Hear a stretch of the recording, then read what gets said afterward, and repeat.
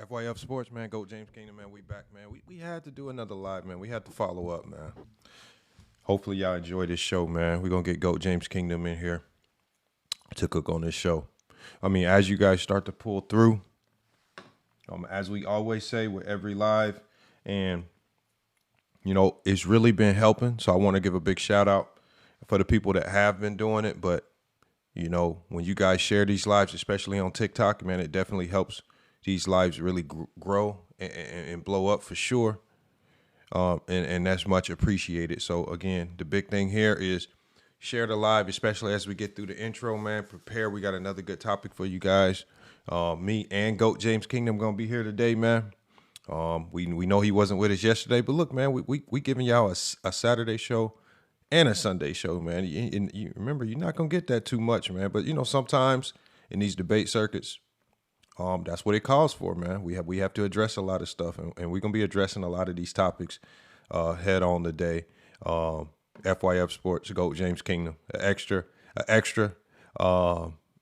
show, special edition live, man, just to drop some more gems on you guys as we progress through the weekend. But look, y'all, as we always do, we gonna lock in. We gonna get through this intro. We gonna cook.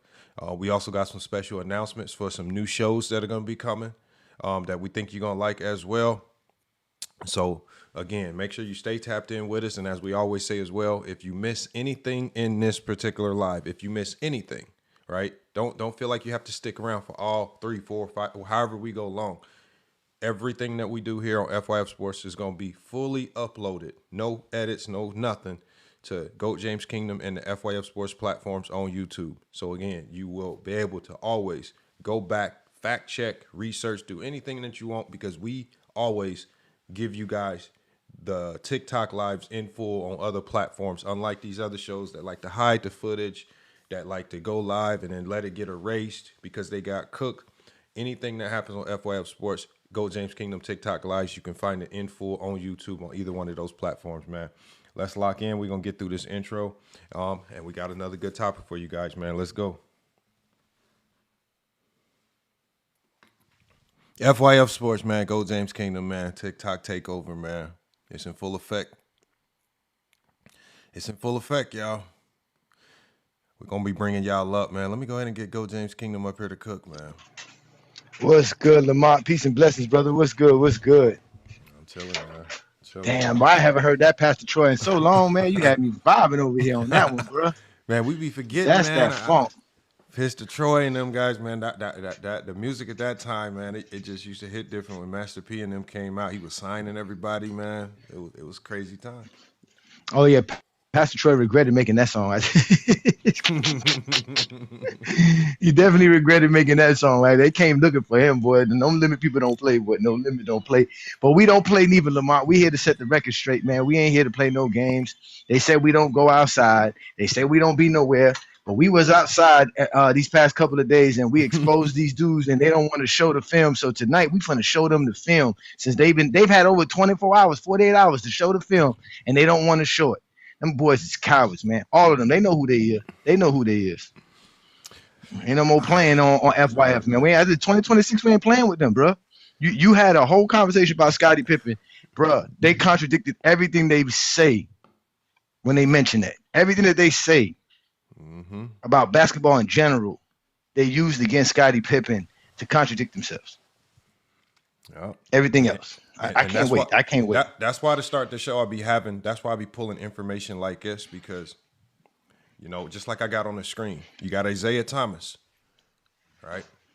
I mean, look, I preface this when I like in the conversation, and we gonna go over your conversation first, because I think yours was just even better. But like, I always tell them, I don't expect you to think like I think. I like Scottie Pippen for different reasons. You don't, but to pretend as if what I'm saying is crazy, you're just lying. Like, we go to these statements, Isaiah Thomas on Scottie Pippen. He said for the last 4 to 5 seasons, Scottie Pippen has been the second best player in the league outside of Michael Jordan, in my opinion. This is like when people like Isaiah Thomas were saying this back then in the moment. These are not foreign concepts, right? These are only new concepts now because a lot of these fans have agendas to try to. That's why I put on the thumbnail Pippen and LeBron. they both hated by the same fan base, but for two unique reasons. They hate Pippen because Pippen was too much of a superstar. They don't want people to know that he was a superstar. They want to pretend that Jordan did everything by himself with a bunch of role players, right? They don't want to tell you that people like, remember, they were saying that Charles Barkley was better than Scottie Pippen, but Charles Barkley himself, he said he's the best non-center basketball player in the world outside of Hakeem Olajuwon when talking about Scottie Pippen in 93, 94. Why would a guy in Charles Barkley say that, right? When you go to Dennis Rodman said when Michael left in 93, 94, 95, Scottie was the best player in the world. Why are NBA players saying this stuff, right? And that's, and like, I don't expect y'all, like, again, I don't expect y'all to just agree with these guys because they NBA players. My sentiment is that, look, y'all don't have to pretend like saying this is just some far-fetched take, and the people that adore Scottie Pippen are just crazy. And that's what they try to do, because they never, like you always talk about, we're going to talk about that. They never want to tell you how they feel. They never want to tell you their opinions and their thoughts. But they always want to question yours and try to pretend as if your thoughts are some far-fetched concepts that nobody ever said or thought of in NBA history. Let me I'm gonna get your clip pulled up first here. Give me 1 second. Oh yeah, we could do that because Lamont, they were getting it, boy. They were trying everything in the books, and then they tried to throw Glock on me on top of it just for Glock to expose himself, like they always do. Clearly exposing themselves. Oh, I can't wait. This is what we do around here, bro. Not only do we talk basketball, we watch it and we expose Zesty Jeffries on while doing it, bro. Y'all be so mad, bro. They be so mad. Facing the defense, LeBron. Hold on. I got it right here. Let me cue it up. There you Let me go. get it on the screen. There you go. Oh, let's get this going. I can't wait. Y'all make sure to hit that like button. Matter of fact, since you're doing that, let me bring up the people in that's waiting in the background.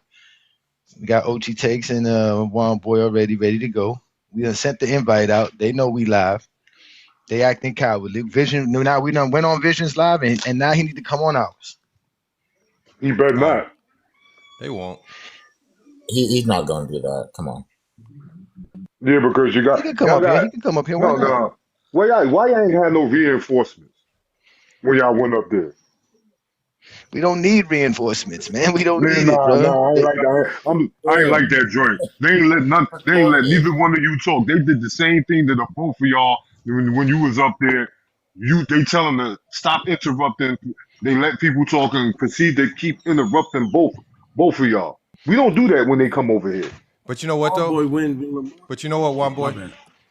I didn't mind it because I was able to say enough to expose that, and that's the main thing. You know, Yeah. I know when I'm able to say enough to expose them, and you know when I tripped them up in a whole bunch of different stuff.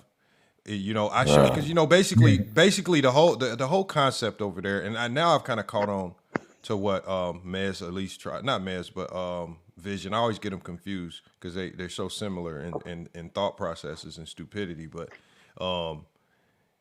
what they try to do is they don't really have organic, original basketball thoughts in their brain.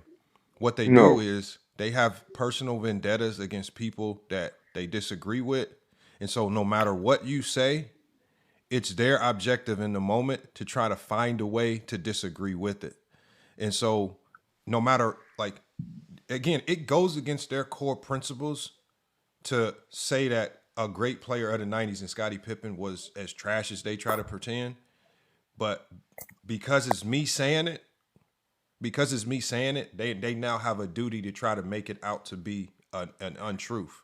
And so now they have to say a whole bunch of nonsensical stuff about Scottie Pippen in the 90s that makes absolutely no sense, right? And then pretend as if it's their criteria. Like, we'll get to that. But it's just a lot of pretending, a lot of making stuff up on the fly. And it's one of the reasons why they sit with game score and a whole bunch of nonsensical analytics that nobody even uses, because they'll try to muddy the conversation up with data that they don't even know how to use properly to try to justify points that you probably didn't even make in the first place, which is crazy. Who said when they lost Jordan they had Luke Longley, Steve Kerr, and Tony Kukoc. Who Bro. said it? Bro. That's No. said that. They told me. No, hold on. They told me. They said that Pete Myers, Steve Kerr, Mm-hmm. Luke Longley is equal to Michael Jordan. And I had that shit recorded too. Bro, That last hour. Hey, Oh my Ochi, god. Ochi, That if you last go to hour, if you you go to your exposed video, each and I every one of them. stamped I it. wish my phone saved that shit. That would have been an I, hour plus I, that 18 minutes. But I, 18 minutes is enough. You exposed them in 18 minutes of film. Like they can't talk basketball at all. I literally got kicked out of a chat because I said Scottie was better than KD. But and Scrim God, the crazy thing I probably would have kicked you out my chat too. and Scrim God, the funny thing is what their minds can't grasp, because I even told Vision in them. I said, if you're just one of those fans where you think scoring the basketball is king, you're never gonna respect Scottie Pippen. Like, it's just not a conversation for you. But there are also other fans on the other side of the spectrum that have a respect for guys that can defend. And if you are one of those fans, you're going to rank Scottie Pippen higher. But I said, Exactly. I said, you guys just happen to be those fans that only care about scoring. I mean, this just happens to be indicative of most Jordan fans. You don't care about anything other than a player that scores the basketball. You don't value the defense. Right. Like that. I mean, you can't. Like, the funny thing is, they'll sit up there on a panel and say, yes, Scottie Pippen is one of the greatest defenders of all time, but he can't be this good. It's just like, hold on. Look, listen to what you're saying. One of the greatest defenders. That's half of the basketball court of all time. Like, that is in and of itself superstar shit, right? There's not too many. And you play more defense than you play offense. But I mean, hold on. Let's get to this first clip, and I really felt like Scottie was a more complete player than Mike, but no, he was. Ain't no Phil but. Jackson said it. Ain't no but. And there's nothing wrong with that. But hold on. Let's get to this first clip because I won't because the conversation here got so it got so convoluted because one, I don't know who was hosting this. They were just letting so many people chime in that people were bringing in so many random points that absolutely had nothing to do with the talking point that it's hard to kind of figure out what their actual point was, other than just to throw a whole bunch of random irrelevant information out there that had nothing to do with the core of the conversation. Or none of them will address Johnny's actual talking points head on. They talk around it. He'll say something, but they'll talk around the talking point so they never have to address his facts head on, right? Or even concede to anything, because that's one of the to be a strong debater. You just sometimes in basketball you just have to concede to certain things, and I that's what I'm going to be listening for here. Hey Johnny, you just gonna have to talk us through it because, bro, these guys, man, they know how to make these conversations messy as hell, man. I got you. Just when I tell you to pause it, I'll tell you what's going on and what's happening. But go ahead. All right, let's go ahead and take off, man. Here we go. Hold on, listen. Facing the defense, LeBron is facing. I get that. No, you're not. Okay, so that's the same thing. Score, that's it should not. No, that's not. That's if false. If you're the GOAT scorer, you that's should false. not shoot pitiful from the free throw line. You should not shoot pitiful from the 3-point line. You should not shoot pitiful from the goddamn field goal. And you should not shoot pitiful from the mid range. That's false. All of that is false. How old was LeBron in them finals? I don't need help. All of that is false. You clearly need help. None of that. You clearly need help. They in Melbourne. Listen, wait. None of that. Listen. None of that. Listen. None of that applies to the greatest scorer of all time. None of those factors apply to the greatest scorer of all time. Again, you see what he said? Nothing applies to that. Neither does a cumulative. Again, all that's accumulative. Again, your points per game is predicated on your cumulative. Don't make you the greatest scorer. RP in the chat, everybody. RP his ass. Cumulative don't make you the greatest scorer of all time. Again, then no stats matter. Then no stats matter. Then you told me a stat that's not predicated on totals. Your game score is predicated on totals, sir. Everything that y'all want to talk about when they talk about basketball is predicated on totals, sir. Your points per game, your averages is predicated on your totals. Your analytics, your field goal percentage, everything is predicated on totals, sir. So if you don't want to count totals, then you're not counting no stats. Man, it's not my fault. It's not my fault. Be cool. Pause it, Lamar. You see how all ball talk and Vision just said, man, This dude not saying nothing. You heard what I specifically said, that if you want to discredit totals, then you can't talk about any stats because all stats are predicated on totals. Exactly. Right. I will say this though. I don't think totals are the end all be all, but I do think it is a very big part. I really feel like it depends on the player. Determining the best, because people who say totals are a longevity stat are short bus kids. The reason why it's not a longevity stat. The reason why it's not a longevity stat to have a lot of totals is Vince Carter played not even in the top 10. He's not even in the top 30 all-time score. I always say he one of the greatest. You keep cutting off, bro. You keep cutting off. At the end of the day, if you're not using, you cut in and out, Reckless. You got to get better connection. You coming in and out. Yeah, again, there is no stat that you're going to be talking about that's not dictated by the totals. Totals gives you your averages. The reason Jordan has 30 points per game is because he played 1,072 games at 32,292 points. That is it. Jordan didn't score 30 points per game. Matter of fact, less than half of Jordan's game did he score 30 points in his career. Hey, Johnny, what they also forget is this. And because Alex in the chat says totals speak to longevity. Alex, and I'm going to explain to you why that's not true. At the end of every regular season, you have totals. And when you can go to LeBron James each individual season, and even if you look at his totals for each individual season, his totals are elite even in individual seasons. Like in his when you go through his prime, he might have averaged 25, 26, 27, 28 points per game, right? But his totals are elite amongst everybody that season. On a year-by-year basis, even if you separate his totals by season, those are still he's not even playing. Those are still each. Those are still each. Hold on one second, y'all. Those are still all each great individual totals. Just because at the end of your career we combined it all and say, God damn, you had a whole bunch of elite individual season totals. Now when we combined it all, now you have one of the greatest careers of all time because of your totals. So you can't just say it's longevity and we're just combining a long stretch of numbers. Each individual season's totals are great in and of themselves. Like some of his season totals, there's not a lot of players who can match his individual season totals. That's not longevity. That's just him being great within that season. And so that's what hold on one second, Reckless. So that's all we're saying is people in the chat, do not let people trick you into thinking that your totals are just because of longevity. You get totals at the end of a week. You get totals at the end of a month. You get totals at the end of a season. You get your playoff totals at the end of the playoffs. That is totals. And what you do over the course of your whole career, we look at those totals and we say, God damn, that's a lot of totals. But you can only amass great numbers at the end is if you have a whole bunch of great collective individual season totals put together.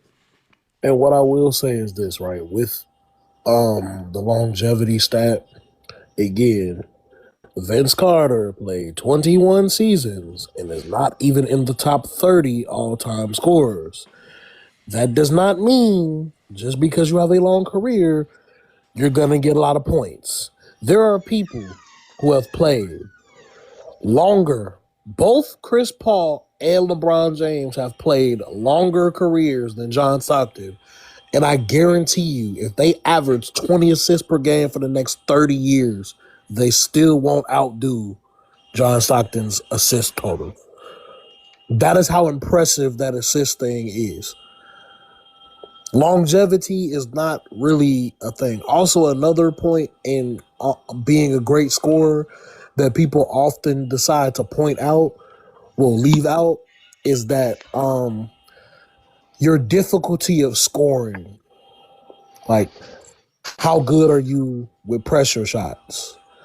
That don't make sense, Reckless. There's no such thing as pressure shots. That don't make sense. That don't make sense. There's no such, that's what led to this conversation. Before we get you on with that. Listen. At the end of the day, that was the conversation. They would mad at me because I Anyway, told them. like I was saying, Reckless. how This is good I'm are a part of you this live, Reckless, and with? I cut you off for a reason, sir. I cut you off because we don't want to hear Zesty Jeffrey logic. There's no such thing as taking difficult shots and making them in difficulties, and like that's nonsense, bro. You take a shot, you make it, you miss it. That's it. At the end of the day, the conversation was about being the greatest scorer of all time. That's why he said I can't use accumulative stats because that's what I was using before we got to this clip right here. And I was explaining why LeBron was the greatest scorer of all time by obviously using total stats, but also they didn't let me get to the point to how LeBron James is still the greatest scorer by his averages because again, no player in NBA history could average 27 points per game while playing 1,500 games plus. So whenever you're talking averages, you must also remember to talk about the amount of games being played for those averages to exist. So again, no NBA player in NBA history can play 1,500 games and average 27 points per game for those 1,500 games besides Ramon James. So even by the averages or the totals, LeBron James is still the greatest scorer. And what Vision tried to do was basically say that because LeBron James got outscored or outplayed by Tony Parker in 2007 finals, that he can't be the greatest scorer of all time. So he asked me, why did Tony Parker average more points or score more than LeBron in the finals? And I told him because Tony Parker is not playing in the same defense versus the same defense, basically. He's not facing the Spurs defense. He's not facing the defensive strategy LeBron's facing. So that's why they have two different outputs. And it has nothing to do with him being a better scorer than LeBron or LeBron not being a good scorer, because LeBron James is obviously a great scorer. And he has twice the amount of playoff points that Tony Parker has, not to mention twice the amount of points in total than Tony Parker has in total. So that's where we got to that point. That's why they were upset. Visual kept trying to say you can't have that kind of a series and be considered the greatest scorer of all time, which we all know Lamont, they never could tell you who has the greatest series as far as scoring-wise and shooting-wise. And they're going to say it's Michael Jordan. So that, but they never say Jordan's the greatest scorer of all time because he has 45 points per game in a 5-game series. You see what I'm trying to say? A 5-game series don't make you the greatest scorer. 5 games can't tell you who's the greatest scorer of all time. 7 games can't tell you who the greatest scorer of all time. It's facts right there. So, but let's let it continue. All right, got you. Now we already not the greatest scorer of all time. You still haven't answered the question. I have answered the question. Answer the question. I have answered the question. They do. You didn't answer the question. Vision. You just said, vision. Sir. You getting cooked vision. You just said false, right? Johnny. Just all that is false, sir. None of that makes you the greatest scorer or not. Jordan does not. Jordan does not have the greatest scoring records of all time over LeBron James, sir. Can you tell me what LeBron James shot from mid-range in the 2007 finals by answering the question? Hold on, that nigga name Johnny? Sir, I do not know his exact number. Will you shut your ass up and do your homework until you find out? He said exactly what you do. Find out. How about this? Pause it right there, Lamont. You show me, Lamont. Yeah. Now, tell me, what does somebody mid-range shooting in the series have to do with them being a greatest scorer or not? I don't know, man. Again, like you said, they bring up these obscure stats that nobody ever uses in basketball conversations, bro. None of that matters. That's why today when we were showing them Jordan bricking in the playoff series, they were mad because Jordan was bricking like crazy versus Detroit, and they were so upset. Hold on, real quick. Did he give you the numbers on who was the best mid-range shooter in the playoffs or the finals? No, he never gave you that. They don't know that. So why does he even ask you what LeBron scored that he doesn't even know who has the most or the least? That shit don't make no sense. It's about that. So this is what I did, Lamont, because at this point in time, I've been on there for almost an hour, and I just told them dudes off the top, okay, this is it. Since y'all want to act like this, since y'all don't want to really have a conversation, I'm about to drop the bomb that I always have, which is 1988. So let me go ahead and display this 1988 on them. We'll go ahead and play it. All right. All right. You show me the GOAT. All right, since y'all want to do this, y'all show me a GOAT that lost to the same team 3 straight years in a row versus the same strategy in any basketball, any sport history, like Michael Jordan did. Go. Who did he drop 30? I don't care. He lost 3 in a row. Wait, who lost to the same team? Hold on. Stop. Same strategy for 3 straight years in a row. Show me a GOAT that ever did that. Hold on, man. And now I mute myself. Show me a GOAT that gets outplayed in a lot of finals. Wait. Vision, didn't this nigga lose 3 straight finals? No, sir. LeBron never lost 3 straight finals, sir. I'm about to say Again, you can't answer the question. All right, name me the GOAT that lost. Pause, Lamont. You see how they didn't want to address it, right? You see how they try to replicate with LeBron. They try to make it seem like LeBron that again, nobody wants to address the fact that Michael Jordan lost to the same team for 3 straight years in a row that played the same strategy versus him 3 straight years in a row. They don't want to talk about that, bro. So it's about to get chaotic. Like I told them, they're about to get into chaos. Let's let the chaos happen because they don't have no answers for that. So they're gonna stumble and fumble a bunch of shit.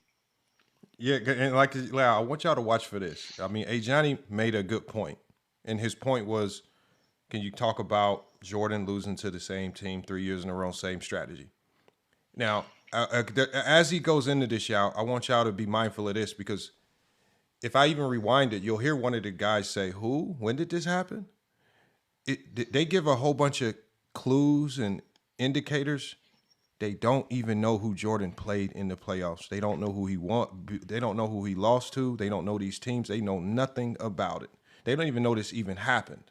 They were surprised that Johnny brought this up. That's why. And I want y'all to watch how they never address it head on because you can address this easily. You can talk about it. You can say he was young. There's a lot of ways you can address it directly and move on. I want y'all to watch how they dance around it, y'all. 3 straight years in a row. Listen. We do know he went to 8 straight finals and he lost 5 of them bitches. No, he didn't lose 3 in a row. He went to 8 straight finals and he lost 5 of them bitches. He didn't lose 3 in a row. No, okay, he didn't. He went to 8 straight finals and he lost 5 of them. Okay, so name the vote that lost 3 in a row versus the same team in the same strategy. Name me a nigga that went to 8 straight finals. Is that as significant? We're gonna move in the goalpost. Moving the goalpost. Answer the question. About losing, right? Yes, Jordan lost 3 straight years in a row versus the same team in the same strategy. We talking about name losing. the player who had done that. We talking about losing. Johnny, I got a serious question for you, sir. Yeah, Johnny. Is that as significant as being one of the greatest favorites in NBA history in the finals? Answer the question, sir. Stop running, sir. Jordan has the biggest choke in NBA history. This nigga had the biggest choke job in NBA history. Huge favorite. Pause, Lamont. So now Vision was supposed to save them with 2011. Vision's supposed to save them with 2011. They don't want to address 3 straight years. Still, they don't want to address it because Lamont, they don't have no information about it. They don't know Jordan's career. They only know LeBron. That's it. That's all they want to talk about is LeBron. And I'm going to address the LeBron factors, but they won't let me address LeBron either. That's why they're going to start getting mad. We're going to start making the comparisons because, again, they be lying about Michael Jordan in 1988. It is the nightmare of all nightmares when I bring up 1988. And that's why you're going to see it gets chaotic from here on out. It does. So you can let it play unless anybody else wants to chime in on it. It was like worse, in real time. These recordings, the second time I'm watching it, I understand that they're full of shit, but in real time, are these dudes the niggas that really have an ego about this basketball shit? That shit was embarrassing. Okay, let's go ahead, Lamar. Go ahead. All right, I got you. Play this Jesse's getting a nigga like Jason Terry. A fucking journeyman. He said Jason Terry. So I'm still pretty confused on how LeBron didn't have a bigger trust. So back to addressing all that Mark and Maz, Vision, and pause it right here. So pause it right here. Pause it right here, Lamar. Yeah, pause it, Lamar. So what happened there was OT Takes missed there was a whole segment there where we got into the spiel about the differences between 2011 and 1988. And as you can clearly hear me say, Vision went, All Ball went, Glock went, Mark went. They all got a chance to get their take off, and it was my turn to respond. And watch what they start doing as I try to respond to 4 different takes now, ladies and gentlemen. 4 different takes that was not interrupted by me, that was allowed for them to go ahead and do their thing. And it was just me being patient enough to give my spiel and watch what they start doing to me. Go ahead, Lamar, show it. All right, here we go. LeBron James versus the Dallas Mavericks was able to do everything they're supposed to do besides the fact that he was not the main scorer. His job was not Vision to score in the fourth quarter. It was to go to the Williams to close out the series. It's not flipping it, sir. It's called watching basketball and knowing it as a geek fan. You gotta I do do all that. go watch this shit. I go watch this shit. All I do is watch basketball. You gotta do all that. All I do is watch basketball. See, look, you see how they interrupt? You see how they can't just let me talk? At the end of the day, the choke job of 1988 is worse because LeBron James is not playing that team in Detroit. Jordan's not facing the Dallas Mavericks. It's a 1988 Michael Jordan and the Bulls team and all this other nonsense. The Bulls of 1988 were good enough to beat the Detroit Pistons. They were not undermanned. Jordan had scorers on his team, but again, the Bulls. Johnny, why are you lying? Okay. Hey, did he just say that LeBron job? You see, look, my thing is, see, pause it, Lamar. See what I'm saying? They didn't let me because they know I'm about to kill them with facts and information. So because I've been doing it the whole life. So right there, they have to cut me off. They can't let me break it down because if I break it down, they're not gonna have nothing to respond. So they want to stick to these little tidbits that they think that they're gonna get me at. Why don't you wait till the end and say that? Did you just, you know what I'm saying? But they can't do that, Lamar. They can't have a discourse. They get, and I was destroying them the whole time. But like I said, I'm responding to 4 different takes. 4 different takes. And you want to keep adding takes to it? It is what it is. Hold on, we got OG Foxy in the chat. He says, saw both. Jordan was electrifying. And he's making, look, I think OG Fox, I think you get confused. Like, this is not about saying Jordan's not good. I mean, that's just not what it is. You know, this is just about how you guys see the game and their logic and just using their logic against them. You know, and they just, to me, they don't understand that. They don't understand how flawed their logic is. Like Johnny asked him a very good point about the Pistons in '88. And their answer was to say, well, this is what LeBron did. It just talk basketball and address what Jordan did in '88, if you know that, right? Your answer can't be, well, this is what LeBron did, it's worse. Like, to me, those are the silliest answers right there. Because it just, like I said, it just exposes, one, you don't know what you're talking about. You don't know the game. And as Mez already exposed, he already said, I don't want to talk basketball. I only want to talk about LeBron James. Again, that's not basketball talk. That's just you being damn near a stalker in real life. A lot of these dudes are stalkers for LeBron James. Like, LeBron James could legitimately get restraining orders put out against some of these dudes. Right? It's crazy. Right? But, well, we go ahead and keep playing it. Again, listen. Y'all gotta let me cook so that y'all can get y'all tone. Cause I just said something real quick. That's all, brother. All I'm telling you is that in 2011 in the finals, the game strategy, and because the Heat were lacking guys who can score outside of Dwayne Wade, LeBron James, and Bosh, they were able to keep the Heat from being a good team by actually shutting down everything the Heat did by turning LeBron James into a ball facilitator. That's exactly what's the game plan. Yes, so the I game agree, and that's a knock on LeBron, not an excuse, brother. Go ahead. Okay, See, right there, this is my problem with people like Mark. Wait your turn, brother. You see what I'm trying to say? They always, and they do that on purpose. They do that on purpose. Remember, I showed you this. That Mark's job is to interrupt so that the thing could get chaotic, right? And then the host is going to try to tell everybody to shut up, but they're only going to shut up the LeBron fan, and then they're going to hand the mic to another Zesty Jeffrey for them to continue while basically not letting the LeBron fan go back to responding after Mark cuts you off. So again, Mark's cutting me off because he's talking about that's why it's a knock on LeBron. He's saying LeBron being versatile is a knock. LeBron having the ability to be a facilitator is a knock. As if he's only a facilitator because he can't score. It's not like they looked at LeBron and say, hey, LeBron, you can't score this series, so we're not going to try to make you score. So just facilitate. No, they literally just looked at LeBron and said, we don't want you to score. Facilitate. We got this. In the fourth quarter, Dwayne Wade's going to take everything home. Like, because y'all only bring up the fourth quarter. Y'all only bring up game 4. Y'all never bring up game 5 and 6. So go ahead and play it. You're going to see how this plays out. It plays out like that all the time. That's why I had to expose all of them. I was so happy I did that. The first day of the year. So not an excuse. You're explaining why LeBron played bad. We understand that, but that's not going to help your argument, brother. He didn't play bad. He shot well. Oh yes, he did, brother. He shot well. He was. Hold on, wait. He was able to find the open man. Hold on. When your center shoots under 30%, how you drop off in points and you drop off in shooting across the board? You dropped in 3-point shooting, field goal shooting, and you dropped in 60% from the free throw line. You dropped in 60%, brother.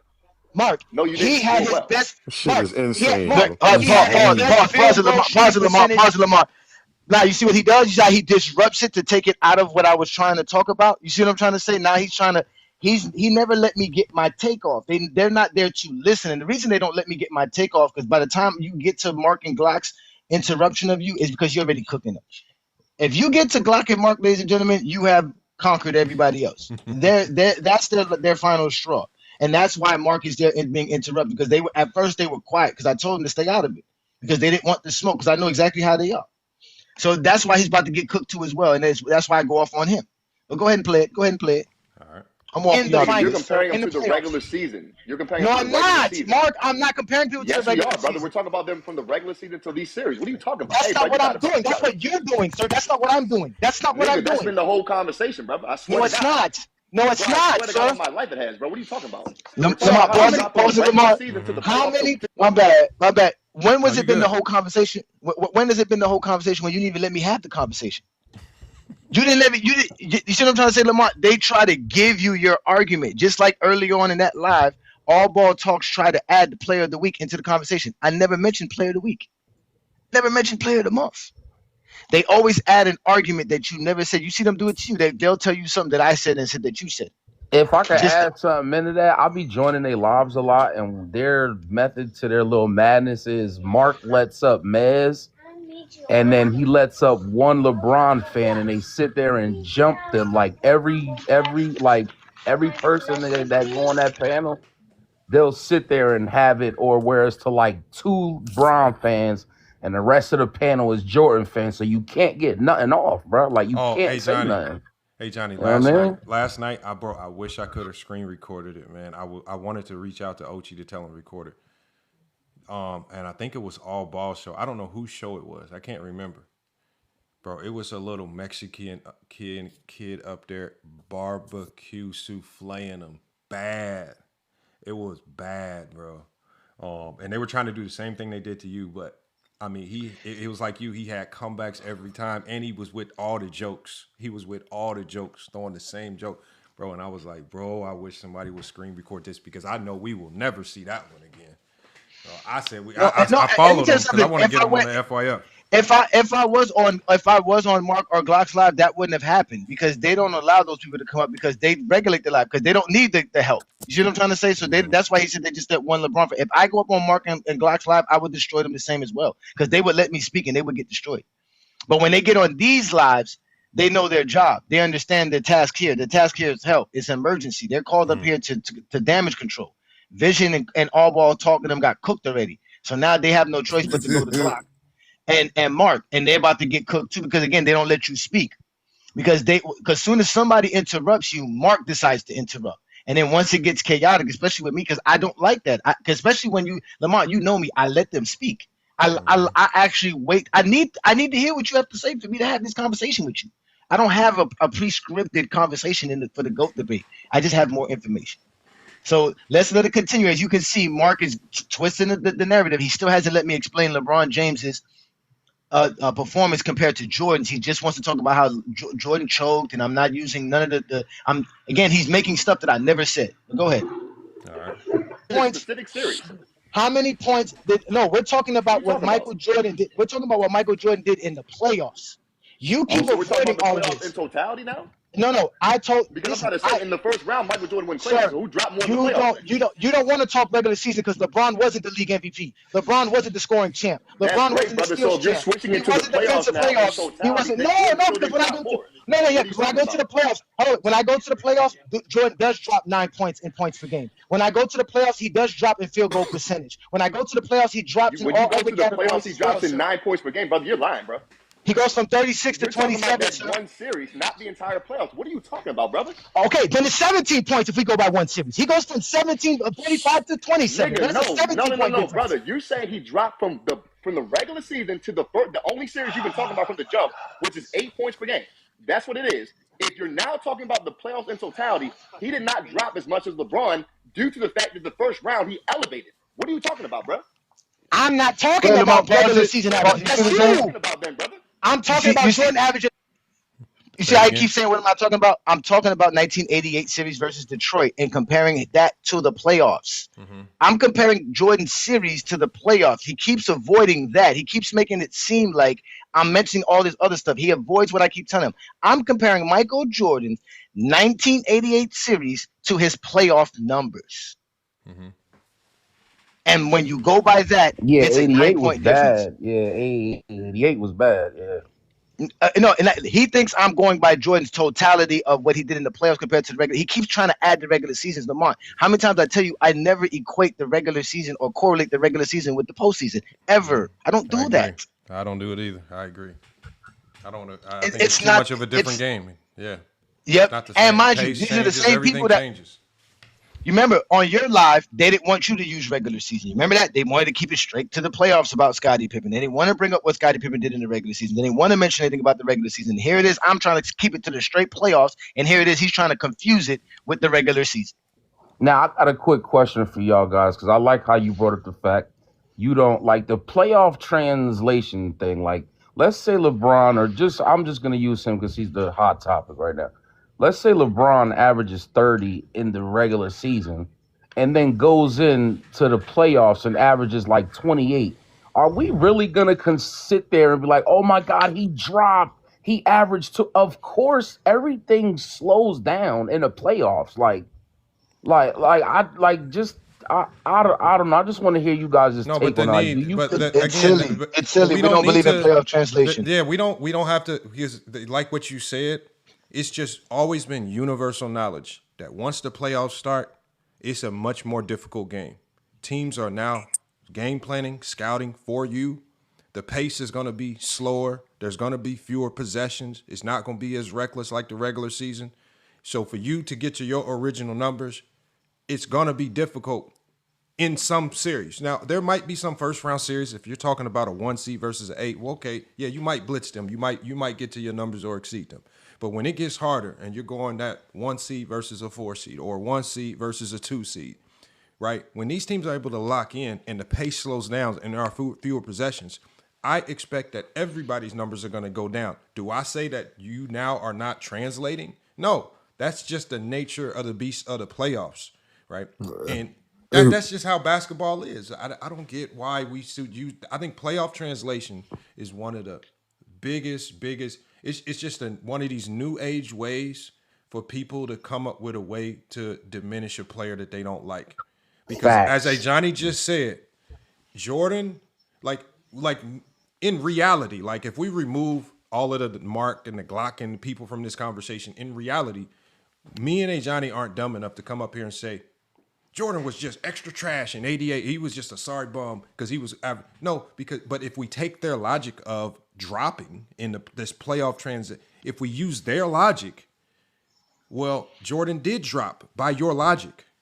And you cannot now get away from that logic. If you're going to use that same logic with LeBron, now use that same logic with Jordan. And once we start using that same logic with Jordan, they start to scramble and see how dumb it is. So now they have to, right now, Johnny's making them go into red alert mode. What excuse do we have to come up with now to explain Jordan dropping, and how do we try to make his dropping sound better than LeBron's dropping, as opposed to just throwing out this whole concept because it's just trash. Yeah, the whole concept is just trash. Y'all remember what Kobe said about James Harden come playoff time? How his style of play in the regular season wasn't going to work because teams are going to be focused on him more in the playoffs. Same thing. It's a different game. It's just we gotta view this as you're playing a team. Let's just say it goes all the way. You're playing the same team 7 times, bro. You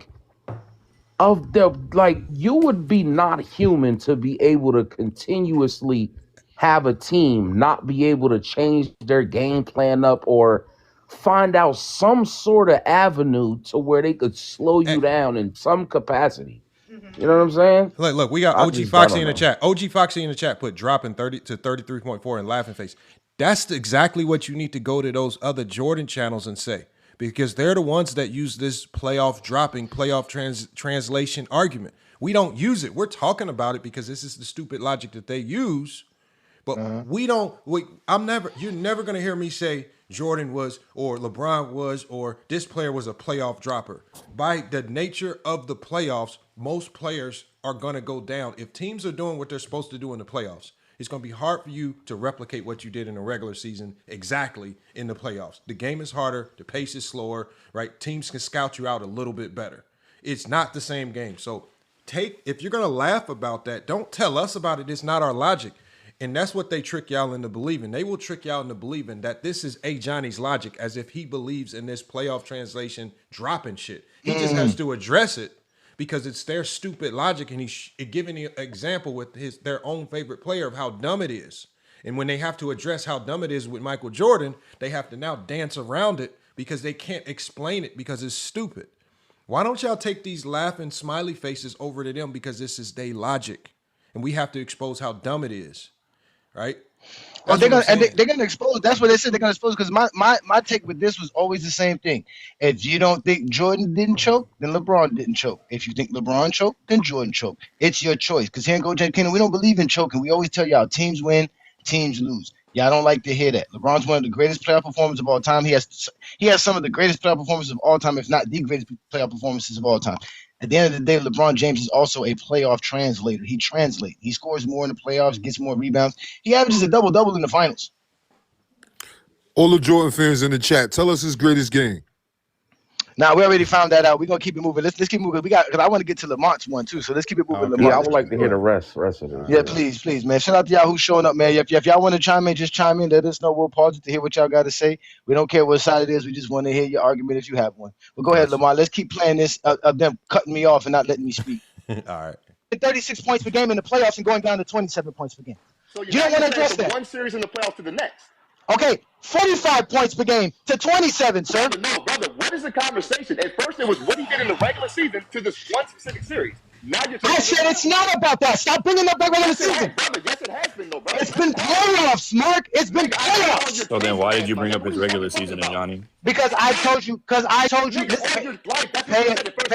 attention. Pay attention to what I just told you. Michael Jordan was the league MVP. I brought up the regular season for those numbers alone. I told you he averaged less than 25 points per game. He was averaging over 35 points per game in the playoffs. He was averaging over 40 versus every other team. These are the numbers that I brought up for the playoffs. I keep bringing up playoff numbers. He played two series in the playoffs. He played somebody has to always interrupt. That's why let me just get my take. He averaged 30s. I don't do that when LeBron James for the playoffs. He averaged 25 for the playoffs. I don't think you want to go through LeBron James playoffs because he averaged way more throughout his whole playoffs. What you don't want to do is find out why no other player in NBA history was the league MVP and all of that and lost to a team. Wait, Ajani, you can't have it both ways. You're bringing up the regular season. Your way is not. You're bringing up the regular season accolades. Hold on, Miss. Ajani, you're bringing up the regular season accolades and then saying because he was all of that. Let me ask you. Here comes Glock. Here comes Glock. Here comes Glock. You're doing. Here comes Glock. Because I bring up the Wizard of Oz. Here comes the Wizard of Oz. I'm a little confused. What do we keep saying somebody averaged 36 points in the playoffs before the Pistons? What series are you? What are you talking about? Bro, this is where they play dumb. Right? When did I ever say this? When did I ever say that? Yeah, he's blatantly lying. Yeah, that was a blatant lie. You never said that, bro. I was just, nah. I'm going to be iterating it multiple times to Mark. That we're talking about the Jordan series average to his playoff average. I keep telling them that. They keep asking, what are you talking about? Again, they never want to address 1988. They're cowards. Hey, OG Foxy. We've watched a ton of Detroit Pistons, Jordan's Bulls games in the 80s. We saw a lot of stuff in that game. The one thing we never saw was the Pistons beating Jordan up. Again, we watched the Pistons hard foul Dave Corzine. We watched them hard foul a whole bunch of other players. There are very few instances where they beat up Michael Jordan. Jordan, at that time, if you watch the film, he was just a crybaby. He just was crying. They ain't getting no flagrant fouls or no ejections from hard fouls. Just go watch. We watched the games live. Shit. Yo, I'm not gonna lie. In that Jordan Rules series, a lot of those he followed through and fell himself. Like they didn't knock him to the ground. The problem is the Jordan Rules. They didn't do none of that. They just pushed him left. The Jordan Rules was just standard defensive principles, right? If you look at what it was, the Pistons coaches gave it to us. It's public. The Jordan Rules was not foul Jordan. There's no good defense that's predicated on sending you to the free throw line 50 times. That's not good defense. Good defense is actually getting legitimate stops and stifling your offense. Do you think they beat Michael Jordan by just fouling him? Do you really think you beat Michael Jordan by sending him to the free throw line 20 times? No. That's dumb. Exactly. So again, what they do is they have to diminish the greatness of other teams like the Pistons, just like they diminish the greatness of Scottie Pippen. They have to diminish a whole bunch of things to explain Michael Jordan. They will never just tell you, damn, Detroit was just a hell of a team, and they came up with a strategy that Michael Jordan couldn't overcome. They won't ever give Detroit their flowers, because that's really all they had to do in this conversation with Johnny. If they just stop and just say, you know what, Detroit just was a hell of a defensive team. They put on a hell of a performance. It was one of the best of all time. And you know what, they got Jordan that year, but it happens to the best of them. You say that, what more can really Johnny say? You just have the reason they can't say that, Lamar, they can't say that because when I say that about Dallas, they have to accept it as well. They have to accept it with Dallas. They can't. That's why. Or on top of that, since even if I don't use that, I can tell them, okay, that's fine. Since you want to bring up 1988, that was one time. That was good. You're right. Every guy gets beat one time. It happens. What happened 89 and 90? Remember, it's 3 times. They were supposed to explain 3 straight years in a row versus the same strategy. It wasn't really the 88 season was only brought up because they wanted to bring up 2011 in response to the 3 years. Because the question was, again, show me the player that lost 3 straight years in a row versus the same team and the same strategy. That's in the GOAT conversation. Yep. You can't find it. So they didn't like that. So this is where now Glock comes in and he tries to – this is where he really cooks himself, because remember, Lamar, he's about to use these metrics that he loves to bring up that's about to cook him on this whole conversation. Y'all about to – look, y'all, this disclaimer, y'all about to hear a whole bunch of nonsensical – analytics and metrics, one that they don't even know what they mean or how they're supposed to be used. And they're going to just take a whole bunch of random numbers, throw them out there because it's really the only thing that they can find, because they desperately need random numbers that they don't understand to explain their case, because for whatever reason, their brain cells are not functioning. They just can't talk basketball without these odd advanced analytics stats that they don't even understand. Like that's why I've done a lot of TikToks about these silly analytics. They don't belong in the hands of casuals, y'all. Let me play this. Come on. Not before that was his playoff average. Are you talking about up until that point, like previously? Up until that point, he was averaging 45 points per game in the playoffs, so shooting 55%. Well, are you talking about 36? That's even worse for y'all. That's even worse. Yeah, but I'm asking you, were you bringing up him averaging 36 points in the playoffs, are you talking about the previous playoffs up until that point? That's his 1988 playoff average, sir. That's what I'm bringing up. Like y'all do LeBron, his 2011 playoff average. Okay, so you're talking about just the average of what he did that entire playoffs in totality. And I brought up the actually 3 playoffs in totality. That's what I did. I brought 88, 89, and 90. So are we comparing his playoffs in totality to that specific series? Yeah, I don't conflate playoff and regular season stats. Okay, but wouldn't that be the same thing for LeBron in that run too? No, if you go to LeBron's playoff numbers, he does drop in certain categories, but not as much as Jordan. But he definitely shoots better in that playoff series than he shot in any other playoff series. He played 4 playoff series, and his best playoff series was against the Mavs shooting wise. So wouldn't that be like okay. So what you're saying is Michael Jordan for the 88 season in the playoffs averaged 36 points. So I'm comparing his second round performance to that 36 points. Or the 45. I'm giving you grace by doing it for his playoff performances. But wouldn't that be skewed? Right.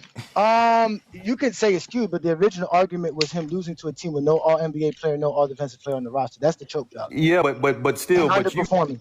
But hold on. But LeBron James lost to a team, and once again, there must be a standard that we say that the other team had better players and they were a better team by every metric.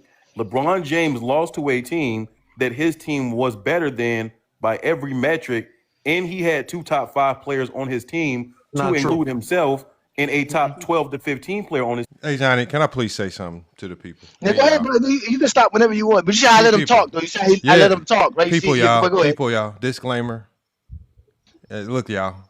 If you're a basketball fan and you want to talk basketball, please do not go into a basketball conversation and try to tell somebody that because another team averages more points, rebounds, assists, and steals as a team than another team, that's what makes them better, y'all.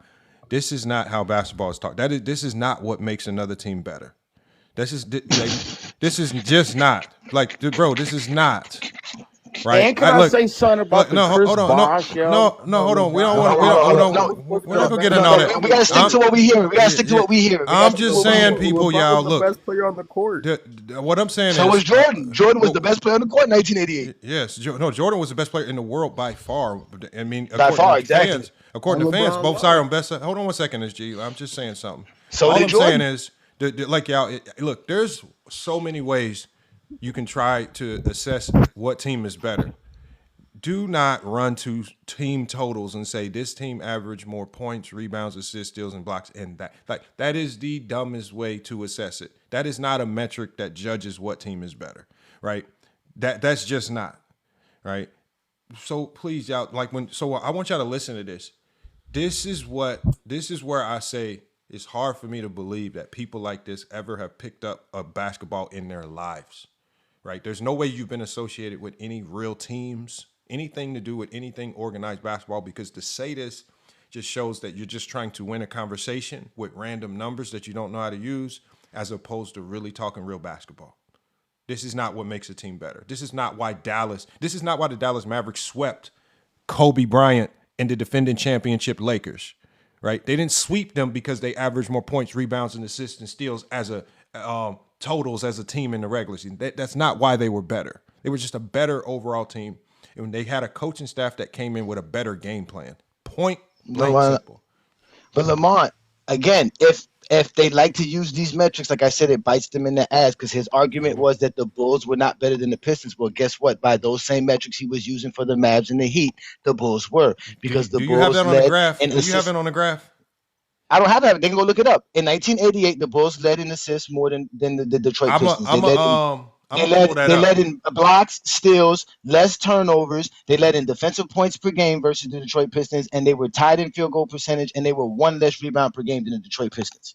So by his led in all those categories over the Pistons.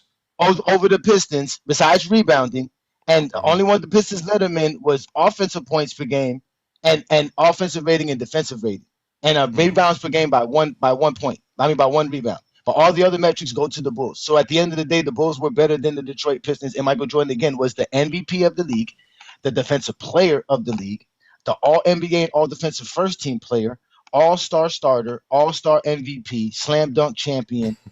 The man was even the steals champ, and he was also the scoring champ. And again, the team that he lost to, that he underperformed versus, had no All-NBA player or All-Defensive player on their roster.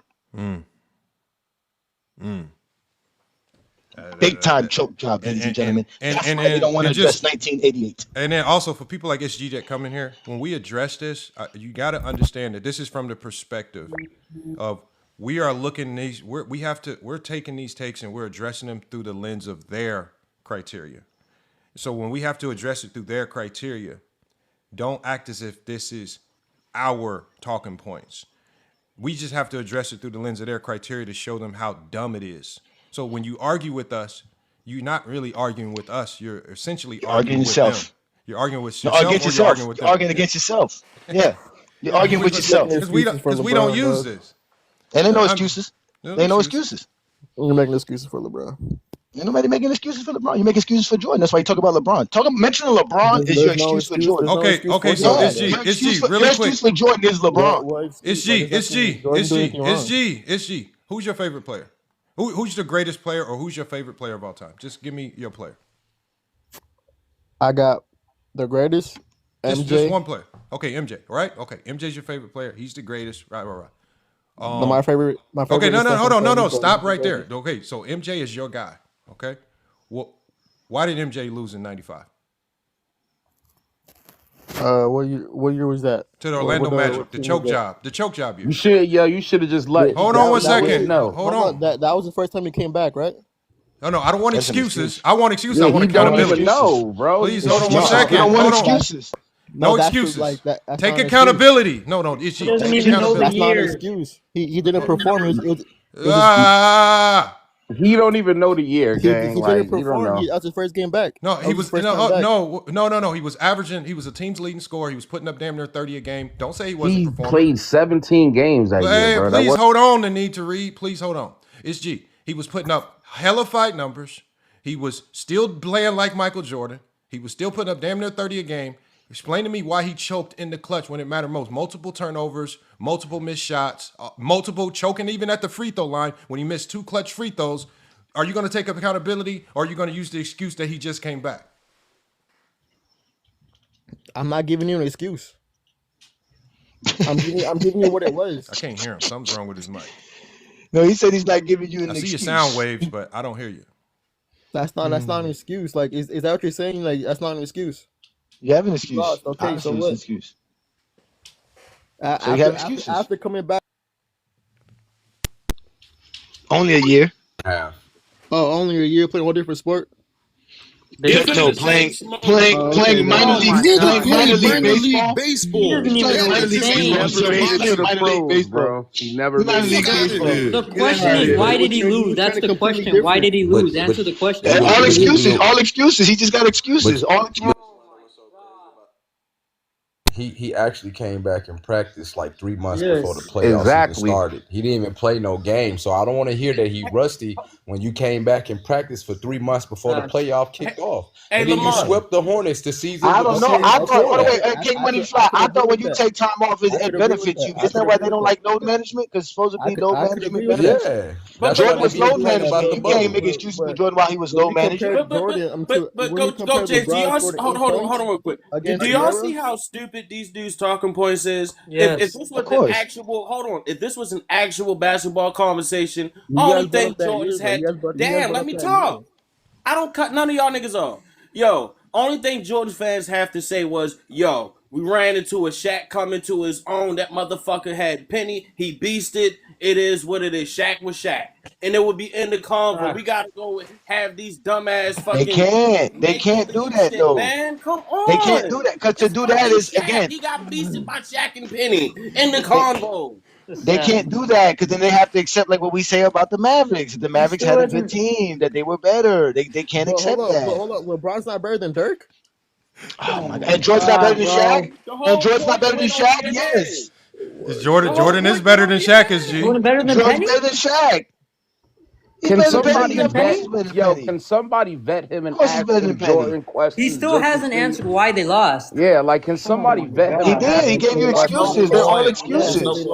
He only comes here and talks about LeBron. Hold on, y'all. Hold on. I don't want to harp. Hold on, y'all. Let's not harp on that too long because it was just an example. It wasn't even a real question. It's just an example to show that it just takes us down a road of a dumb conversation. It's dumb logic to even talk like that because the one thing that we all can agree to on it. Hold on, EG. This is not our logic. I want you to go to their panel and tell them it's dumb. See, the thing is, G, you'll come over here. Hold on, y'all. You'll come over here to FYF and you'll tell us that frame of logic is dumb. But when they are literally using that logic in real time and it's really how they talk basketball, y'all will never go over there and tell them it's dumb. We're just talking about how they talk about the game. We don't talk like this. We're just taking their logic and the way they talk the game. Because remember, their logic is if you choke and you're the best player on the court and you have really good numbers, no matter what your teammates are, none of this stuff. If you lose, if you choke, if you miss clutch free throws, then you're a dropper and all this silly stuff. So again, if we apply that same logic to 95, and you just said no excuses, no excuses for LeBron, so that means Jordan gets no excuses in 95, can you hold Jordan's feet to the fire in 95? Did he just choke, and was he an absolute bum, and should we rank him lower because of 95? This is tricky because I don't think he was a bum. Hey, yo, this is crazy, yo. Well, that's not the question. Oh, my God. It's tricky.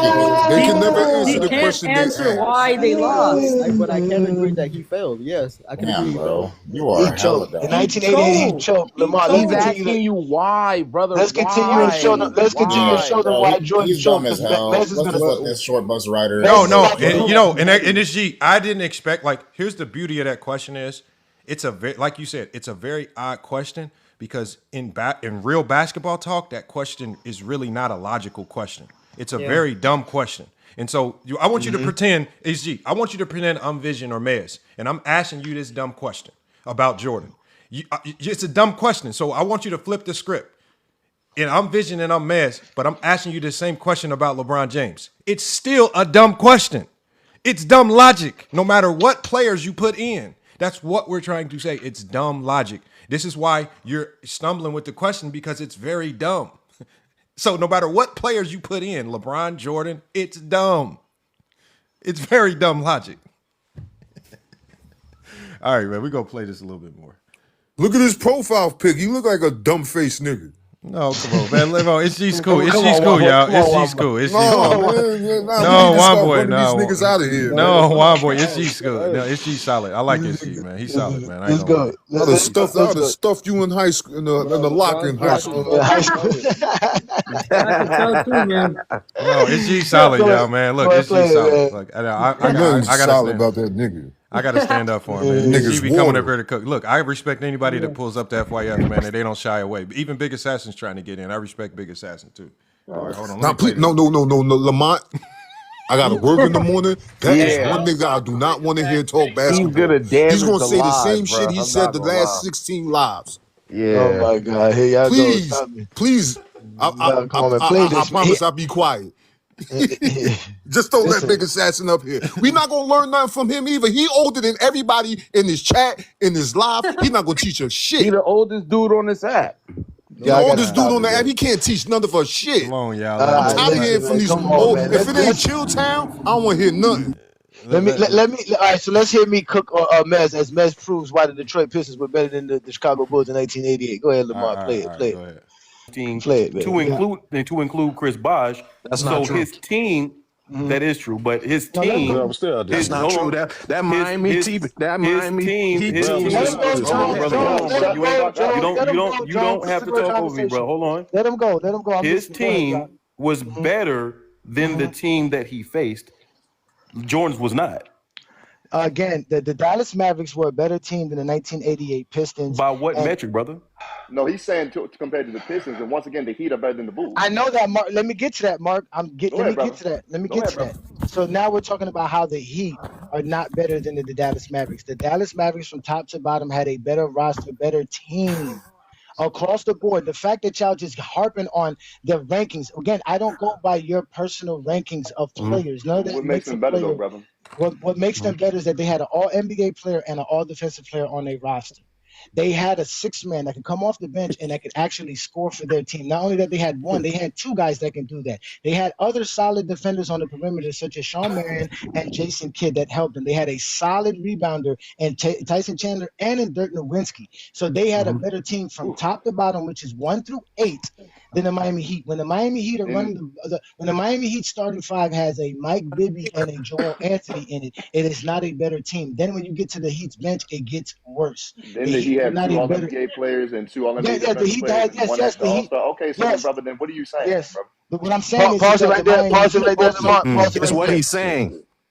So I mentioned the All NBA and the All Defensive player that the Mavs had, but I also mentioned 6 players included in that. I mentioned, okay, Dirk's an All NBA player, Tyson Chandler's an All Defensive player, right? But I also mentioned how they had 2 guys that can come off the bench, and JJ Barrera and Jason Terry that can score. I also mentioned how Jason Kidd and Shawn Marion were very good defenders, and how Dirk Nowitzki and Tyson Chandler were good rebounders, right?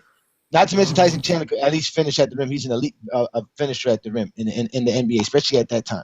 So I named 6 players. They hearkened on the same 2 or 3 players, which is usually LeBron, Wade, and Bosh. That is not a lie. In that series, didn't Why you keep spamming that shit? Lead the finals in 3-point percentage, bro? Like a bench, like a dude on a bench shot the 3 the best. They can't tell us why Mike Bibby was unable to stay in front of JJ Barrera. No, they can't tell. They did not have a deep enough roster. That's the whole point. Yeah, they was trapped. The best player coming off the bench was how MG was training his squad. If Joel the train, this is first year with the squad. No, that's why we said that's LeBron. That's not saying the standard. The way MJ and Kobe said. Why y'all just came? There's no standard. What do you mean? What standard did Jordan have in 1988?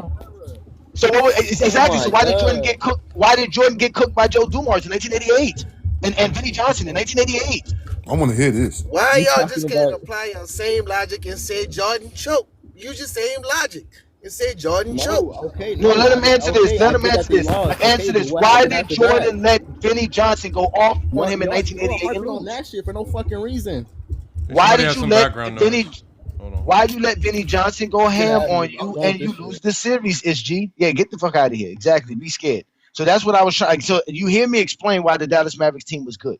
Watch what he tries to use again because they can't talk hoops. They got it. He says I got to use some kind of metrics as if we never just talk about who's on the roster. Whoever, like he said, whoever says this player is better because they have more assists per game, because they have more rebounds per game, because they have more steals per game, they have more blocks per game, they have less turnovers per game. Whoever does that, that's the only time you need that is when you're getting cooked by James Kingdom on your own live, ladies and gentlemen. Hold on. We have Big Assassin. Big Assassin in the chat says the star power alone should have been enough for the Mavs. But again, Big Assassin, that same logic would then apply to the defending champion Lakers. Yes, That would literally mean their star power alone with Kobe Bryant, Paul Gasol, and their stars should have been enough, right? And again, KD and Russ. hold on 1 second, please. And their expectations were far higher because they were the defending champs. And they did have a complete bench. And they did have the best coach in the NBA. And at that time, they did have arguably one of the best players in the league in Kobe Bryant, right? More and they were proven. So at the end of the day, that same logic would need to apply to all teams, right? The one thing the Dallas Maverick team showed is that the completeness of their team was going to dominate your star power if you did not have a complete team. To beat that Dallas Mavericks team, you would have needed a complete team, not just a few stars at the top. Beating the Lakers should have shown you guys that. Sweeping Kobe and holding Kobe to 17 points in games 3 and 4 should have shown you this team is different. They didn't just do it to LeBron. They did it to Kobe, another guy that y'all put up next to Jordan. If they were good enough to do it to prime Kobe, who at that time some of you guys would say is the best player in the NBA, why are you so surprised that they did it to LeBron James, who you guys say is trash, who you guys say is a choker, who you guys say he can't play in the clutch? Kobe could do all of those things and only drop 17 games in back-to-back games. Why would y'all then expect LeBron to do it if y'all say Bron isn't all it is? So that's the problem with the logic. You got to hold that same logic with all the teams, and you can't because you can't explain how J.J. Barea and Jason Terry, the same two players that y'all throw at LeBron, dominated the Lakers and Kobe Bryant even more. Better numbers, right? Jason Terry's numbers look like Kobe should have looked. But y'all won't talk about that. But we don't run around saying, like, it's a dumb talking point to run around saying, Kobe choked, man. No, Dallas Mavericks was just good. They was just nice. They was just like that. They only lost like 5 times that whole season. No, like 5 it's or not 6 even. times. But at the end of the day, if you just give Dallas State credit as opposed to being so thirsty to say that a player choked, then that's better basketball talk. Because if you say LeBron choked, then you would really have to say Kobe choked. And I never hear those conversations. Never hear those. I most definitely think Dallas was a good team, FYF. Mr. Gonzalez, if I'm lying, then you go tell all ball talks and all those fake ass Michael Jordan fans to actually post the live so people can see it, so we don't have to have me over here exposing all them zesty Jeffries that y'all love to praise every day. Go ahead, Big Assassin. No, I most definitely think Dallas is a great team and a worthy champion. You know what I'm saying? Made a great run, good team. You know what I'm saying? But I still stand by and think that Miami should have beat that team. Like, I mean, I'm not putting it solely on LeBron as a team. You win as a team, you lose as a team. But unfortunately, he did shoot the ball good, but he wasn't aggressive enough. You know what I'm saying? Like we needed him to be in order to win that series. And I think that kind of hurt them. You know what I'm saying? So I ain't putting it on LeBron, but that's a series I feel like the Miami Heat should have won, man. I'm sorry.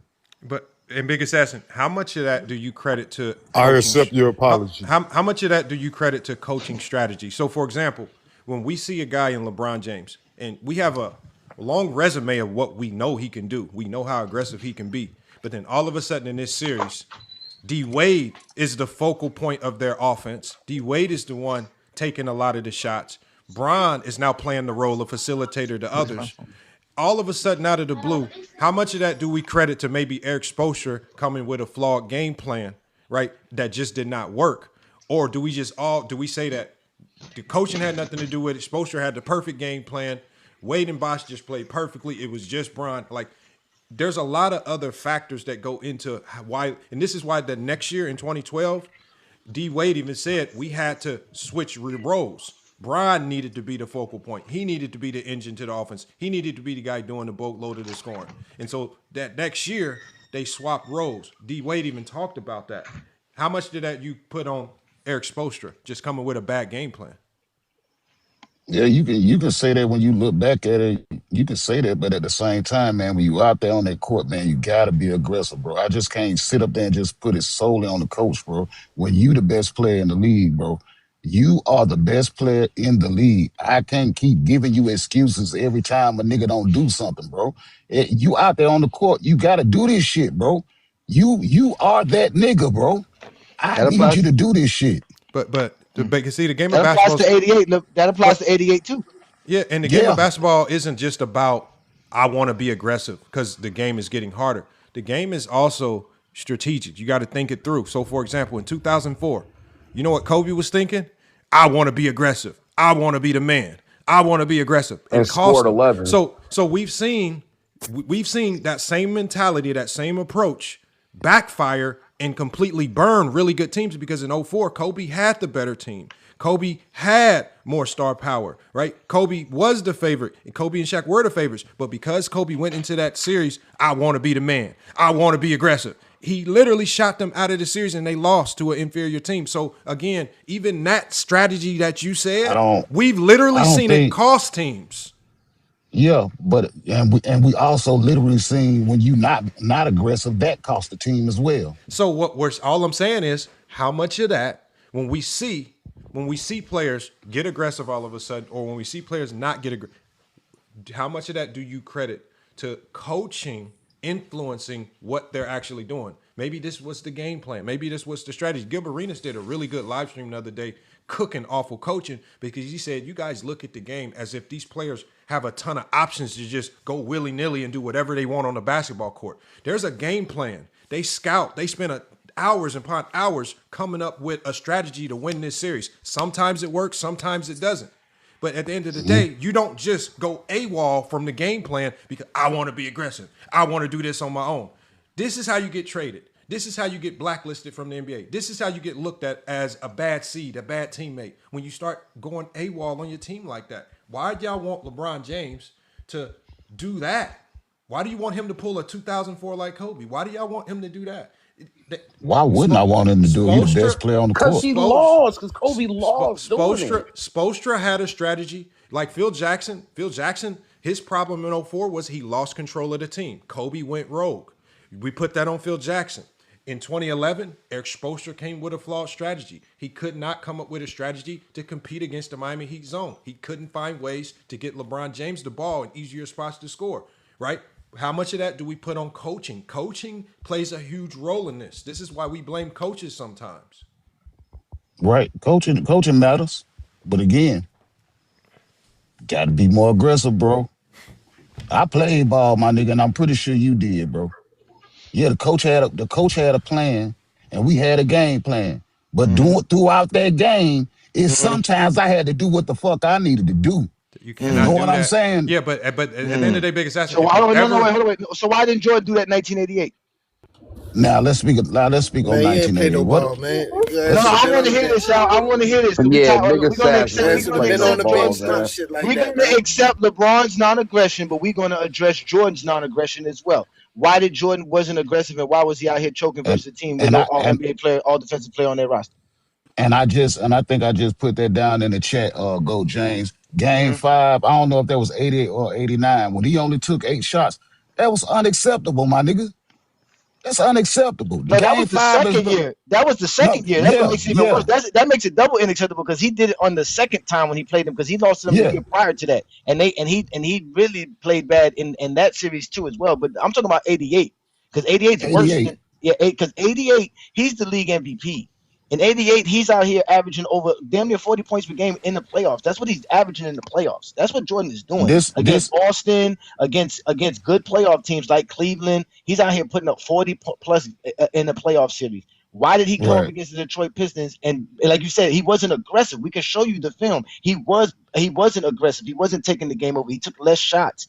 He was literally scared to shoot the ball. They were punking him. He was taking ill-advised shots. He played bad versus them. But they don't want to address that. That's what we keep telling them. We don't. All players have had bad series, but they think Jordan never had one. And No, 1988 is the worst. Just the of thing. all. Jordan had bad series. Jordan had some bad moments, and he had some bad games. All that shit. The thing is, everybody done had it ain't a player alive that ain't had a bad game, bad series, nothing. The point we be making is the nigga that we going for ain't had as many and ain't had the worst lows like LeBron has, bro. We just and Jordan's highs is better than this nigga highs, bro. You know what I'm saying?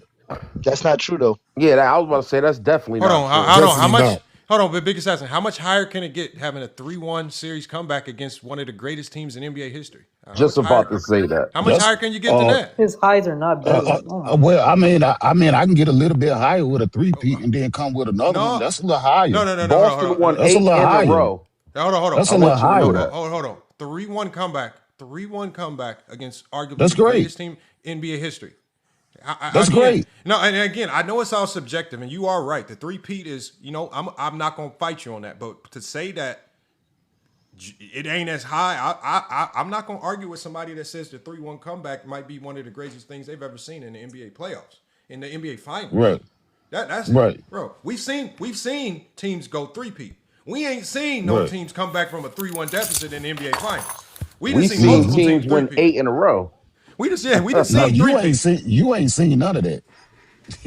Regardless, it happened. It happened. No, hold on. But Big Assassin, hold on. Yeah, What other team in NBA history came back from 3-1 deficit against Not in the finals. Not in the finals. As I'm saying, have we seen Not it in the before? finals. No, but why they don't want to talk about the finals. real 3-peat? The real 3-peat is him losing 3 times in a row versus the same team versus the same strategy. That's what started it all right there. That's what started it all right there. So the highest of LeBron is higher than Jordan, and obviously there is nothing lower than 3 straight losses versus the same team in a row. Well, I mean, what kind of measurement do that hold? Like, I mean, that like, holds big time measurement. So that means you were incapable of showing up when the time mattered the most for a team that just pushed you left. That was their strategy. Push you left. So you mean to tell me it ain't got nothing to do with the first year Scottie Pippen and Horace? Here we go with the excuses. I got this. Let him answer. Y'all gotta stop it. Y'all gotta stop, man. Let the man talk. Please. Go ahead. No, you said what you gotta say. You said Scottie Pippen and who else? Like it don't have nothing to do with like the first year when they met the Pistons in the second round. You know what I'm saying? This ain't even a.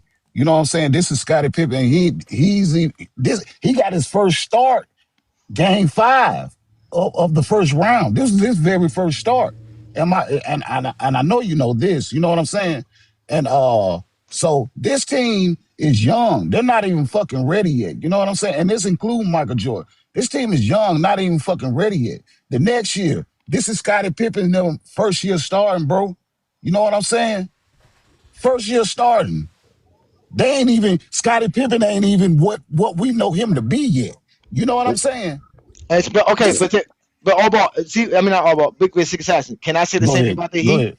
Right? Check this out. The Heat. This is the first time the Heat came together. First time together. 2011. Rookie coach, new roster. Everybody don't know. Everybody don't understand their roles yet. There's a lot of. This is a young team. This is an inexperienced team. No bench, no depth. Just you know the difference.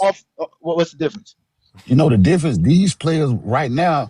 You got Wade that's already won a championship. He's already a Finals MVP, and he's already a superstar in the league.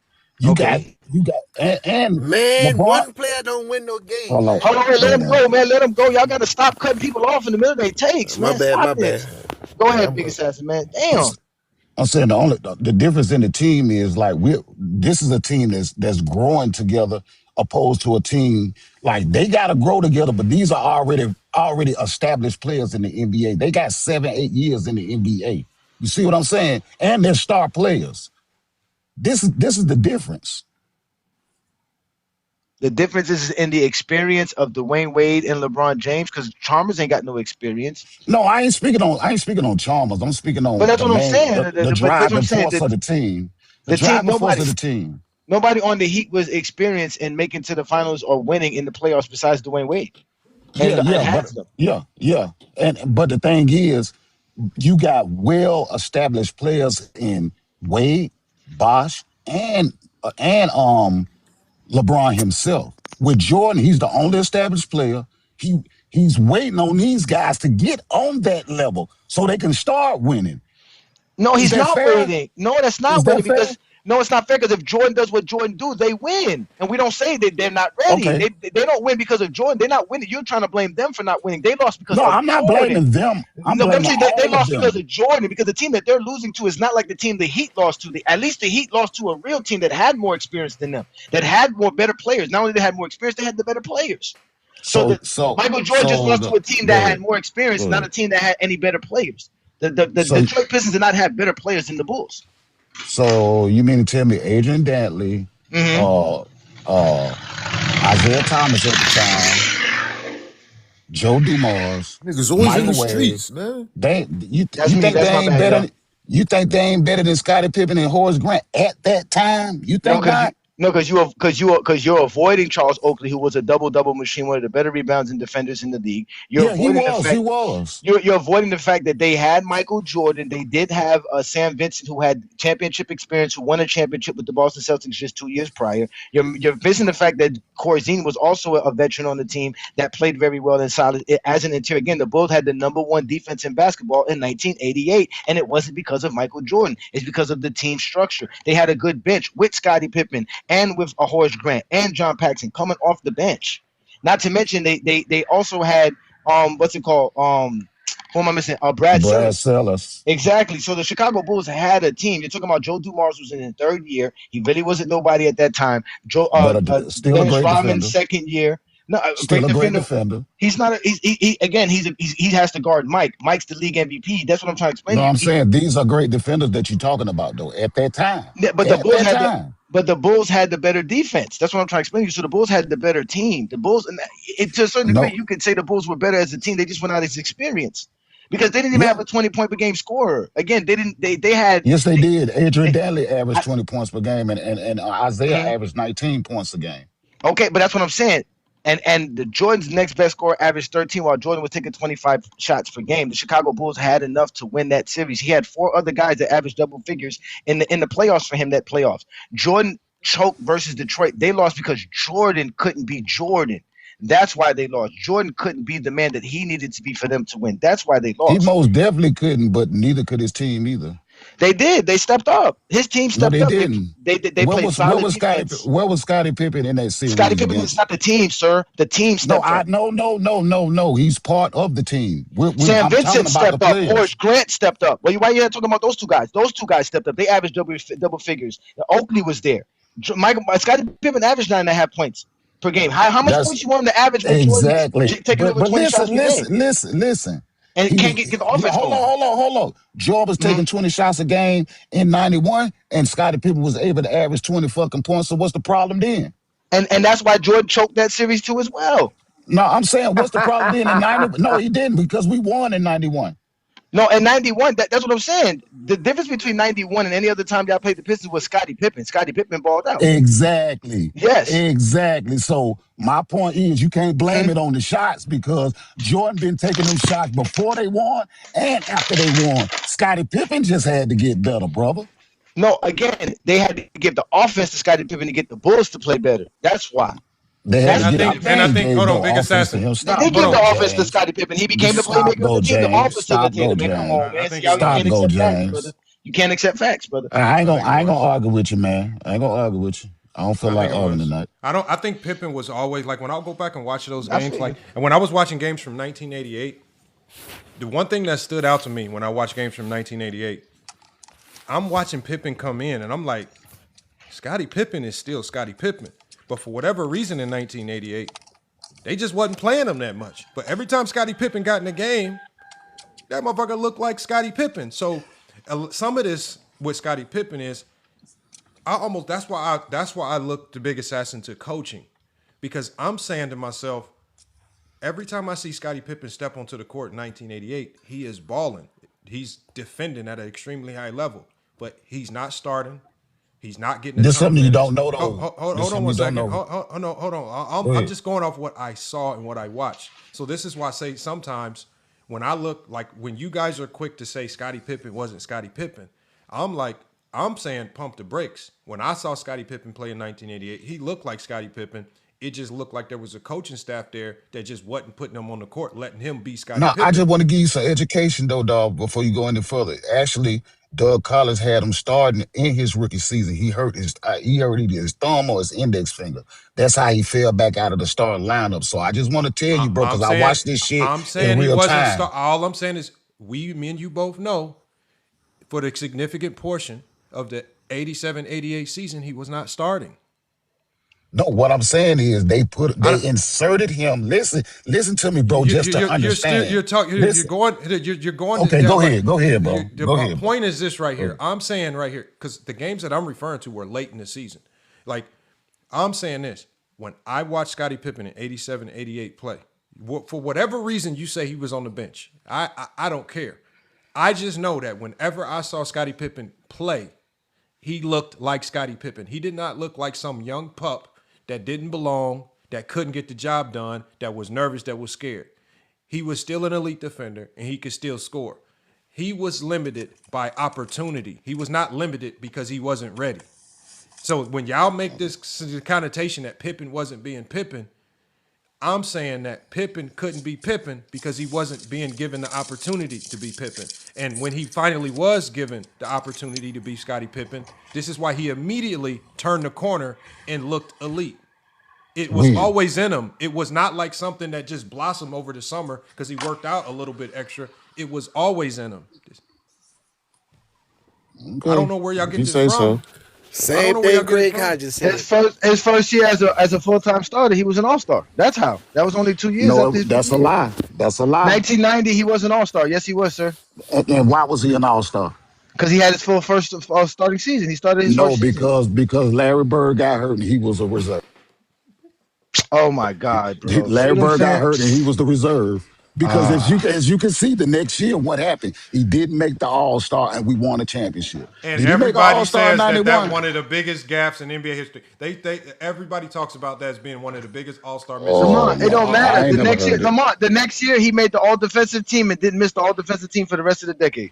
No, he most definitely didn't do that. But so that means he stepped into it. So his third year, he became an All-Star. His fourth year, he became an All-Defensive stud and never stopped. So what do you mean it didn't take him? He literally he was on the Olympic team in his fifth NBA season after his fifth NBA season, and he was top 50 after like 8 years. Pippen hit the ground. Come on, man. I mean, when you playing alongside the greatest player to ever live, give Michael Jordan credit.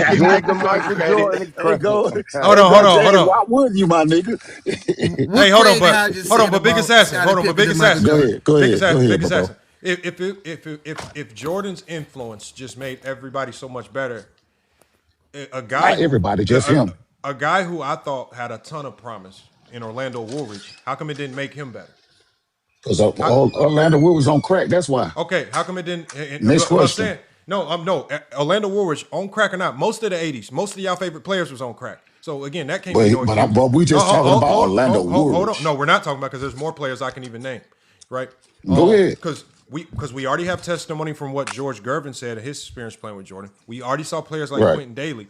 The thing is, there were a lot of really good players, and Jordan even said in his own book talking about Quentin Daly and Orlando Woolridge. Jordan said himself, these players stole my thunder because they did the exact same thing I like to do, which was score. He said they stole my thunder. And when you hear Michael Jordan say that out of his own mouth, that tells you maybe he just struggles playing. Maybe then you got to read. Jordan said it in his own book. I know. I'll pull it up for you.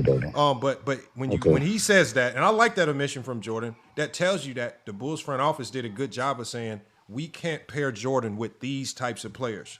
We need to find the Horace Grants and the Scottie Pippen types of players if we want to maximize Jordan. So was it Jordan making them better, or was it the Bulls just putting players around Jordan that just fit better? It was both.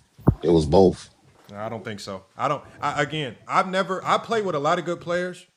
And at the end of the day, their aura doesn't all of a sudden add skills to my bag, right? It's just me. My shot goes in based on the work I put in the gym, right? My defense gets better based on my conditioning and what I put in over the summer.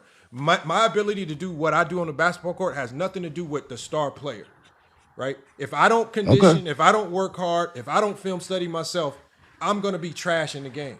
So don't take away from Scottie Pippen's greatness by saying, oh, Jordan made him better. No, Pippen got in the lab and Pippen got better. Who did he get in the lab with? You don't get in the lab with nobody. When Joe, these summers be lonely, bro. Okay, these summers be summer. Now, these summers, you know who he got in the lab with. He got in the Bro. lab Stop with his lying to these people up with his here. coaches. Like, No, the fuck he damn, didn't. bro. No, the fuck he didn't. Yo, how does Scottie that Michael Pippen Jordan cream? Where you getting all this information from? I mean, bro, Scottie Pippen said it out of here on man. So why you not posting it for us to see? Because we don't believe you. Okay. I just posted for you. No, this is the point. Again, it doesn't make no sense. I just posted for you. Hold on, wait. Big Assassin. Exactly. He didn't do that with Brad Sellers. He didn't do that with Stacey King. He didn't do that with a bunch of players that the Bulls brought in. He didn't even want to do that with Tony Kukoc. He didn't want to do that. Was lottery. He didn't want Scottie Pippen. First of all, he didn't want Scottie Pippen. He didn't want them to bring. He was not cool. He did not want Scottie Pippen. No. Michael Jordan was asking him. Michael Jordan tried to get Scottie Pippen traded in '89. So he said Scottie Pippen was never going to be good enough to help them get past Detroit. That's Michael Jordan's words. I remember this one. I got the words. I got the words. So again, these are the truth about it. So again, it's okay to say that Michael Jordan had great teammates and without him being included in it. That's the problem we have right here. That's what I'm saying. He did have good because teammates, even with all that being said, Michael Jordan still had enough in 1988 to get past a team that had no All NBA player, no All Defensive player on their roster. Most definitely did. They surely did. Most definitely did. He choked. That's why, because he couldn't put up the points that he normally. He couldn't play. He couldn't beat Mike. He couldn't beat Mike. Okay, so that's it. I can accept that. We can move on. He choked. Okay. I'm cool with it. Wait, hold on, because yesterday I was told that no one ever says that Jordan choked in '88, and it's not a common take, and I'm hearing it right now. That was a choke job.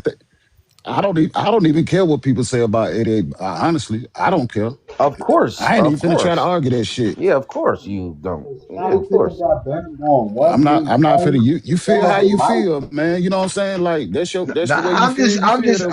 I'm just saying. That's exactly how we feel about 2011. You feel how you feel. Yeah, you feel how you feel. Yeah. That's what. No, at the end of the day, then when we keep telling y'all is that none of that matters. That's why at the end of the day, when we get to this point, that's what y'all start saying. It don't matter because it don't matter. Jordan's 1988 season don't matter the same way the 2011 finals don't matter. But all they want to bring up is LeBron's worst versus Jordan's greatness. When we want to talk about LeBron's greatness, y'all only want to talk about LeBron's worst. That they are obsessed with supposedly having the worst in basketball history. Like I said, if we want to do that, there is nothing worse than 1988. Nothing. That is the worst in NBA history for any superstar to go up against a team with no All NBA player, no All Defensive player on their roster, while being the league ultimate and choking versus them, all because they pushed you left. That's it, and kept you to shoot perimeter shots. That's all they did. Go James. Special. Go James. What did the 1988 Pistons do after they beat Jordan? Went to the finals. They went to the finals. Lost in 7. What they do in the finals? Like what happened? They lost in the finals. Lost in 7. What happened the next year? They beat Jordan again. Jordan choked against them again. Jordan choked against them again 3 years in a row. What did the Mavericks do in 2012? Which one were the Mavericks do in 2012? Yeah, like the year after they won the finals, like what they did. Oh my God, it's so irrelevant information. I told you this. They didn't win the championship. This nigga up.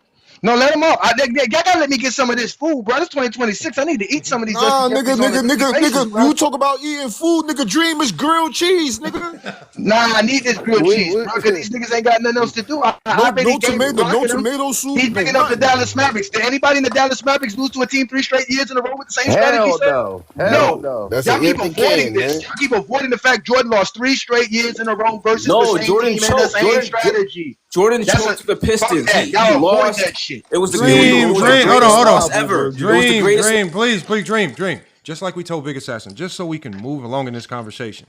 This narrative of choking solely comes from the logic of those other channels We're just taking the same way they apply the logic of 2011 and say LeBron choked is the same logic that says Jordan choked in 88. This is not our logic. If you want to argue this, if you want to combat this, go take it over there to those idiots that run with this logic. We're just explaining to you how the logic is flawed. Me and Johnny both do not believe in this narrative of choking the way you guys defined it. It's not our logic. Don't argue with us about it.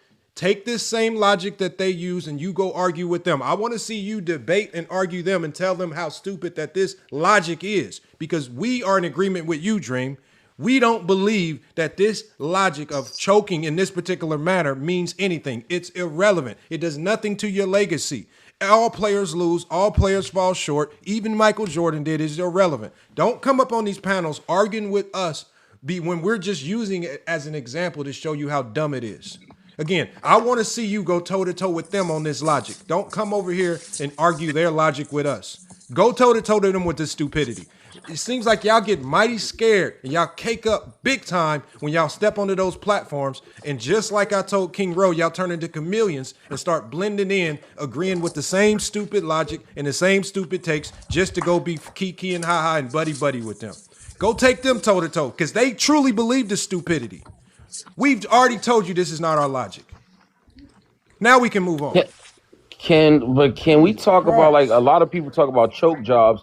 Why don't people talk about how Steph Curry choked the 3-1 lead in the finals? Ain't that it's one not, of the biggest look, choke jobs? no, we don't call it choking. We call it LeBron. Yeah, but I'm just we saying, call man, it LeBron James being great. You know what happened in that year? LeBron James was being great. Curry, if y'all want to, you saying that Curry choked is basically you saying Curry should have beat LeBron. No, LeBron in a 7-game series, that motherfucker with their backs against the wall, them motherfuckers showed up and showed out and they won. Give them credit. Everything is not a choke. Y'all really think Steph Curry was just out there missing shots just to be missing shots? That motherfucker, no. The motherfucking goddamn, the Cavs was hooping. That's all it is. Good players don't just all of a sudden, damn, I'm missing shots today, man. I don't feel well. My stomach hurt. No, them motherfuckers was playing defense. Them motherfuckers was playing team basketball. They wasn't freezing up in the clutch. The moment wasn't getting too big for them, right? And that's what happened. Give them credit. Everything ain't always a choke. Because y'all can't talk basketball, y'all resort to just saying a player that you don't like choke. Give the Mavericks credit for beating Kobe. Give the Mavericks credit for beating Bron and them. Everything ain't a choke. Maybe the other team can just be better. That's what a 7-game series exposes. This is not the NCAA tournament where you can literally choke away one game to a 16 seed, right? You got a 7-game series that's always going to expose the better team. I don't know why y'all pretend that like y'all don't understand this, man. Talk real basketball, man. And I want to see some of y'all, if y'all don't like this narrative of choking, the way it's being applied to Jordan, I want to see y'all go toe-to-toe with the clowns that push this logic against LeBron. Because it's their logic. It's not ours. When you combat them, they kick you off the panel. No. But that's why I say, Dream, I want to see you go toe-to-toe with the clowns that truly believe this. But I hate those Jordan. I hate the Jordan pages. I don't care that you hate them. Me and Johnny. We don't hate him. Well, I don't got hate for nobody. I'm not going to waste time and energy hating. I'm saying it's just TikTok. It's not going to hurt nothing. Go over there and go toe-to-toe with him. Go battle him. A big assassin, no, it ain't going to hurt nobody. They might mute you. They might laugh at you. Go toe-to-toe with him. Oh, I don't know about that, Lamar. I hurt feelings every day, Lamar. That's my job, is to hurt feelings. I hurt feelings. You'll be all right, though. It ain't like you ain't going to be able to wake up next week and go to work. You'll be fine. You just gonna have your feelings hurt. You just gonna be up at night contemplating shit. They be thinking that this is our logic, man. Not that you big assassin. You sleep good at night because you a real Bulls fan. You a Jordan fan. You good. We talking about them fake Jordan fans that you be around. Yeah, I know. We gave you flowers, big assassin. I'm talking about I might be the most hated though. Nah, hell no. Look, I mean, nah. Hey, Johnny, you say let me in here. Listen. Look, matter of fact, the big assassin, we know you be doing your own thing because they don't have permission to come over here. You come over here, you already know. You ain't asking nobody no permission to be on nobody's live. They got to get permission to come over here. So we already know you about your life and you got a good life and you doing your thing. Remember, you had satellite in the 80s, brother. We know you living good, brother. Man, stop your shit, bro. Stop your shit, bro. Stop your shit. Hey, let's keep playing Glock trying to tell us why. Hold on. Can I say something? I found a commercial here, y'all. I can't even believe I found this, y'all. I found a commercial from 1992, right? Because Scottie Pippen wanted to celebrate his childhood homie who spends hours over the summer, and he didn't ask for no money, according to what Scottie Pippen said. Spends hours over the summer grinding, working out with him, helping him lift weights, helping him get stronger. Scottie Pippen credits his greatness to his homie. His name is Ronnie Martin. And he talked about and showed his appreciation for this guy in a Team USA commercial in 1992, and credits this guy to him getting better, man. I'm gonna download the commercial. It's a 30-second commercial where this is who Scottie Pippen credits his development to, a guy by the name of Ronnie Martin. He worked out with him in Central Arkansas. It says he was a former teammate with him there, and he stuck with Pippen all throughout the NBA. That's who helped Pippen get better. So we gonna make sure we give the right person's credit. It wasn't motherfucking Michael Jordan. It was Scottie, according to this commercial, y'all. And I'm gonna play the commercial. Scottie Pippen says his development was due to his childhood homie, a dude by the name of Ronnie Martin that he was teammates with at Central Arkansas. That's who helped him develop his game and get better in the NBA. And he didn't ask for a dime from Scottie Pippen, putting in sometimes 8 hours a day working out with him over the summers, y'all. This is Scottie Pippen's own world, and he credited this man in the 1998 USA Dream Team commercial. And it's right here. He even put him in the commercial. It's crazy. I'll play it for y'all later on, y'all. Hey, Johnny, did you want me to keep playing this, Johnny? No, I want you to go to yours, man, because yours was better. Because remember, I told you everything that y'all heard, everything that they were saying. We heard enough from them to understand their logic. Now let's go to you and watch how they start disrespecting Scottie Pippen. I remember Big Assassin gave Scottie Pippen his praise, and he said Scottie Pippen had developed it to his own. Watch how they start talking about prime Scottie Pippen, y'all. Prime Scottie Pippen too. We ain't talking about 88 Scottie Pippen like Big Assassin explained. 88 baby pup Scottie, right? We're not talking about that Scottie. We're talking about 1994 prime Scottie. They were out here just disrespectful. Right, Lamar, I just posted that. Oh, you was on there. Yeah, matter of fact, Big Assassin, you was on there, Big Assassin. I was on there. Let's see that. Yeah, Big Assassin. There we go. Big Assassin was comfortable. He was on home turf. Hey, let's go. Lamar, I posted more footage of this debate. I posted the end of it like an hour ago. Okay, yeah. Only like 90 seconds, but it was when you checked out. It was pretty funny still. Yeah, they was tired of me by then, man. I had to get up out of there, man. They was tired of me. All right, hold on. Let me hit play then. Nobody growing up talking about some, man, I'm finna be the best defender in the fucking world. No, you want to score the ball first. You know what I'm saying? If you ain't a good offensive player, you ain't a great fucking player. You know what I'm saying? That's just it. You can be, I don't give a fuck how good you is on defense. What high school did you go to where you had to score? If you ain't got the ability to put the fucking ball in the fucking basket, you're useless. You know what I'm saying? Well, the problem couldn't score a lick, and he. Can we pause that? Can we pause that? Can we talk about that right there, please? I would love to pause that shit. Like, what the fuck was that, bro? Pause. Rewind that shit. Listen to what this nigga just said again, y'all. You said you played, nigga. What the fuck was that? I'm gonna tell you what the fuck that was. If you're a great defensive player, you just a good player. But if you're a two-way player, you're a great motherfucking player. That's not what you said. You're a great fucking player. We heard what you said. If you ain't got the you said if you can't put the ball in the basket, you are useless. If you ain't got the ability to put the ball in the basket, you useless, my nigga. That's not what you said, Big Assassin. You said a two-way player. But Big Assassin, but that's the point. When you get to this level, there's only so much of a ball to put the ball in the hoop. So again, a lot of these guys know how to put the ball in the hoop, but they have to play a role because there's more to basketball than just putting the ball in the hoop. That's the point. Yeah.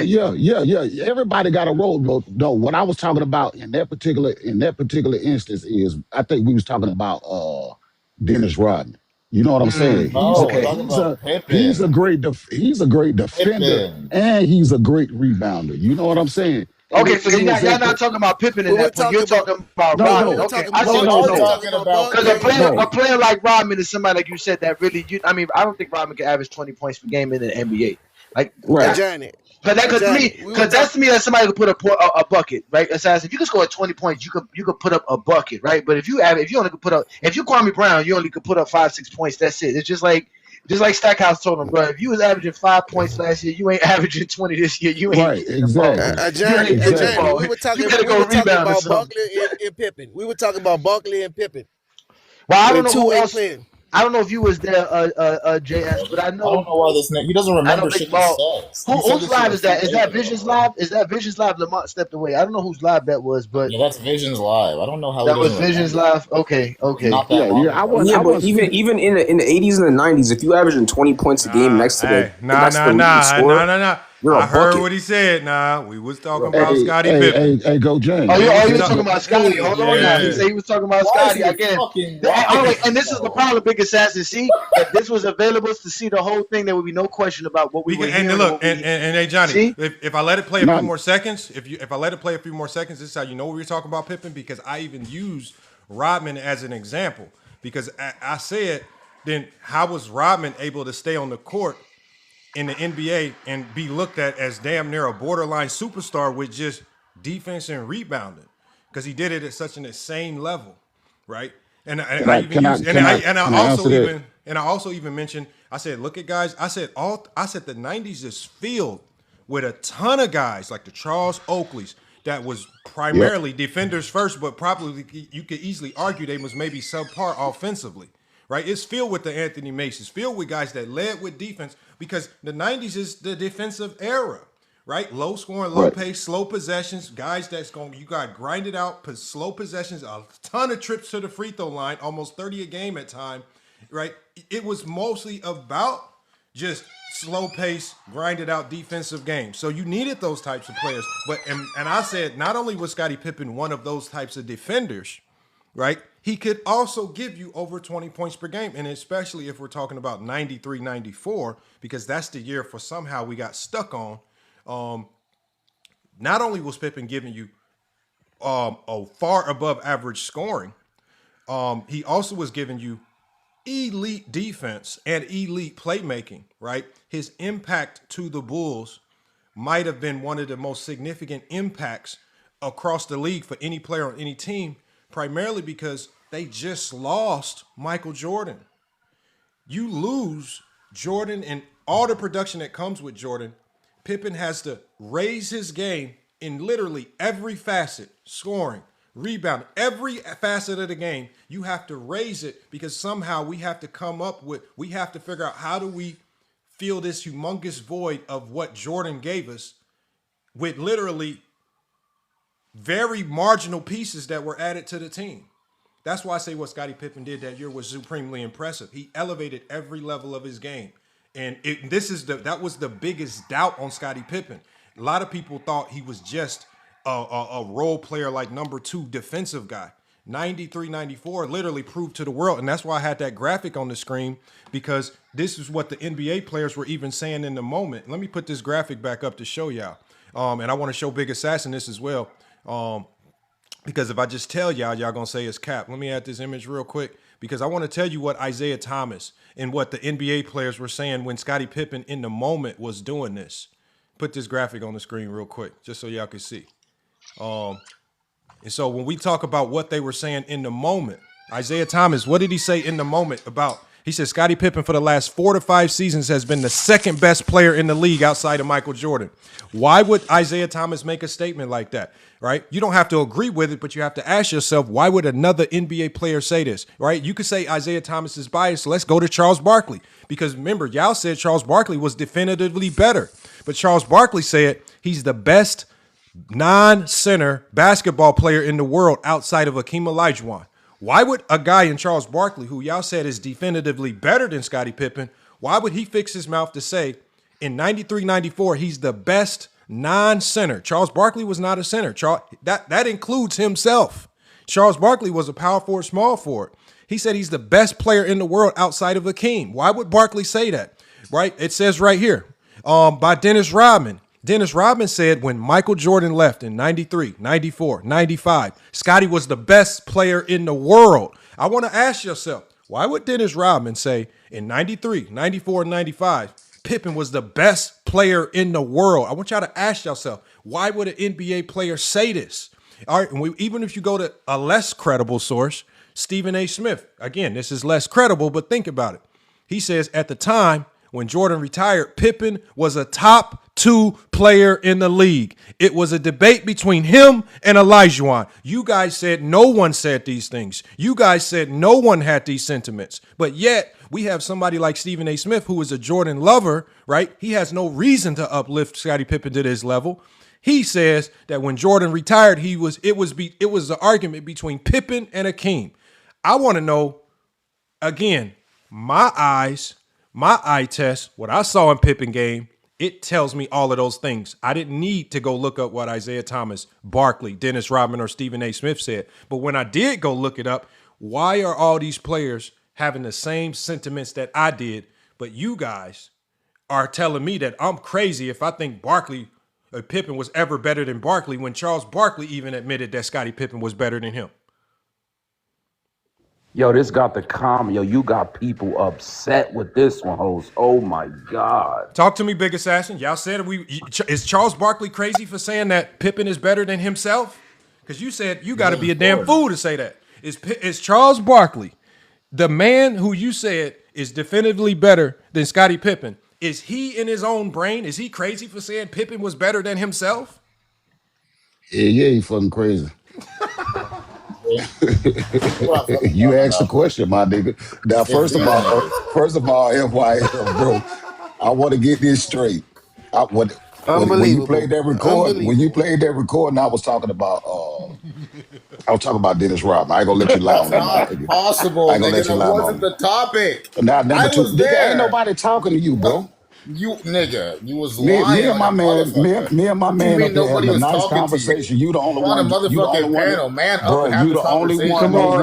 You're the only one in here with attitude, my nigga. We can't even have a decent conversation without your motherfucking ass, you said shut the fuck up. You said all that crazy shit. Don't even pretend. Today is today. Yesterday is yesterday, my nigga. Old ass. We can't crash out. We can't crash out. Hold on. No, hold on. No. What I'm saying, Big Assassin. Remember what I said, Big Assassin, was I'm not gonna argue with you if you don't agree with me. But I said, if you tell me what I'm saying is just far-fetched and just ridiculous, because even there was another guy by the name of Anthony on the panel, he was even saying, yeah, nobody was saying none of this. Nobody was. But now, all of a sudden, I said, if you Google Pippen in 93, 94, I said, you're going to see a plethora, a wave of articles and people calling Pippen a top 2 player in the league next to Hakeem. I said, that was not that was a very common sentiment from that individual year, right? And so when I said Pippen was a top 3 player in the league and everybody's going haywire, look at Isaiah Thomas said it, Barkley said it, and Dennis Rodman said it. And I'm telling you what I'm saying, Charles, and I'm telling you what I'm saying. Hakeem, Shaquille O'Neal, and motherfucking David Robinson definitively better than that nigga than 93. Now, I don't give a fuck what you got to say after that. Can I ask you one question? Now, Barkley, who had to deal with Pippen and had to deal with Shaq on the basketball court, why do you feel like he disagreed with you?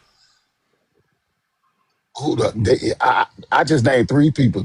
I just named 3 people that's better. No, but in the statement, Charles Barkley says non-center. He says non-center. And the guys you just named that are better than Scottie Pippen are centers. He said non-center, but I'm talking about top 3 in the NBA. That's including the centers. No. Hold on. He's not top 3. No, when Charles Barkley when I referenced Charles Barkley's comment, the beauty of his comment was Charles Barkley was literally saying Pippen is better than me because Charles Barkley wasn't a forward. And I like the Charles Barkley sentiment is because Big Assassin said you have to be an absolute delusional to believe that Pippen's better than Barkley when Barkley himself said that way. But Barkley himself said that Pippen's better than me. And I've also heard Barkley say he was the second best player besides Michael Jordan in the league. Barkley said that in 93 for sure. He said that in 92, 93 for sure. You know what I'm saying? So I ain't really stressing it. I'm just talking about what I seen and the production out these niggas. He ain't better than Shaquille O'Neal. He ain't better than David Robinson or Hakeem to be top 3 in the NBA. Let me ask you a question. When Isaiah Thomas said at this top sentence, he says not just one season, because I was only talking about 93, 94. Isaiah Thomas said for 4 to 5 seasons. He said for the last 4 to 5 seasons, Scottie Pippen has been the second best player in the league outside of Michael Jordan, in my opinion. Let me ask yourself, even taking the production into consideration, Why do you think Isaiah Thomas would say that? What do you think Scottie Pippen is doing on I the have basketball no, court? I have no It's idea called why the that nigga say some eye monkey ass test. shit It's like them that. seeing it in I real don't, life. I don't know. I don't know why that nigga said that monkey ass shit. Cause he in the 4-5 years, He's just that nigga ain't denying never shit. been better than You're giving him the Hakeem in no facts. year. He's still in He ain't denial. never Can we been. just move on? He He ain't won't never been accept better than facts. Hakeem in no year. I So don't need hold Isaiah on, Thomas to but hold say on. shit. But Big Assassin, if we can't trust actual bona fide NBA players, who can we trust? Like when Six Pick comes up here and he played against Jordan in the 90s, you know, we step back, we listen, because this man, I mean, I gotta respect the opinion of anybody that was actually on the same basketball court with Michael Jordan. Like when he told us if were able to play zone, the 90s would have looked different. We would have stopped Jordan. But he said we couldn't play zone. I have to take that and like, damn. Like, but he also says Jordan is the greatest thing he's ever seen in real life. So he gives him his ultimate flowers. At the end of the day, when NBA players talk, you don't have to believe it and you don't have to take it as the word like the gospel. But I'm saying it does hold a lot of weight with especially multiple players are saying it. This isn't just one. This is I'm multiple saying players are saying the same thing. 3-4 players ain't moving me. You know Do you what I'm want me? Do saying? you want me That to get shit you ain't more? moving me, Do my you want me to nigga. get you? Do you want me to get you more? I mean, you No, can but get as many as you want but to. Lamar, but this is the funny thing though, right? The thing that Blind Vision's gonna say about Scottie Pippen applies to Team Olajuwon. Remember, he was talking about how Scottie couldn't get out of the first round, I told him right? that. And Kim Olajuwon lost multiple times in the first round and choked plenty of times, especially in the first No, round. hold on. In the playoff, in the '90s too, not just the No, '80s. I'm talking about in the '90s. no. On And it, go I James Kingdom. don't I me told him that. myself. Go James Kingdom. I told him that, right? And he I said, remember. well, but he then he added a new caveat. He said, but he wasn't a dropper when they lost. And I said, oh, that's a great one. I said, so that's what, remember I was telling you, Go James Kingdom. That's why I used another example. I said, well, in 2011, Kobe was arguably looked at as the best player in the league.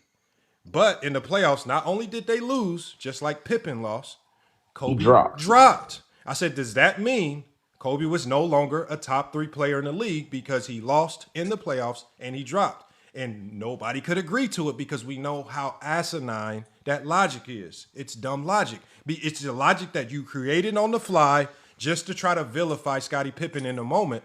You didn't realize how illogical it was once you start to apply it across the board to other players. That's why I even asked them about Karl Malone and John Stockton. I said, Karl Malone is a hellified player, top 5 of the 90s.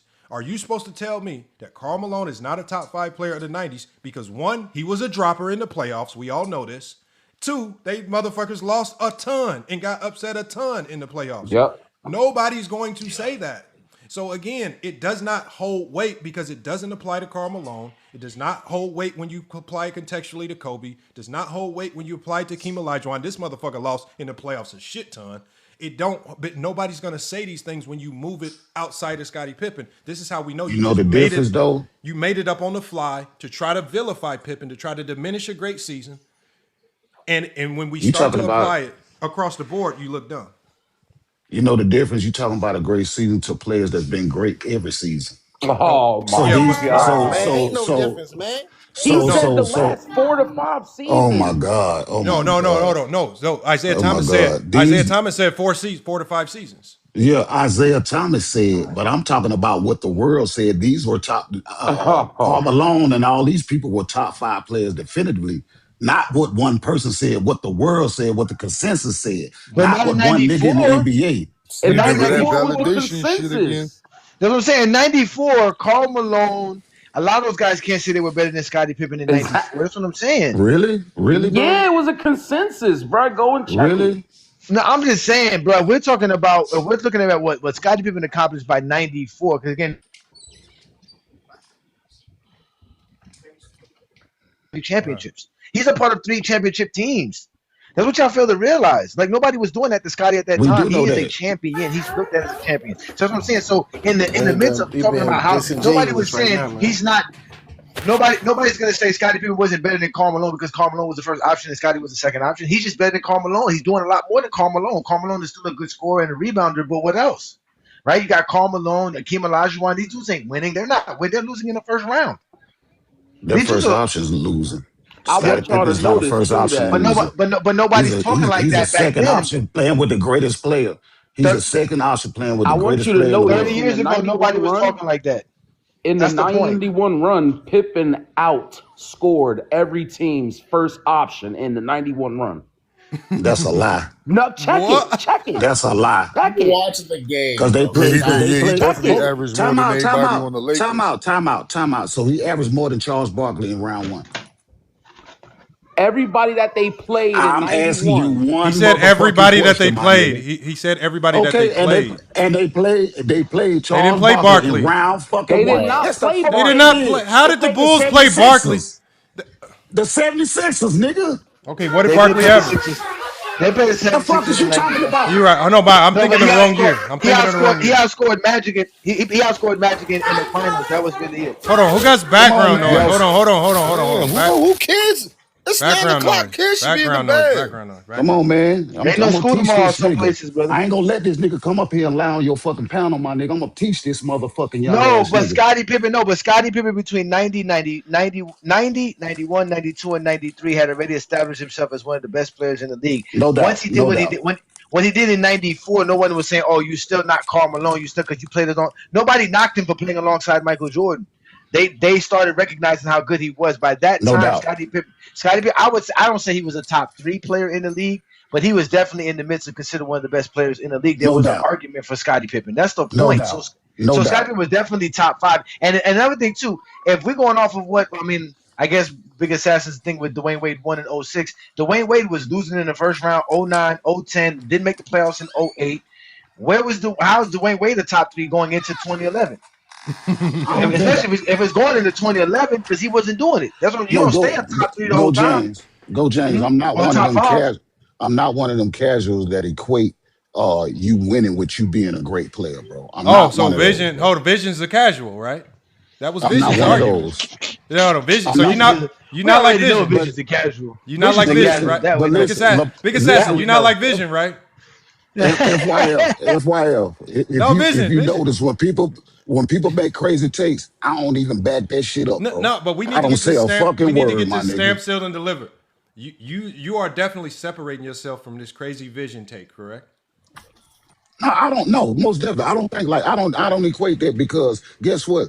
LeBron James was a great player before he started winning and after he started winning. Michael Jordan was a great player before he started winning and after he started winning. I don't fuck all that dumb shit, bro. And you know what? No, the big assassin. Jordan is a great player, whether Scottie Pippen was a top 3 player or not. That's the whole point. None of that knocks Jordan. That's another thing too. We don't knock Pippen for playing with Jordan. We can't knock Jordan for playing with Pippen. But they want to knock LeBron for playing with people, and they want to make it seem like it's harder for Jordan because he wasn't playing with top tier players. Like all that is not basketball talk, bro. You and I know that. Like you said, Jordan is Jordan, no matter if he wins or if he has Scottie Pippen or not, because of what Jordan did, bro. That's why I keep telling everybody, it's all about what you actually produced and did on the basketball court. All that other stuff is just zesty Jeffrey logic. Because Jordan has enough in his career for us to talk about how great he is. We don't have to go through all these extra storylines and all this personal stuff and how Jordan made somebody feel. Bro, at the end of the day, Jordan's great for being Jordan. But they gotta knock Scottie Pippen, and that's what they're saying. They hate LeBron fans and they hate Scottie. Or they hate LeBron and Scottie. That's what Lamar was saying. They hate LeBron and Scottie for the same reason. But you do have to agree that people try to, you know what I'm saying, paint that narrative that, oh, Jordan ain't shit without Scottie. You do have to agree with that, bro. No, because that's the argument that we have to have, because the argument is Jordan did it by himself. LeBron couldn't do it like that. And that's a lie when we all know Jordan had a lot of help. Jordan had a lot of help. He had a good-ass team. The Bulls were one of the best teams ever. I'm going to keep it always solid. During that time, man, Scottie Pippen and Michael Jordan, just like he said, that was the best duo we had done ever fucking seen, especially when it comes to the fucking perimeter. Like, Scottie wasn't no fucking hoe. I ain't saying that. You know what I'm saying? Scottie was a dog out there in that bitch, and we needed that motherfucker to win. That's why we didn't win till he got good. You see what I'm saying? So I never diminish. I'm a Bulls fan, bro. I love all my motherfucking teammates. We won together, my nigga. You know what I'm saying? So I'm not one of those niggas that say Jordan did it by himself. He was just the driving force and the best player in the NBA. Simple as that. It take good teams to win, my nigga. It take good teams to win. And we know that. So let's play the more casual. Great. Let's show how those casuals respond. to Lamar, not you, biggest ass. We know the Lamar's about to go in, and Vision has to step up. And Vision, like I said, Vision again, they're so narrow minded. They're like the horses with the blinders on them, bro. Hold on, let me take this down. All right, here we go. The lead, Charles Oakley, look at all the great defenders of the 90s that were defenders first, right? These guys were not supreme scorers. Most of the 90s, you saw a whole bunch of great defenders that were. But you also wouldn't consider them the greatest players of all time. Like, that was no, but you wouldn't even consider them the greatest players on the They got to interrupt you. Pippen's one of the greatest defenders of all time. Yeah, and that's it. And that means something to be the greatest on one side of the floor. Do you know, as a basketball player, you spend more time on defense than you do offense. Right? It's hard to play elite defense for a full game. We see guys taking breaks all the time, putting their hands on it. He's giving up on plays. Pippen didn't do that. It's hard. How did that still change? Did he guard Patrick Ewing? Top 3 player in the NBA. No, he didn't guard. He guarded 1 through 4, but he did it at an elite level. Okay, so did he want Scottie Pippen to guard Patrick Ewing? Did anybody worthy enough to guard?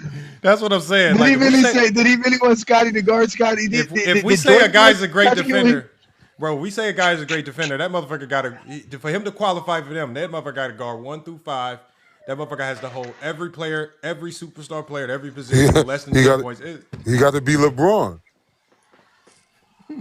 It's crazy, man. Hold on, let me keep playing it. Man. Or on the Cleveland Cavaliers in the first round that he guarded. I don't remember who they even matched up with in that. Okay, so basically he had a cakewalk in the first round. The moment he played a decent team, he lost. Bro, I don't care about the playoffs because Pippen that year is judged what he did in the regular season. And that's what you guys failed at. How can you be top 3? So he's the only player, and this is my problem. And I'm not had expectations. And this is my problem. This is my problem. This is exactly. You just said my whole entire problem. This is the problem right here. You giving this man all this credit for what he did in the regular season. That's 82 Everybody games. else in the world get judged for what you do in the regular season and the playoffs, but Scottie Pippen for some reason. So Vision, would I be right?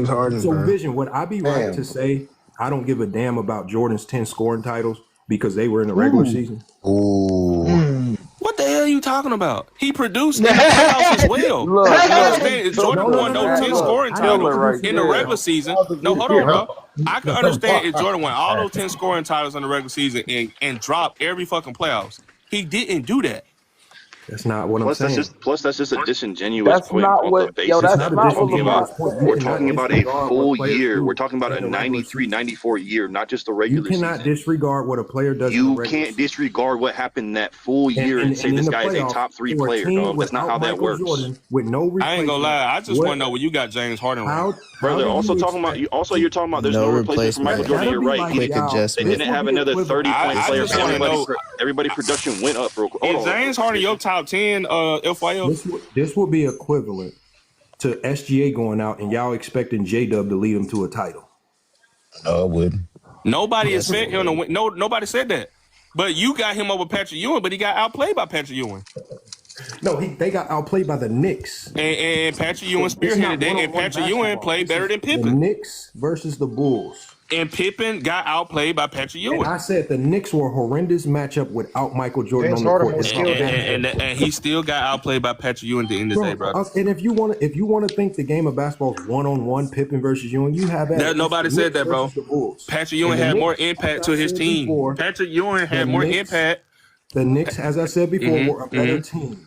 Because Patrick Ewing was able to elevate his team and win over Pippen's team. If you want to give him all that extra gloss, that's what he did. That's what he did. Go ahead. So I just want to know where you got James Harden at, though. Hey, you know what?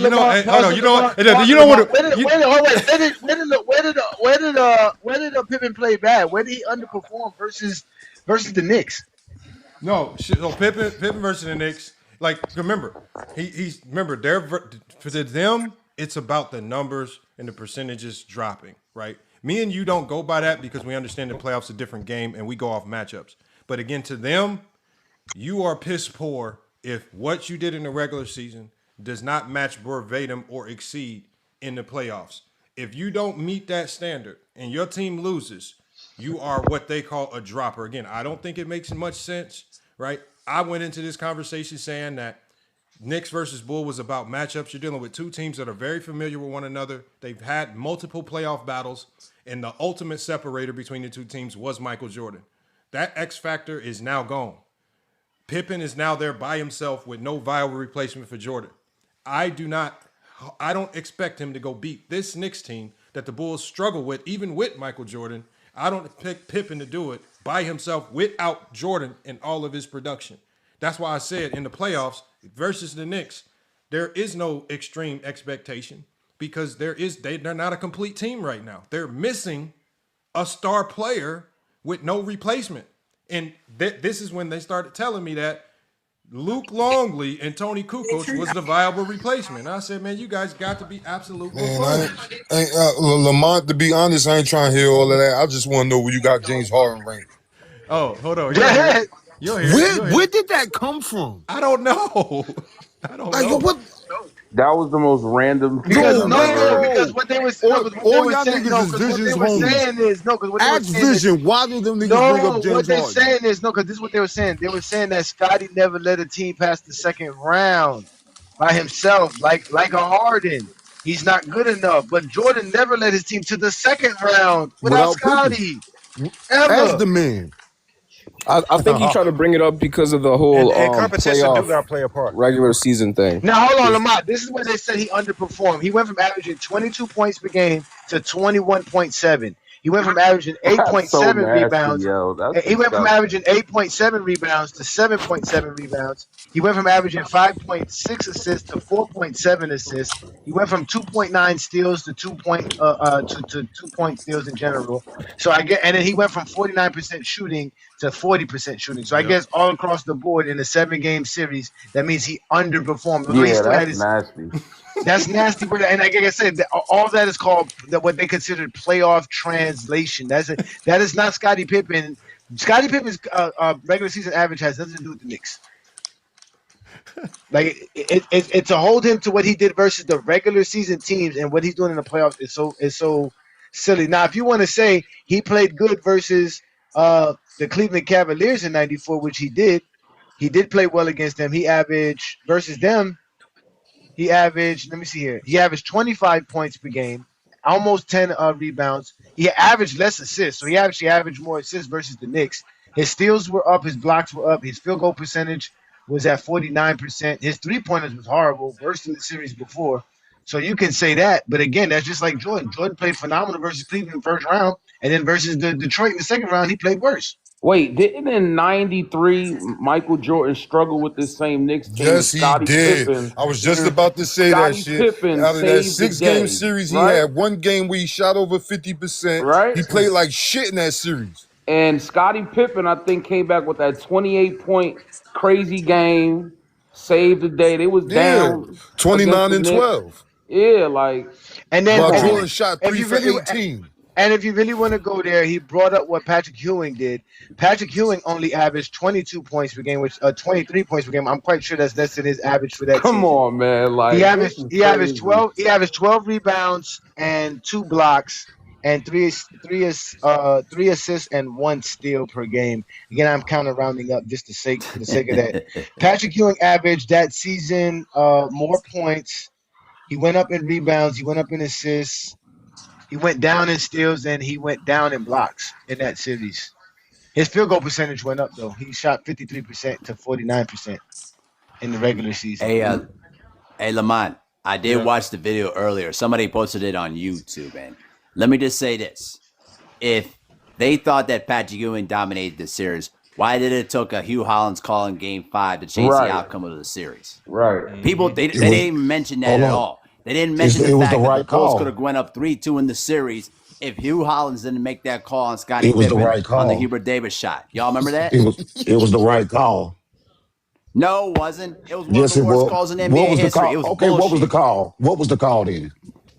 Bro, the shot was already in the air. There was incidental contact. There was not even a call. Don't even try to fuck if you hit a nigga while they shooting, it's a foul. I don't want to hear it. It was the worst call in NBA history. It's a foul, nigga. No, the fuck it wasn't. You just mad. No, it wasn't. It was not even a foul, bro. It was way, a foul. It was way after the play, bro. No, and Hugh Hollins, dumbass Hugh Hollins called that shitty-ass foul. And we went up 3-2, and the Bulls were beating the Knicks.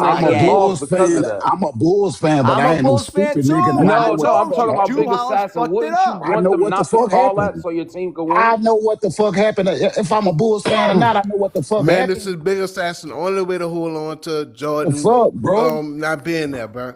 The shit was a fucking foul. I If can't be mad at Jordan that No, it was shit. in wasn't, that bro. It was same not a foul. It was situation Yes, not. it and they was. called that on Jordan, Man, you would have quit said the being opposite. a liar, bro. You don't know what the fuck I would have said, You bro. You would have just sit up said, But, there. hey, but Michael it don't. Jordan ain't bad. But none of that Michael don't Jordan ain't matter. bad. None of that. Again, none of that don't matter because at the end of the day, man, Scottie Pippen still had a great a season. Facts. He didn't Yeah, he get did. past the Knicks. That's fine. That doesn't mean Scottie Pippen wasn't one of the best players in the NBA at that time. Thank you. Like players lose in the second round and still be one of the best players. Didn't Joker lose in the second round? Yep. Ain't nobody ain't studying that Sure shit, man. did. That shit been over with, man. The team wasn't good enough to fucking win. They lost. That shit over with, my nigga. Yeah, but that's the point. But they have to knock Scottie for that. So let's keep going because again, Vision's gonna keep showing us why he don't know how to talk basketball. And he's a casual. All right. Yeah, play it. That's the truth. Since Play he it, Lamar. since you He's like in the my regular top season. 50. He's in my top 50. I thought he'll be higher, bro. I'm just saying. I mean, again, I haven't done a ranking to start ranking and remembering where I would rank somebody like James Harden. I typically only go down to top 10 like most normal people. I don't pretend that I have 90 players ranked. Okay. Yeah, but you don't have no facts though, bro. You just got opinions on why you think Pippen But is top most of 3. what we feel about the game of basketball is opinionated. Yeah, that's fine, but at least you have some kind of factual way you can look at it. Looking at the game of basketball in numbers. And watching the film. So then the opinion on all of us on this panel would probably say that Pippen's not even a top 6 player that year, dog. What are 10 we different talking scouts about? will tell you there's 10 different best players in college basketball because they all see the game different. So again, That's correct. I'm not saying you're wrong for viewing it through the lens of numbers. That's just your way you see the game. I don't look at it surely through numbers and analytics. And the way we saw the game, we saw Patrick Ewing outplay Pippen, correct? And I saw the Knicks outplay the Bulls. Okay, that's fine. So did Patrick Ewing was able to elevate his team better than Pippen could, correct? I mean, if you want to call it elevating the team to put extra glaze on you and have that. Okay, no problem. That's just you. That's just you. So now we're putting extra glaze on it because he did his job. Yeah, you guys are being hella disingenuous. Jay, the only nigga that's been disingenuous right now has been FYF talking about he doesn't judge him based off of the regular season only, dog. Let's just stop, bro. Hey, by the way, brother, Scottie Pippen in 93-94 was not a top 3 player. Hey, Let's just stop. And can I ask him something real quick? So FYF, do you feel that Pippen dropped from the regular season to the playoffs that year? Yes or no? I don't remember Pippen's numbers in the playoffs. Would you like me to tell you? How can you not remember Pippen's numbers, but you're that's funny. player That's in a the good NBA question. that year? Yeah. I don't remember Pippen's numbers that year because as everybody, the one thing I do know is that wasn't one of his greatest playoffs. And when we're talking about great players, I typically like to, when I'm talking about great players, it's the great things that stick to my memory, not the low. So his production didn't match what he did in the No, I regular think season. Lamar, Not making a top 3 player. Why are they talking like they're making good points? Like, why are they talking like they make great points? Exactly. They're not making any. They are literally using a talking point from Lowe and Mars, bro. Lowe and Mars started this playoff translation nonsense, bro. This idea that your regular season numbers have to be compared to your playoff numbers I've never heard that until I came on TikTok, bro. I've never never heard that a day in my life, bro. Scottie Pippen averaged 22 points per game in the regular season, 22 points per game in the playoffs, bro. Like, what are you talking about? He played 12 games in the playoffs, bro. 12 games in the playoffs cannot be compared to 82 games in a regular season. And like, I just want to can't make that comparison. Off that, Go James. I would be disingenuous if I look at a guy for a whole season and see he averaged 40 for the whole season and expect him to continue to average that same 40 for this extended, like his numbers are just not gonna go down playing the same team over and over and over again. You can't pretend that the NBA playoffs and the NBA regular season are the same game. Exactly. When every single player says it every year, it's not 2 different games. It's 2 different games, like 2 different seasons. But Dream, that's what I was saying, Dream, earlier. I was saying this is why I was like, I have to separate it. Like I'm just like Jordan fans are not wrong for giving Jordan credit for his 10 scoring titles in the regular season. You credit the regular season. It's always mattered. Just like it matters with Jordan and LeBron and all other great players, it matters with Pippen in this particular year. What his 93-94 regular season was great. It placed him in an echelon of players that had people like Isaiah Thomas, as I showed on the screen earlier, Charles Barkley, and even Dennis Rodman saying that he was a top 2 player in the league. Like, that's how well he was in the regular season that year. Now, if you want to be petty and nitpick the playoffs and say, impact this, like, for example, think about this, y'all. Anybody that says Patrick Ewing was this great raiser for his teammates, when I sat in a barbershop and was talking to Anthony Mason about Patrick Ewing, these motherfuckers were saying this was the worst teammate in basketball history. This motherfucker did not You're not pass. the only one. This motherfucker did not go with the game plan. This motherfucker would shoot them out of games. So, I was in a barbershop hearing Anthony Mason say this. You will hear Charles Oakley say this. You will hear John Stark say this. Again, all of the Knicks players, like, so even when you hear Knicks players, like, they're just crediting Ewing with shit just for the sake of this conversation to sound right. And it's not backed up by any Knick player. Ewing was not a raiser. Ewing was all about his numbers, getting to his points, getting to his shots, and would literally shoot his team out the game. And even if it meant shooting over 4 people. That's not a raiser. That's not who that Pippen was not like that. Pippen didn't even have the leeway to play like that in 93, 94.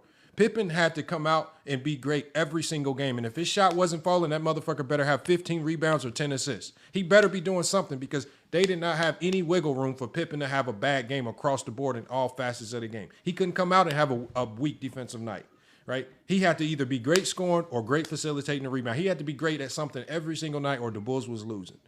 But nobody wants to give him to talk about that, Scottie Pippen is still the only player in NBA history to lead his team in points, rebounds, assists, blocks, and steals for an entire season. But they said that 94 season. Hold on. They want him to replicate that. No, I want to pull that up too. Hold on, I want to pull that up because wait, in '94 didn't he lead hold the on one league second. in Hold on one defensive second. win Hold on one shares? second. Please hold on one second. Hold on. I want to pull that up because when I said that, and I could be mistaken, Vision pulled it up and Vision said that Horace Grant led the team in rebounds and blocks. That's what he said. So I want to pull it up and double check. No, if I'm correct, I was just looking at it right now. That is one of the things about Scottie Pippen. Let's go ahead and look at that. Let's go ahead and let me go double check that. Hey, go James. Jordan did that in rookie season. No, he didn't lead in all categories. He led in points, assists, blocks, and steals. Yeah, but not everything. Scottie led in every category, supposedly. So let me go double check. No. I'm looking at it. Horace Grant had 1.2 blocks per game, and Pippen had 0.8. Okay. And then for rebounds, Horace Grant had Horace Grant averaged 11 rebounds a game, while Pippen averaged 8.7. So he was right. That's why I said I thought that. Are they not talking about totals? Yeah, but even so, yeah, I was about to say check totals because check what if totals. Grant didn't play as many games? Yeah, you are. No, you're right. If you go to totals, it is totals. My bad. Yeah, totals. Hold on. So if I go to totals, let me see. For the regular season? Nah, because he's still gonna have less rebounds. No, because he still has less rebounds. He still has less rebounds. Does he? Yeah. Pippen played 72 games. Horace Grant played 70. So yeah, it'll probably be pretty much the same. Even it still play the same. Yeah, it's still the same. I could have sworn that was the thing about the difference. That's what I said too. It was 94, 95 when he led in everything before Jordan came back. It was 94, 95, fellas. Check 94 and 95. That's where that sentiment came from. For some reason, yeah, that was the year that he. And I think we attached that to 93, 94 because that's the year that Pippen was in the top three in you're MVP. Right. In 95, Pippen led in rebounds. In 95, he was 0.2 less than Jordan, but Jordan only played 17 games. Right. He led them in steals, and he also led them in blocks. So yeah, that would So it was 95, not 90, not 90. Okay. Hey, Juan boy, you just learned something from an old nigga.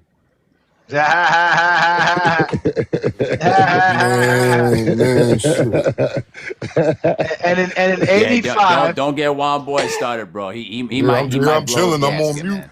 I want what's the name to come up here? in 85, Jordan led in every category but blocks. Yeah. I thought he did. I thought he led in blocks. My bad. Yeah. That was the only one. They had a dude. He played 63 games. He came off the bench, but he was averaging 2 blocks per game coming off the bench. Jawan. Pippen only asked Jordan to come back because Horace Grant left. And then, but Charles Jones was on the team, but he didn't play. But Jordan was right behind him. Jordan had 0.8, so Jordan was second on the team, and he was number one in everything else. Rebounds, he was number one at 6.5. He was number one in assists with 5.9. He was definitely number one in steals at 2.4. This is the thing. How is he out sure. rebounding? How is he out rebounding Orlando Warriors, bro? Rubric was on that crack. That's why he was on that pipe. No. And Big Assassin. You know another thing, like, and this is why with rebounding, I always have to look. I look at it a little bit differently now because now that I'm coaching, a player's ability to rebound is also scheme, right? So, like if your scheme on your team is don't chase off after offensive boards, always just get back. We're gonna prioritize our half court defense. Like sometimes playing that style is gonna naturally reduce and impact your ability to collect more rebounds. So some coaches will send 2-3 to the ball on the offensive glass, and you can collect extra rebounds. Or even your style of play. If your style of play leans towards you running certain sets where you're bringing your big out the paint to screen the guard, and the guard's taking jumpers, and like that's gonna hamper the big's ability to get certain rebounds depending on the style of play. So that's why I say with rebounding, I also have to look at it with a side eye. So when I see 7-footers or when I see players, it's hard for me to tarnish them for rebounds. And then also you have to look at the fact that players like Russell Westbrook was chasing rebounds to a detriment. Sometimes if you're chasing rebounds and you're going for rebounds, you're going to compromise and sacrifice the integrity of defense, because if you don't get that rebound, then other team's off to the races now. There's nobody to protect us in the backcourt. So it's hard. It's like I have to, some of this stuff I don't look at the same anymore because it's all scheme, and coaches play a large role in this. I do agree with that, because when I played high school ball, it was some teams he would ask us to crash the boards, and when you playing a team that can get out and run, you ask to get your ass back. You know what I'm saying? So I most definitely understand what you're saying when it comes to that. And that's why I say sometimes with certain categories, I try to give grace. Even with Pippen's efficiency, I give grace. Phil Jackson said we needed him to take bad shots, and that's why I say sometimes some of this stuff I think we be overkilling on these players. We don't understand that these coaches be asking these players to do stuff sometimes that either takes away from their stats or also could inflate your stats depending on what they ask you to do. Hold on, but I keep playing this shot. Hey, I got a question though. Is Vision a fan of Patrick Ewing? No. He's a fan of trying to be right, even though he's wrong. We don't. No. Amari, here's the thing. We don't know any of Vision's takes, because from my experience with them, they only want to question your take as opposed to give their own. It's like, I don't like people that are scared to put their actual takes, their subjective takes to the fire for us to judge. Like Goat James Kingdom will say controversial takes about Anthony Davis's defense. That's him looking at the game, putting a controversial take out there for everybody to scrutinize. I don't like people who will sit there, literally scrutinize everyone else's subjective takes, but then you have no subjective takes of your own for us to scrutinize, but you will literally hide behind a whole bunch of numbers and that we can't argue. The numbers just start to paint the outline of the picture. Your eye test gives it the color, and we all will paint the picture with different colors. It's going to look a little different. Like that's our subjectiveness. And with basketball, you can't just hide behind numbers all the time. You're going to have to at least step up to the plate and give some real basketball talk instead of just hiding behind numbers. And that's why I think when they use that playoff translation that Goat James Kingdom was talking about, that's just you hiding behind numbers, being scared to address the game, the matchup, right? What's really going on, my opinions on X, Y, and Z, and you scared to maybe like we just did with Big Assassin, scared to be wrong, right? Scared to have to concede some points, right? You might have to reanalyze how you see the game. I've said this a whole bunch of times. There's been a lot of times where you have to reanalyze some stuff. You know what I mean? Go ahead, Mahari. Go ahead. No, I was just going to say, just like the times when I tried to tell you about Ben Simmons and you were the one person that stood in the pocket of Ben Simmons the whole time, when I clearly told you what Ben Simmons was the whole time. Don't think I remember that. No. You know, hold on, Mahari. I'm gonna be like Vision. The stats supported me. I don't care about the stats, though, bro. Listen. Hold on, you guys. Here's the thing, though. I've known not too much on Ben Simmons, man. Philly, we back. Philly back. Listen, hold on. I'm just telling y'all about Lamont, though, bro. Because me and Lamont had legendary debates about Ben Simmons. He tried to support it by the stats, and I try to tell him, hey, bro, the guy is not aggressive on the offensive end. I supported it by the potential, even though.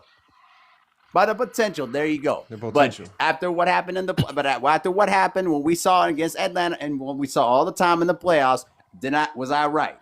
Now here's my thing. Me, I'm gonna tell you where I went wrong with. This is where I went wrong with Ben Simmons. Coming out of LSU with his style of play, right? You know, remember, think about it. I've already said, I love defenders, the great defensive players. I always want to see them thrive and succeed. Yes, you do. And so with Ben Simmons, I so desperately just wanted to see him just blossom and be great. I mean, as a basketball player, think about this. We sit on video games. When you create a player, that motherfucker typically starts to measure out to be goddamn Ben Simmons. He's a creative player. Absolutely. And so when you look at this, it's just like, I really hope you don't waste this shit. You are literally a one-of-a-kind human being, and you have an opportunity with just by sheer God-given gifts to be great. Mm-hmm. Man, go be great, man. And this motherfucker literally threw away his whole goddamn career, man, over women. I talked to his brother. His brother coaches at Colorado Christian. This motherfucker just threw his career in the garbage can. I mean, it's just like, God damn, man, it didn't work, man. Yeah, you know what, told Mahar, you was right. I give you that. You was right. And I wanted him to be great. That motherfucker let me down. Man. I know you did. He had the stuff though. He deadass had the stuff. He proved it though. Like he deadass moved up the ranks. He's one of the top two-way guards in the NBA before that shit happened. All defense. Right. One of the best playmakers. 6'10", guard 1 through 5. Hold on a second. Yeah, hold on a second, Dream. Dream, he's a creative player, Dream. They ain't a real person. He's a creative player. Hold on. He wasted that shit. Think about it, Dream. Motherfucker couldn't create a jump shot. Hold on a second. Hold on, you guys. Hold on a second, though, guys. Hold on a second. Hold on. Let me say this, though, because Lamont is right. Look, what Ben Simmons had, he had the intangibles. He had the skill set. The thing that he didn't have was the mentality to be great. No. You know what? No, it's what Johnny always says. Johnny was right all along. Ben Simmons proves it. He's been telling us all that intangible shit is fake. I believed in those bullshit intangibles, and those motherfucking intangibles let me down. The only thing you can believe in is people that could just show and prove. Either you got it or you don't. That's why. And at the end of the day, LeBron seen Ben Simmons said, "Fuck them intangibles." Right. And now you look at his career.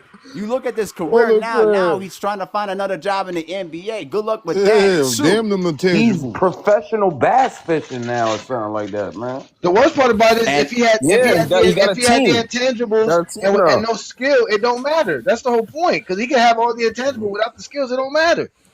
I think the defensive skills were there and the playmaking skills were there. Like the defensive skills were there and the playmaking skills were there.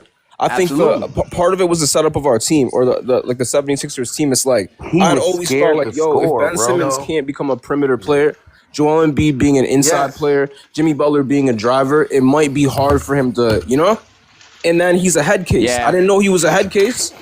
Like that's a whole different element to. Yeah, but here's the thing. I'm not gonna lie. Here's the thing, though, Dream. LSU knew he was a head case even back then when he was in college because he basically never put his best effort out there on the court. Yeah, Dream. I put his scouting report on my YouTube page. I found his scouting report coming out of college. Them motherfuckers said this motherfucker. They said this motherfucker was lazy, didn't work, didn't want to listen. We don't know if this motherfucker gonna work. He was a prima donna. He had to hear his shit. He was the man at Mount Vernon. Yeah, he was the man in Mount Vernon. He was the best player in his class from like end of his sophomore year, junior year, senior year, and in LSU. So I feel like he just didn't work hard. I'm not gonna lie. He didn't work hard. He set himself apart in college. Like in college, he was good, bro. Like Nah, remember in college though. Hold on, no, remember at LSU, that white dude was talking all this nonsense. No, the white dude on LSU was spitting. Oh no, we gotta get back on topic though. But nah, Ben Simmons definitely. Finish it up. Yeah, Ben Simmons quick. definitely. Now, but hold on, I want to finish this video. At least play a little bit. Yeah, more. I wanted to ask you a question. I might not get through the whole thing, but I want to play a little bit more. No, I just wanted to ask you a question about Pippen. Do you think more players play like Pippen today than they play like Jordan?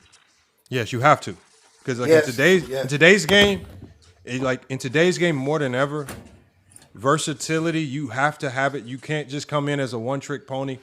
And the one-trick ponies are the ones that are finding themselves out the league. Like, for example, if you're coming into the league and you're just a back-to-the-basic big man, these guys are finding themselves out the league, right? Yeah, Joe, what's his name? Jaleel Okafor? Jaleel Okafor. Yo, another sad story, man. No, it's not a sad story. It's not a sad story because he was great in the wrong era. I mean, if Okafor, if he played now, he would be great. No, if Okafor came in the 90s, he would have shit on the 90s. He would have been great. But in this era, where he's just wrong era. That's all. What's up? Can I ask you a question? Is a rookie? Is a rookie that's coming in averaging 28.6 rebound, shooting guard averaging 28.6 rebounds, 6 assists, 2 steals, and a block.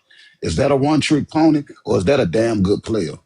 It depends on how he's getting his points. So today, you're coming in, because if we're talking about a rookie coming in, everybody's coming in from somewhere with great numbers at some point in time. So now we have to look at, okay, how are you getting your buckets? So if you're getting for example, I got a 7-footer. And I have a 7-footer coming in, but this dude is operating on all 3 levels, face up, triple threat, and he can score on all 3 levels. And he's getting 28 versus I have another big man 7-footer, but he's just an inside force post player in college. Well, the versatility is going to be more valuable in today's game. So I'm saying in reference to Michael Jordan, because it sounds like to me you just call him a one-trick pony. You know what I'm saying? And Jordan was more than a scorer. No. When he said that about Jordan, he didn't say that about Jordan. I didn't say nothing about Jordan. When he asked him about Jaleel. Do you see players today emulating Scottie Pippen or Jordan? And you was like, no, I see more people doing the Scottie Pippen. But Jordan wasn't a one-trick pony though. That wasn't for you. Okay, that's all I was saying. That's all I was saying. No. I'm saying Scottie Pippen, the way Scottie Pippen plays the game. Again, you got the Thompson brothers. It's kind of similar MO. You got Cade Cunningham, kind of that same MO. Think of the guys. Jalen Johnson. Yeah, these guys right here, they are finding they are learning how to operate. Even Aaron Gordon, who's kind of expanded his game, he's becoming more of that Scottie Pippen style, not just defending, but being able to shoot the 3 all over the court, operating on all 3 levels. Like that versatility now is king. All right, as opposed to guys like it's harder for catch and shoot guys. If you're just solely catch and shoot, you would thrive in the 90s. It's harder for you just to be catch and shoot in today's game and get a lot of time on the court. So you're a tool guy now. If that's what you. Yeah, like the shooter at Detroit, the white dude who came from Miami, Duncan Robinson. Sniper. Yeah, but even Tim Hardaway Jr. Catch and he shoot doesn't guy, really fit with Detroit either. But they needed a replacement for Malik Beasley. They needed a replacement for Malik Beasley. So again, we're starting to see a change in the guard because players that used to be extremely valuable, like LeBron James in the early 2000s, 2010s, that motherfucker would love to have a Duncan Robinson. But again, the game is starting to change now, and that style, that in and of itself just isn't as valuable, right? You need the more utility guys. They can do a lot of things.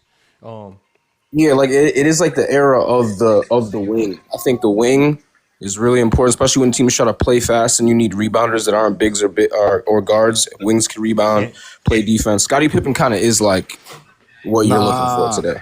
It's more the era of the athlete. Off that though, because it's the era of the athlete. Well, the athlete, but the best athletes to me, I could be wrong about it, are the wings, the 3-and-D wings that could defend more positions, put the ball on the ground. They are the best athletes on the court. And if you haven't noticed, I kind of feel like the NBA is reverting back to the old days. And if you look at all the teams, all of the best teams now have a dominant rim protecting center. Like during the Curry era, or you want to say this hyper 3-ball era, you didn't really need that dominant of a center. Now the NBA is transitioning where you need Chet, Isaiah Harden. Well, yeah. Personnel's changed. I think most teams are focused on getting point of attack defenders. Like if you can't stop the ball at the point of attack, you are cooked. But I'm saying, look at all the great teams in the NBA. They all have elite rim protectors. No, hold on. No, the best defensive teams in today's game. We're the Lakers one. We need one. The best defensive teams in today's game got great point of attack. Look at OKC, bro. Their point of attack defense with Dort and Caruso and all them guys, and Case and Wallace, them motherfuckers stop the goddamn ball before you even get close to the paint. Right, but what is considered? But you got these guys like Wembanyama, who is deterring guys from easy looks. Yeah, but you can't take protecting the rim. But, you know what I'm saying? That's the problem was Wembanyama is again, you're taking another fake player. He's a creative player. He's a cheat code. Like you can't give me the cheat code. Jalen Duren is doing it too. No, Jalen Duren's great, but also. But if you look at their point of attack with Kay Cunningham, Thompson, and all the other guys, they got great point of attack defense. Like Rudy Gobert proved. Rudy Gobert single-handedly proved if you don't have great point of attack defense, your rim protector can get embarrassed a lot. Like when he was with Utah, you had motherfuckers saying Rudy Gobert was a bad defender, and it was all because Mike Conley, Jordan Clarkson, and all these scrubs getting blown by. Rudy Gobert, this motherfucker got to contest so many shots at the rim. He getting dunked he out there with Joe Ingles. Scrambling. They played no defense. And casual fans were like, Rudy Gobert trash, man. He get dunked on. I said, man, goddamn, give him a little grace. These motherfuckers getting cooked on the perimeter. Yeah, if I'm out there with Joe Ingles, I'm going to get dunked on to hate on Rudy Gobert, Lamont. They be hating on Rudy Gobert. Rudy Gobert do nothing but protect the rim. Yeah, I hate the Rudy Gobert player, honestly. I don't understand it.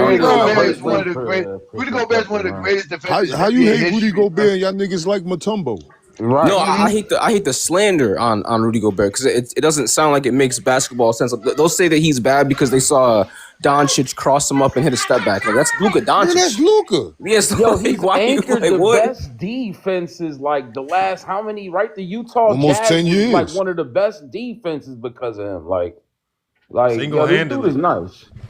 And that's why I say the way we talk basketball now is we so thirsty to just shit on them that we just not giving nobody their flowers. That's why I say I love 90s basketball media is because when Mutombo was great, bro, it didn't matter what the team's record was. They gave him his flowers, right? Alonzo Mourning struggling with the Hornets, they gave him his flowers, right? And Rudy Gobert done got how many 4 defensive player of the years? And we got people like still saying trash. And it's just like, damn, how do you do this? Jordan got one, and that one carried his whole defensive legacy.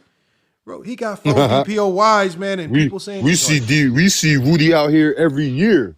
Remember, they only respect your defense if you have offense. That's why for Jordan, remember you said that, but for Jordan, when we asked him to show us how elite Jordan defense is, they go show you Jordan scoring. That's what they go do. They go show you Jordan scoring. Yeah, like Tony Allen was a great defender. He was defending the ball from his defender, so he had to score. Yeah, and Lamar, let's finish up what you were playing. What y'all doing right now? Let's keep this shit running, man. Yeah. That's hilarious, bro. So are you saying if your production declines from the regular season to the playoffs, it means that your regular season doesn't mean anything? Well, absolutely not. But that means that your regular season isn't validated by what you do in the playoffs, right? No, that means that the top 3 player that you supposedly were isn't validated based off of what happened in the playoffs and your playoff performance. Y'all were only bringing up the playoffs. It's more important, correct? The only low moment in 93-94 that you can come up with for Pippen. So are the playoffs? Is the playoffs more important? That's the main reason. That's the most important reason, though. It's not the most important because the Bulls had no expectation to win a title in 93-94. Nigga, you expect to play like a top 3 player like you want him to do, right? No, I said the Bulls had no expectation. Yeah, but he didn't play like a top 3 player in the plaalffs, though. The same way you guys didn't expect Jordan to win without Pippen. But he did not play like a top 3 player. I already told you he did not play well in the playoffs. So can I read you these numbers that he dropped real quick since you don't know? I know he dropped. So if he doesn't do it, if he just does it in the regular season, but then doesn't do it in the playoffs, how can you call him a top 3 player within that year? In the playoffs. So first of all, when they went up against the Knicks at that time, the Knicks were looked at as one of the best defenses in that particular season. It was just a horrible matchup for the Bulls. Oh, the Knicks so had tough. their number, and without Jordan on the floor, Jordan was the equalizer to what the Knicks did great, especially on the interior. They did not have that anymore. The matchup. So why didn't the top 3 player Pippen elevate them? So that became that. Hold on, to beat the Knicks, you would have to have a good team. Not just a single. Lamar, did he say why did he elevate them? Because they think Jordan elevated people.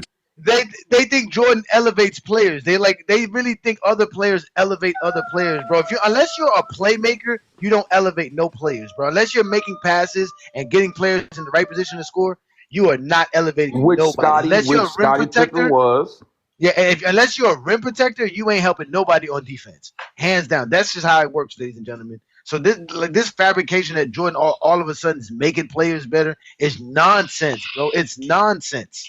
Like it's clear nonsense. It's making them. It's more along the lines of accountability, and having greater expectations from them. That's all that is. No, that's the mystique. No, hold on, no, Gene. Basketball's like this. This is remember. What's his name for the Phoenix Suns? Dylan Brooks. He said it best, right?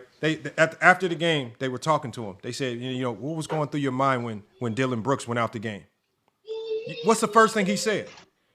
Shit, when he went out the game, I said to myself, I can take more goddamn shots. At the end of the day, when a great player leaves, it's not about these guys get better because their opportunity to do more just increases. Like Alex Caruso, his opportunity to do more with OKC, his role increased with OKC, so he's doing more versus what he did with the Lakers. These guys get better when they finally get an opportunity to shine and show what they can do. That's when their production goes up, right? It can't be the fact that if we're in practice and you see your best player going hard, it makes you go hard. No, it makes you put in more work. No, because you don't get to the NBA. That doesn't because you don't get to the NBA. You don't get to the NBA not playing hard. These guys, Pippen came from NAIA college to the NBA. That motherfucker was playing hard. I promise you. Thank you. No, hold on, G. Hold on. No, he didn't say it. No, he didn't. No, Lamar, that's a lie. First of all, that's a lie, Gene, because let me tell you something. Nobody worked harder and did anything harder than Kobe Bryant, and that didn't help nobody get better, work harder in practice. LeBron shows up at 2 o'clock in the afternoon for a game. No other player does it because LeBron's doing that, bro. Other players don't make players show up for practice. When Carmelo Anthony saw all those players going to practice with Kobe Bryant in 2008, what did he say? I ain't doing that. I ain't waking up at 4 in the morning to go practice. So it has nothing to do with your best player. Now all of a sudden, all players are just gonna fall in line and do all that nonsense. That's bull crap, straight up and down. Scottie himself said, "You sitting here trying to tell me that Scottie Pippen didn't benefit playing with MJ?" Hold on. That's two different things. Of course, you're gonna benefit playing with a great player like Jordan. Nobody's not saying that. Nobody said that. Another one. No, hold on. No one said that. No one said no. He got better because Scottie Pippen was already a good player. Go to bullshit. What do you mean? Why can Jordan? Wow. So why did Jordan do that with Brad Sellers? Pippen was coming off the bench, right? Why didn't Jordan do that with Brad Sellers? That person chose not to do that. That's our point. Scottie was his own man and did his own thing. No. What I'm saying is, if me and you playing against each other every day in practice, I wish I was mine, bro. We playing. They're not playing against each other every day in practice, sir. Jordan and Chicago Bulls have a practice regimen. It's not to watch Michael Jordan and Scottie Pippen play against each other. That's not how it works. They're on the same team. They're on the same team on the practice team. They're on the same team in the practice squad. They played them against each other. That's what they say they guarded. Craig Hodges already said that. You can go on the internet and see that. Hey, Gene, who told you this? So we can we say Scottie Pippen made Jordan a better defender because Jordan was never a great defender until Scottie got there? Jordan wasn't a great defender. Until Scottie got there. Jordan won Defensive Player of the Year in '88. When Scottie was there at practice with him. Okay, look. I know all of y'all don't like Jordan. It's obvious, right? No, sir. I'm the only one. It ain't that we don't like Jordan. Sir, do you admit that Michael Jordan didn't win Defensive Player of the Year until he was playing Scottie Pippen in practice? All I'm saying is this, man. In order for us to have a true dialogue, we don't care about what you're saying. Let him go, guys. I want to hear this. Let him go. I don't do that. It's just so disrespectful, man. I don't care what you Gene. Come on, come up here looking like Tag. Disagree, but in order to have a dialogue, one person talk, the other person respond. You gotta tell him. You ain't saying nothing, man. I ain't trying to hear. Go ahead, Gene. Tell us your lies about Michael Jordan and Scottie Pippen. Go ahead, please. What lies? It's a lie. Michael Jordan did not make Scottie Pippen. That's a lie. I'm not saying he made them. I'm saying they made each other better. That's all I'm saying. Number one. Number two. And when you said Jordan was a great defender in 1988 when he won Defensive Player of the Year, he should have won in '87. His numbers was better than Cooper. They gave it to Cooper. You go back and look that up.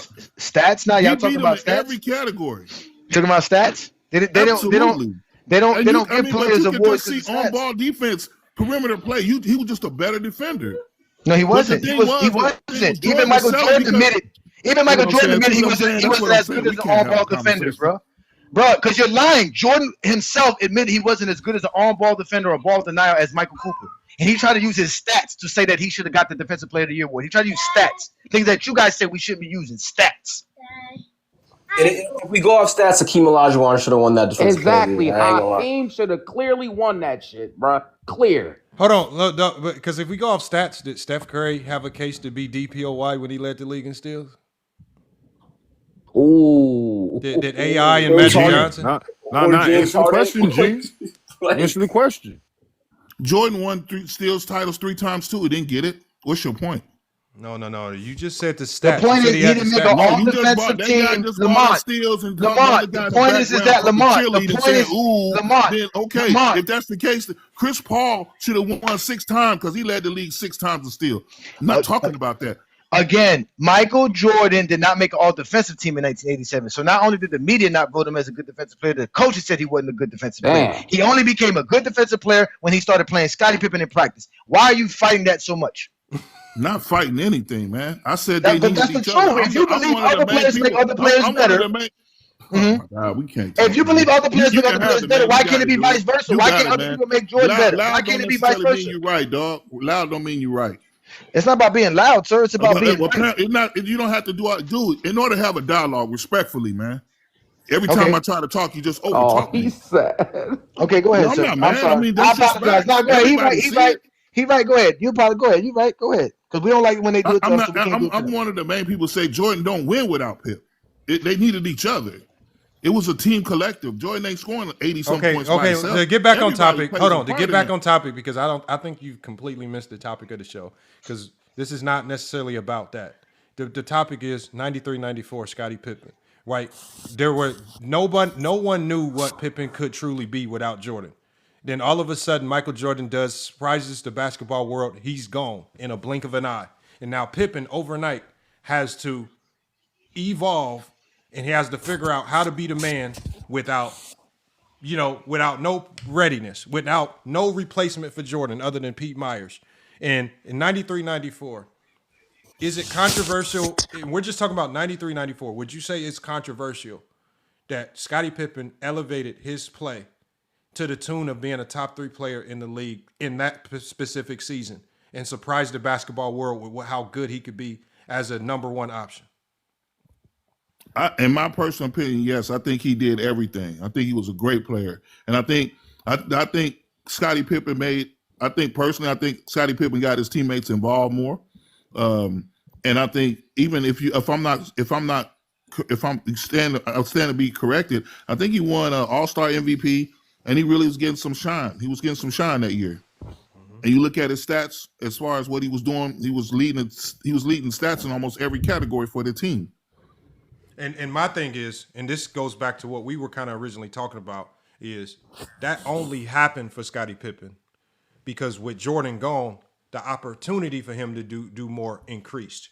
And like, to me, I'm real big about roles in basketball. And even Sharon Wright, who came up here, who played in the NBA, he said there's a lot of guys that could go score 20 in the league.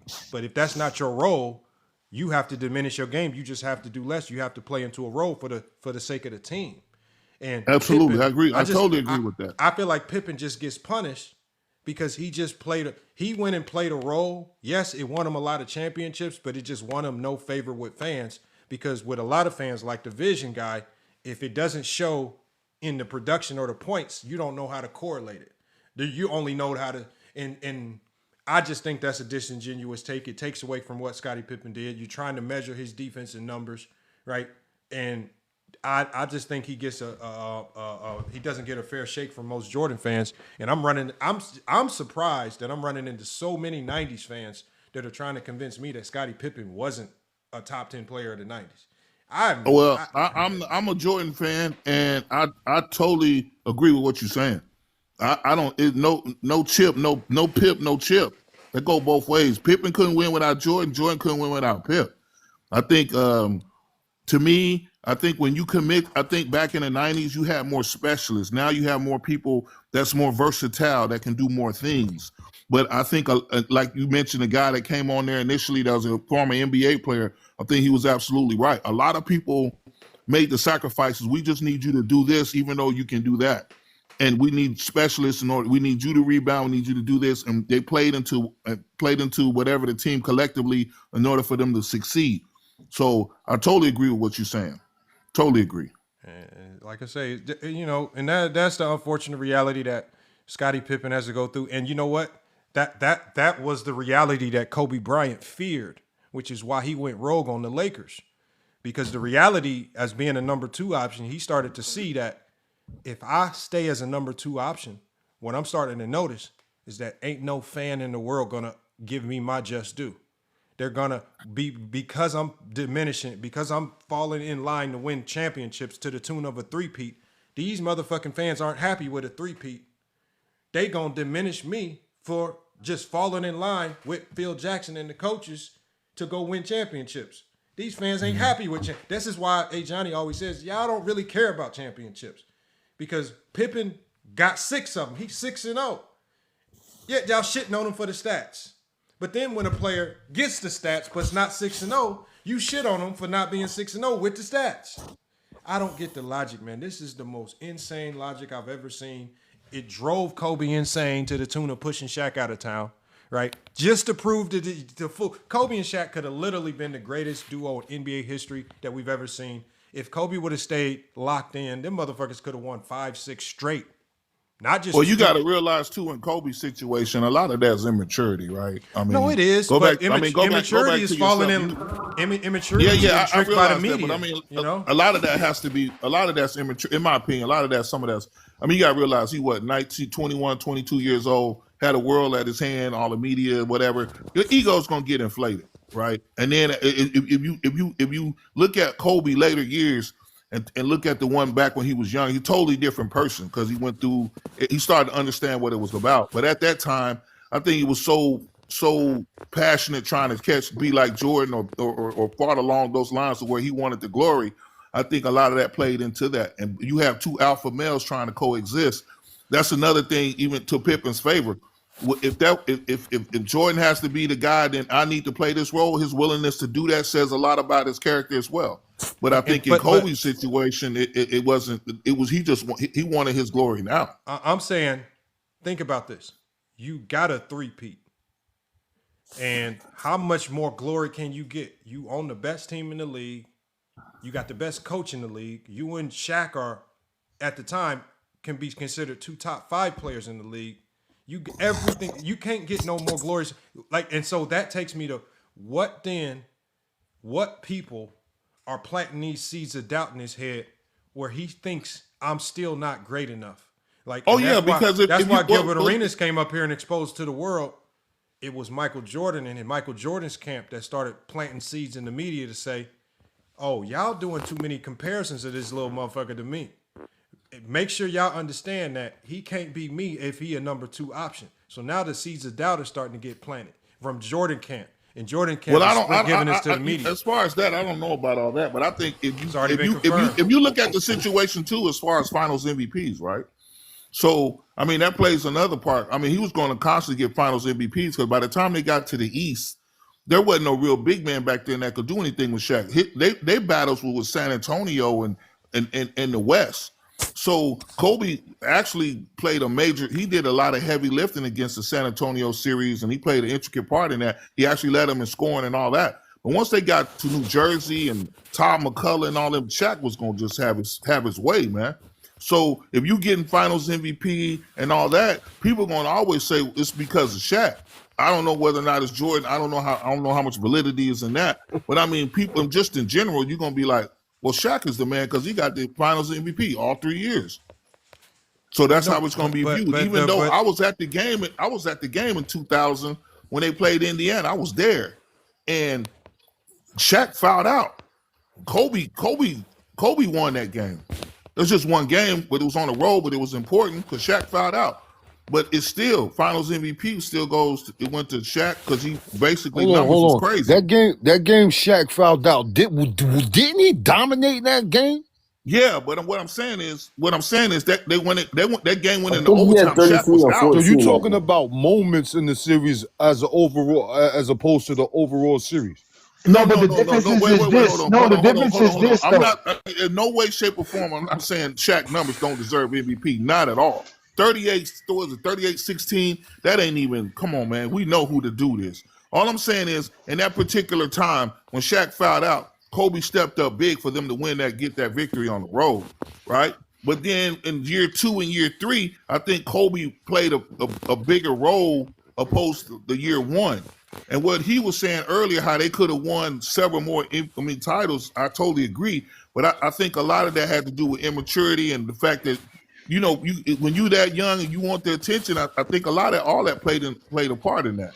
No, but that's what Lamont is trying to say is that sentiment that Kobe was getting was coming from the media, and that was something that never existed prior to that Kobe situation due to Mike. So what he's saying is and it's true. Imagine if Scottie Pippen was being told his championships didn't count. Scottie probably would have left the Bulls too, like he did, like Kobe did. But he did it because at that time no one was knocking Scottie Pippen for being a second. Nobody ever knocked a guy for being an option on a team. You were a part of winning a championship team. If you're making the All NBA team and the All Defensive team, ain't nobody looking at you and saying, "Oh, you only good because you're with Mike." No, it was Mike and Scottie. It was always Mike and Scottie. Right. So, Agreed. So Scottie never had to deal with what Kobe had to deal with when it was Shaq and Kobe. People were trying to say, "No, it's just Shaq." No one did that to Scottie. So that's what Lamont's trying to express is that this sidekick role or this second option role and diminishing somebody for not being the main man on the team didn't start until Kobe started getting the comparisons to Jordan. Yes, Jordan didn't like the idea of Kobe getting up because again, Kobe is a shooting guard winning a 3-peat championship, and he's by on the year verge, 4. He had 3 by year 6. and they're on the verge to win, and they're on the verge to win more while Michael Jordan's coming back into the league. Nah, we gotta quell this. I got 6 championships as the main guy. Scottie Pippen's was not. That's why Scottie's mad at Mike, because Mike is the one out here pushing this narrative about how he was just some solo entity that did everything to make the Bulls what they were, and that's And the first thing Mike said in his speech, man, the first thing when he walked up to the podium and everybody sat down, he said, in all those previews up there, you don't see Michael Jordan. You see every time you see a picture, you see Scottie Pippen. I thought he acknowledged him. I don't think in that sense, I think he acknowledged the fact that you can't win without Pippen. I don't think they can win without Pippen. But he turned around and shit on him on the last dance. No, but that's what I'm saying. That was before people started saying LeBron's the GOAT. That's the point. He was he started shitting on his whole team after the last He already took care of Kobe. Kobe never got the 6 championships. He already knew that was what, 2009, 2008. Yeah. So he didn't know LeBron was on the way. When LeBron came, he had to create a whole new narrative, which was the last dance. And that's when Scottie drew the line. Like, yo, bro, now you really tripping, bro. Like, come on, bro. Like, stop it. Like, it's too much. That shit ain't all that. The media, decade through decade, all these great players coming along, they got to compare them to Jordan. So they always throw something in there. They move the goalpost, so you got to add this, that, and the third. Oh, he lost in the finals. Now he can't, like, all this shit to protect Jordan. All of this shit from Kobe to LeBron. Well, think about it like this. If you go back beyond, like if we go into the 80s, right, when it was Isaiah Thomas, Joe Dumars, when it was Bird and McHale, when it was Magic and Kareem, there was no trying to put one over the other. Yeah, some people would say, yeah, maybe Bird's better than McHale, or maybe Isaiah Thomas is better than Dumars. But there were never these sentiments that Joe Dumars was ever less than because he was playing behind, or McHale was less than because he was playing behind Bird. Like, there was never these sentiments. That only started at one point in time. And now that's carrying on even into today. And now that's impacting the Scottie Pippen conversation. Because as I was even talking to those guys yesterday, the one thing that they just kept saying was Pippen was never that man. He was never that dude. Oh, he was a number 2 option. So being a number 2 option literally erases all of your accolades, accomplishments, greatness, accolades, all because you just fell in line to play a role to help the team win championships. And that's where these conversations get diluted. And that's why I say it's just literally poison the well in all these conversations. Since it started with Kobe, it's poisoned them all. And just in that conversation yesterday, you just listen to how poisoned their minds are, because the way they diminish Scottie Pippen is sad. All because he played a role. That's it. And reality is all because Jordan's career is not enough, Lamont. That's why, because Jordan's career is not enough. Because if Jordan was great enough, you wouldn't have to do none of this for Jordan. You wouldn't have to do none of it. That's really the truth. You know how people talk about Grant Hill, how he was like the first point forward and this and that and blah blah blah. I feel like if Scottie Pippen had more years that people could have seen before Scottie Pippen though. I'm about to say that. Like if Scottie Pippen had his own team, I think he would be respected more as like the godfather of that position, of that style. But you know what, Dream? I know that's not true. If Jesse Jeffries didn't exist, Scottie Pippen would be respected in basketball. Because in the basketball world, Scottie's respected, bro. Because I think Pippen's like is top. I think very highly of Scottie Pippen. But Dream, we know that's not true. We know that's not true because the only thing that happens when you get placed on your own team by yourself is you win less. Like, think about, do we ever bring up Dominique Wilkins in any of these conversations? Dominique Wilkins got placed on his team by himself. And you know what happened to his legacy? All we know him for is his dunking and dunk contest. Don't nobody talk about great Dominique Wilkins games, moments, none of that. Because you know what? He was on his own team, put up hella fire. I'm talking about this man was putting up ridiculous numbers by himself. But you know what? We don't give a damn. We don't give a damn. So even if Pippen was on his own team by himself, let's say they get sent to the Sacramento Kings and Mitch Richmond ain't there. He just would have been a really good player on the Kings that we forgot about while Jordan be winning championships or something else like that. That's all that would have happened. So again, everybody tries to claim, like even this thing with LeBron when they say, man, we wish LeBron would have stayed with the Cavs and just did it the hard way.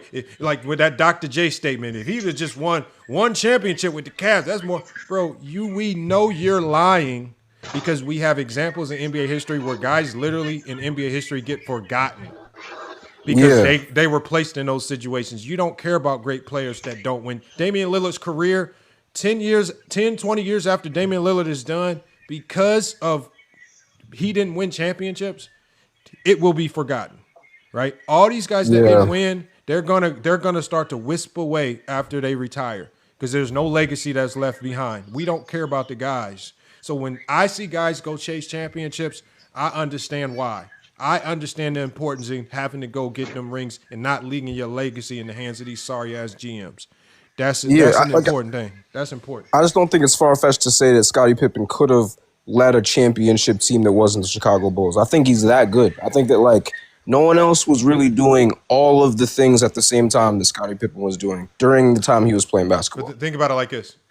If Pippen stays on the Supersonics with Gary Payton and Sean Kemp, and Olden Polynice stays with the Chicago Bulls, I feel very confident in saying that the goddamn Supersonics would have won a couple championships in the 90s.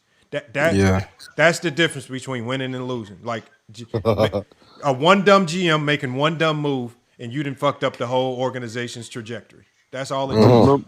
Remember when you asked Mr. Winters that shit? He told you that, I don't know, probably. bro, that would have been a team that nobody could have. How the hell are you gonna deal with Gary Payton and Scottie Pippen in the goddamn 90s?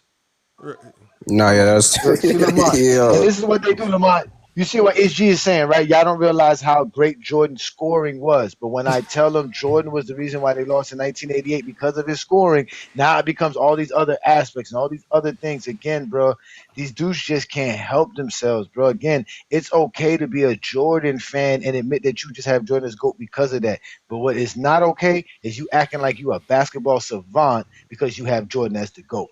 That's the real problem. You can put on his sneakers and look fly, but you can't talk about him and think that you know how to talk basketball because you know Michael Jordan's the GOAT. That don't make no sense. Y'all are the worst, bro. Y'all need to talk better basketball, bro. The worst, bro. Tired of that shit, man. But besides that year, Jordan took whatever it took to win NBA championships. Not in '89, because again, I told you lost 3 straight years in a row. You see, you're holding on to something that's just okay, a mistake. So what? 3 years is a mistake, bro. Against the Pippins, against the Jordan, Not this nigga again. Know that, right? Yo, don't come up here talking about lying about that physicality like that was in the cup. We don't care. We don't care who he was playing with. He's not cooking. Hoagies and wings in the microwave, nigga. Bro, man, he making cereal, man. LeBron, like you get me? Let him talk. Let me ask a question. Lamont, no. Let's put him on the big screen. To get stopped. Please. Let me ask him on the big screen. Is the Detroit Pistons, regardless of that situation, Detroit Pistons, they were like one call away from a 3-peat. Would you not say they wasn't a great team? Yeah, and Jordan was 3 choke jobs away from winning the championship. No, you're bullshitting. You're bullshitting. So because he didn't lead the team to victory, that takes away you taking away from Detroit being a great team. I don't never heard of a team with no all NBA player, no all defensive players be considered a great team. They were not a great team. They just beat Michael Dennis Jordan. Rodman won Defensive Player of the Year twice on that team. Yeah, but not when they won the titles. Not in 1988. Bro, it didn't care. No, okay, what's the guy that's the host? You don't gotta be an all-star to make a fucking foul. I'm the host. Lamont just stepped, but I'm the host as well. Go James King. Hey, John. Okay. Yeah, I'm co-hosting. Yeah, you speak to him. You can speak to me about it. He said, like, we can have dialogue. No, I can have a dialogue. I just want to know why Jordan choked in 1988. Nobody can answer that. I asked about the Pistons, and then you want to take it to that. I just asked. There you go, Michigan 2011. Okay, Gene, the 1988 Pistons had no all NBA player, no all defensive player on the roster. They didn't have a defensive player of the year. They didn't have none of that. They didn't have none of that. So they were not that great. It's G. Be quiet, man. Let the man talk. That's the point. Bron didn't choke in 2007, not chill. He talking about 2011 is LeBron didn't choke in 2011 or in 2007. He didn't choke. Yeah, when he always lose the all NBA you saying Jordan choked 3 years and Bron didn't choke in 2011? MJ didn't choke again. Michael Jordan choked again. MJ didn't choke. MJ didn't choke, bro. Again, wow. MJ was the league MVP. He got fouled. He got bullied. That's what it was. He got fouled. He got bullied. Okay, MJ was the league MVP. He was excuses. He was. Y'all gotta let me talk. I'm gonna kick all y'all off. If y'all not gonna let me get this take off. Again, Jordan was the league MVP. He was defensive player of the year. He was all NBA first team, all defensive first team. He was the all-star starter, all-star MVP. He was the defensive player of the year. He was the steals champ, scoring champ. When was LeBron James ever that and lost to a team that had no all NBA player, no all defensive player on their roster? You're just giving me MJ's higher standard. Huh? That's exactly what I'm trying. That's what I'm holding Jordan to. That standard that he is. But they lost because they had to foul him. No, they didn't. That's not why they beat Jordan. Hold on. So SG, are you saying that if we pull up a game from any of those playoff series right now, we're gonna see the Pistons fouling Jordan? Yeah, I can show you Game 5 right now, Lamont. We got Game 5 right now in the Go James Kingdom members. Shit! Right now. No, we watch film. Shit. Oh shit! What Casanova say? SG, do you want to watch the game? I had the gun. You want to watch the game? Let's watch the game. I watch the game with you. I watch the game with you. Yo, I see it now. You can't turn down film. And once we watch this clip, you show that Jordan wasn't fouled on those plays. Ain't no finessing over here, buddy. Yeah, and then we could do that, right? Yo, I see it now though. How you was telling me about how that logic is not y'all to make that argument. Now I'm preing it. It's the other side that I get it. I see it now. Why y'all scared to call them Zesty Jeffries? Y'all never get scared to say bronzexuals. Y'all never get scared to call us fanboys, glazers. But y'all be scared to say Zesty Jeffries. That's who they are. They're Zesty Jeffries. We have told you we've identified them, marked them, and cataloged these bum ass dudes. They're Zesty Jeffries. HG is one. You were about to say that the 2011 LeBron choked, right? You were about to say that. He didn't. How he didn't choke, man? Because if you say that he choked, but Jordan didn't choke, I get though. Like I see it. I see it. Like I don't because LeBron James did not underperform. One, two. He didn't underperform. So when in game 4, 44 minutes, and he scored 8 points, had JJ Barea in the post, wouldn't shoot over. Man, we watched the game. One game is not under. Y'all gotta stop answering for A. Johnny. I can speak for my fucking self. Hey. Fuck. Over here, bronzexual over here.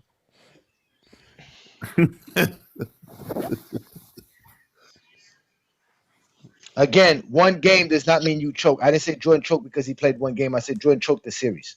LeBron James did not lose the series in game 4. So that whole series, he only averaged 4 points the whole series. LeBron in 2011. No, he didn't. No, he didn't. That was. Do you understand that LeBron James? Fourth quarter. Okay, in the fourth quarter, LeBron James's job was not to close out the games. It was Dwayne Wade's job. That's why he did his job. Wow. Why are Jordan fans so obsessed? You know why Jordan fans are so obsessed with fourth quarter scoring? Because them motherfuckers played a lot of close games because that nigga was shooting them out of motherfucking No, because they think that LeBron James is supposed to close out every series, but he joined the team to actually have that help because he was doing it for 7 years in Cleveland. So why would he argue that now? They were up 2-1 with LeBron James not doing nothing in the fourth quarter. So it wasn't because LeBron James fourth quarter. Is that a legitimate point? That's a legitimate point. That's not hating. That's facts, though, right? That's not a legitimate point, sir. Okay.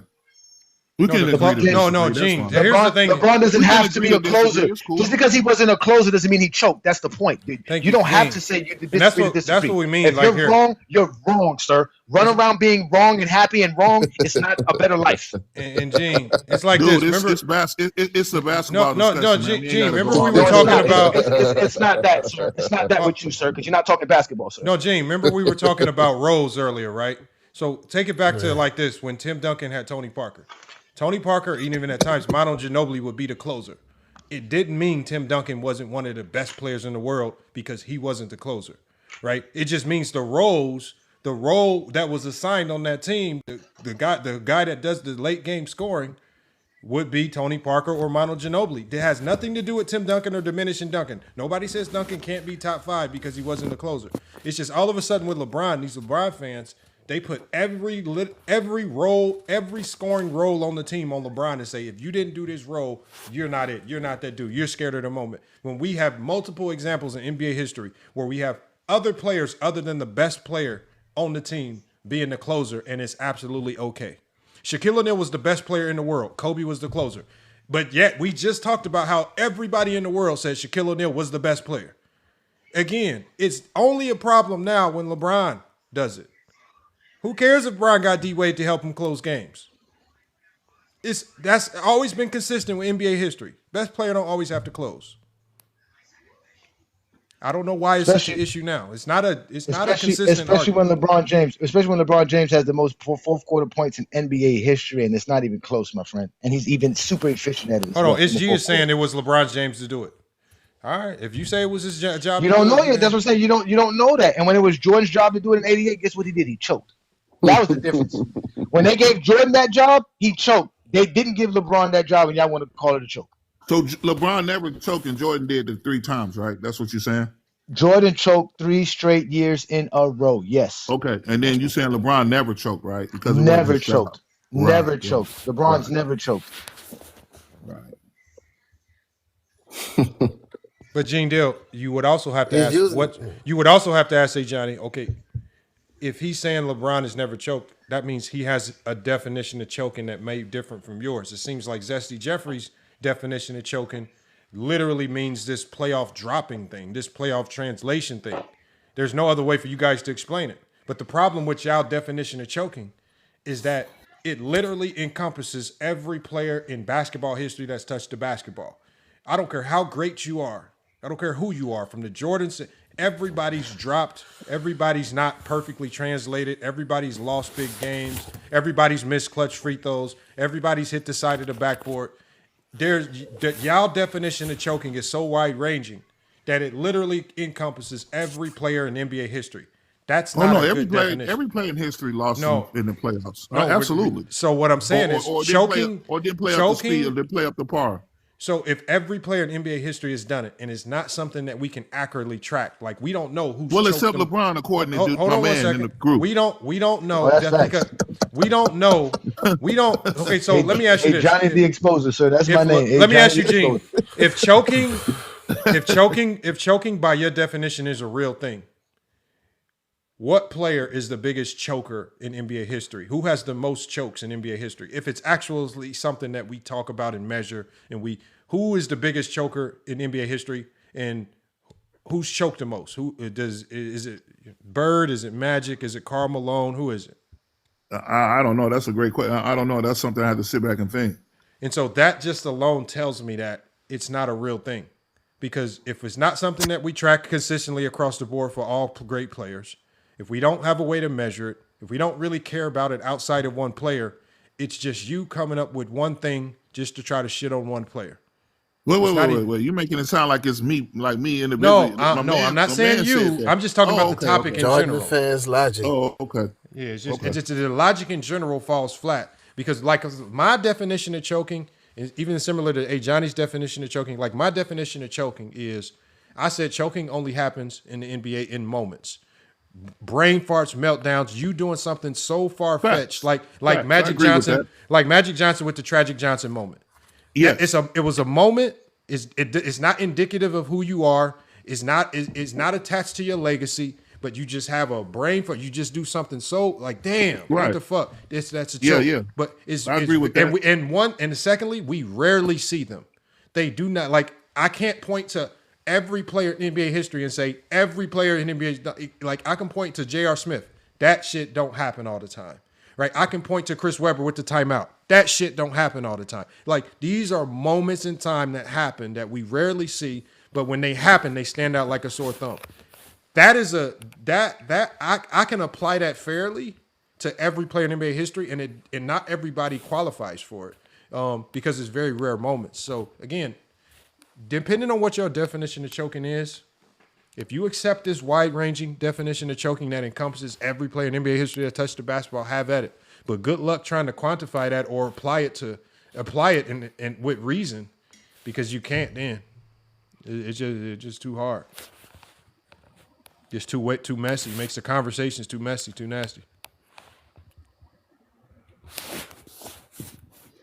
I can give you the worst choke job of all time. Oh, shit. That's the point. That's why they get mad at me, because I give them the measurement for the worst choke job of all time. It's 1988. But how was that a choke job though? Like, what is your criteria? How does that pan out to him choking? Okay, coach, here we go. Listen, like I said it countless times. Name me the player that was the league MVP, defensive player of the year, all NBA first team, all defensive first team, all-star starter, all-star MVP, scoring champ, steals champ, and lost to a team that had no all-NBA player or no all-defensive player on their roster, sir, while underperforming in the playoffs. Mm-hmm. I still don't understand how that is a choke job though. I don't either, man. Like my man said, like the because host said, because the standards is held against him. He is held to the highest standard. We've never seen nobody do this before, and he's losing to a team that is not of any caliber to lose to. Let me ask you this, because I'm not one of the like I can look at the balance between individual accolades and performances and also team performances, right? So when you reeled off all this individual stuff, but again, it's still a team. You know, it's still a team. And I believe that the Pistons were the defending champions at that time. I believe, for traditional stat-wise, that the Pistons were the better team that year. False. The Pistons were not defending champions. That's number one, and they were not better statistically than the Bulls. The Bulls had the number one defense in basketball in 1988. Who had a better seed and a better record? The Bulls were the third seed. So the Bulls were the third seed, which means they were the worst team. I understand what you say about the metrics. No, seeds don't make you the worst team, sir. Seeds don't make you the worst team. Okay, so who had home court advantage? The Pistons, which is why Jordan choked, because that's why. Because again, Jordan split the series 1-1 on the road, and he choked back-to-back games on his home floor while underperforming. So the Bulls lost. Wasn't LeBron up 2-1 against Dallas? They was up 2-1 too, right? The same logic. They were. They were. Okay. I got it real quick. So you are putting the blame on Jordan, which is cool because he's a star player, like you said. He gave me all those accolades, but. The Bulls. No, I'm not giving it because he's a star player, sir. No, I mean, well, he put up he was the guy, like you said, for all intents and purposes, he was the guy. So the Pistons were the better team though because they had the better record, better seed. That's generally how I judge it. So if you want to say that Jordan's individual accolades and all that stuff should have allowed him to step up and upset the Pistons, then that would have been something different. But to say he choked because they lost to a worse team or a better team, I don't know how accurate that is. Again, sir, they were not the better team because I'm not going off of team records. Team record don't make you the better team. especially when it's only a 3 or 4 game. Okay, so difference. when y'all give all the credit to LeBron James for the 3-1 comeback, who did they come back 3-1 against? A 73 win team. Right. So again, I'm not saying you specifically, but the general understanding is that was the best team in NBA history based on the record. That was the best. Again, I'm not saying that's what you're. That's the best record in NBA history. But again, they also had 3 All NBA players. They also had the league MVP. So there's more to the caveat to that. Again, that's the point of saying that the Detroit Pistons had no All NBA player, no All Defensive player on their roster.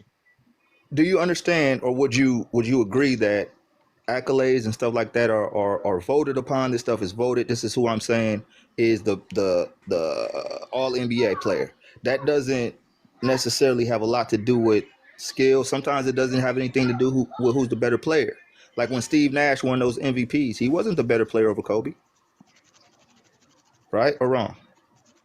He won the MVP, sir. You cannot call the MVP the non-better player. If you're the MVP of the league, you're the best player in the league. No, you're not. So okay, so are you saying, Coach, you don't acknowledge any accolades or achievements? Is that what you're saying? Not every single one, because some of them don't make sense. You can't pick and choose which ones you want. It's either they matter or they don't. You can definitely. So in this situation, no, you can't, sir. We don't do that here in Go James Kingdom. It's either you're going to accept them or you don't accept them. So we're not asking you for your biases. We want to know your knowledge. And there's not bias at all. So that is biases, sir. If you're choosing whose MVP matters or not, that's your biases. MVP matters. That's it. If it's either it matters to you or it doesn't. Okay. The point I'm trying to make is, how did the Pistons become how did they achieve the best record, a better record than the Bulls? How did they achieve a better seed than the Bulls? By winning more games. They won 4 more games than the Bulls won. That's more games though, and they had a higher seed, so they're the better. Fine. That doesn't make you a better team. Again, I don't think you're a better team because you win more games, sir. But you're saying if you win MVP, you're a better player, right? No. I'm holding you to the standard of what you are. I'm holding you to the standard of being the best player in the league. So when you get into a series, you shouldn't be stalled by a team with no All NBA player, no All Defensive player on their roster. So the MVPs that LeBron won, he should have won then, right? Yeah, but he didn't choke versus the teams when he was. No. That's just yes or no, right? No, again, he didn't choke versus the team. So what you call it when you lost? I didn't say Jordan lost is why he choked. I said Jordan choked because he underperformed. Okay, so but he lost though. So whether he choked or whether he was coughing, he lost. Though, Jordan lost in '87, and it wasn't. I didn't say he choked in '87. It's not about just losing, sir.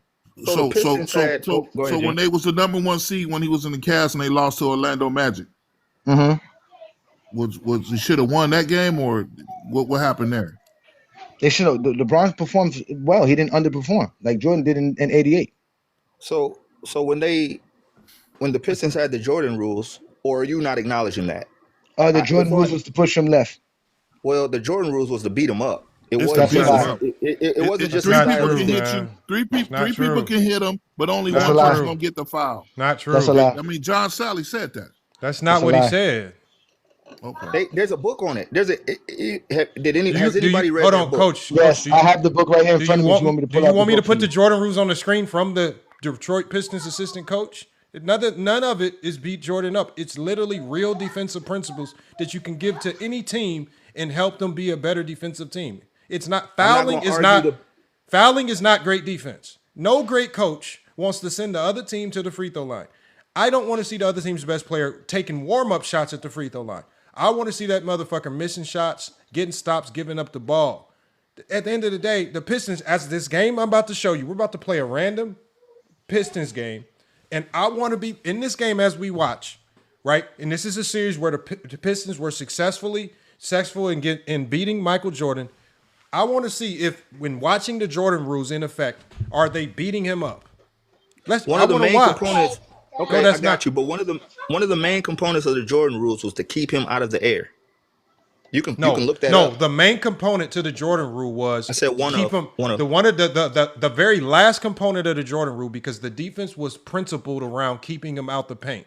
But they understood, because of Jordan's supreme athleticism, that once he was in the paint, it's typically a losing battle, right?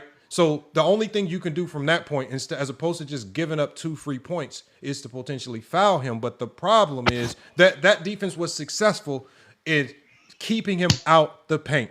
That it was predicated on forcing him to areas of the court where he was highly inefficient. Similar to what 2011, that scheme was designed around forcing LeBron James into weak spots on the floor. Again, when we watch the film, we're not going to see a Detroit Pistons team that is just fouling, pushing, and bullying Jordan. They were actually pretty passive on Jordan. Joe Dumars stuck to him like glue and played lockdown defense at times. The film will show this. Nobody looks at Joe Dumars and said he was a hack, bully, pushing. He was just a great defender. Give him credit for playing great defense. We're not taking credit from great. We're not giving him. We're talking about the other people once he get past him. Okay, so when we watch the game, if you guys ever played like, no, hold on. Let me just put the game on the screen. I was just gonna say like keeping players up. Pretty common coaching philosophy to keep other teams up. All right, hold on. Let me add this to the screen, and I'm gonna go to a random portion of the game because I know we probably won't have time to watch the whole game. So, tell me where y'all want to see. Do we want to go to the fourth? Lamont, if you want, I can show it to you from the GOAT James Keenum. We can show you every play from a game 5 in that. No, because it's 4 minutes long. It's only 4 minutes long. Well, we can show them that, but what I'd want to do is because if I don't show them the actual game footage, then what they'll say with the 4 minutes is that we're being selective. So at least we'll show them a little bit of the real game. You got to do the whole series. Oh, chill. Let them. Oh, because I'm tired of y'all niggas being able to just cut in. Y'all saying a whole bunch of bullshit. I get to cut in there like, yo, chill, one boy. Yo, chill, one boy. Y'all just keep saying bullshit. This gonna be Coach first time watching this game. Man, I watch every single game. So how come you keep talking about this physicality? Okay, can we watch some basketball? Can we watch some basketball? You don't see this shit on the film. So we're gonna go to the fourth quarter. Weirdo ass niggas just be lying. Okay, hold on. So coach, you're coach. Coach, all we're gonna do, coach, sit there and watch. Let's just watch some basketball, y'all. We gotta resort the name calling, man. Fuck y'all niggas, always lying and shit. Lying for no reason. Chill. Okay, can we? Hold on. You so mad over LeBron James? Coach, just disregard it. Because y'all niggas can't talk basketball. Okay, can we just disregard it, about Coach? LeBron. Okay, so Coach, like tell me what portion of the game you want me to click. The beginning, middle, end, does it matter? I've watched these games, but it's been so long. But I'm listening. You clip up whatever you. I'm saying I'm not. So no, hold on. I'm not clipping up anything. I know that this game is 1 hour and 30 minutes long. I don't want to. We're not going to watch the whole game. So I'm saying, is there any particular portion of the game where you think the game got more physical? Was it more physical in the beginning, more physical in the end? Like, where can we find the physicality more than likely? If I go to somewhere in this game. No, I don't have a specific point where I can say, hey, go here, go there. Just the overall. So I'm going to just go right here. I see Dennis Rodman. Maybe he hacked somebody. All right, let's just go here. All right. Don't forget Game 6 of this series, Friday night in Chicago.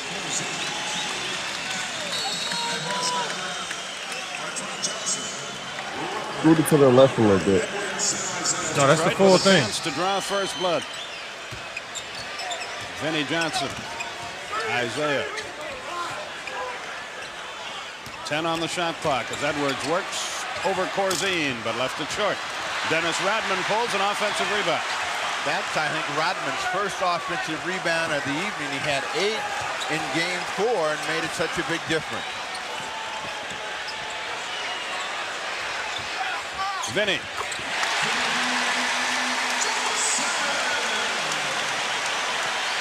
He is capable of heating up just like Jordan shows signs of doing. Sam Vincent up the floor. Jordan took that 1 second off and he's back to work. Vincent, good move with the left hand, laid it up and in, beat Isaiah. Okay. So help off the bench. First points of the night for Vincent, who's played very little.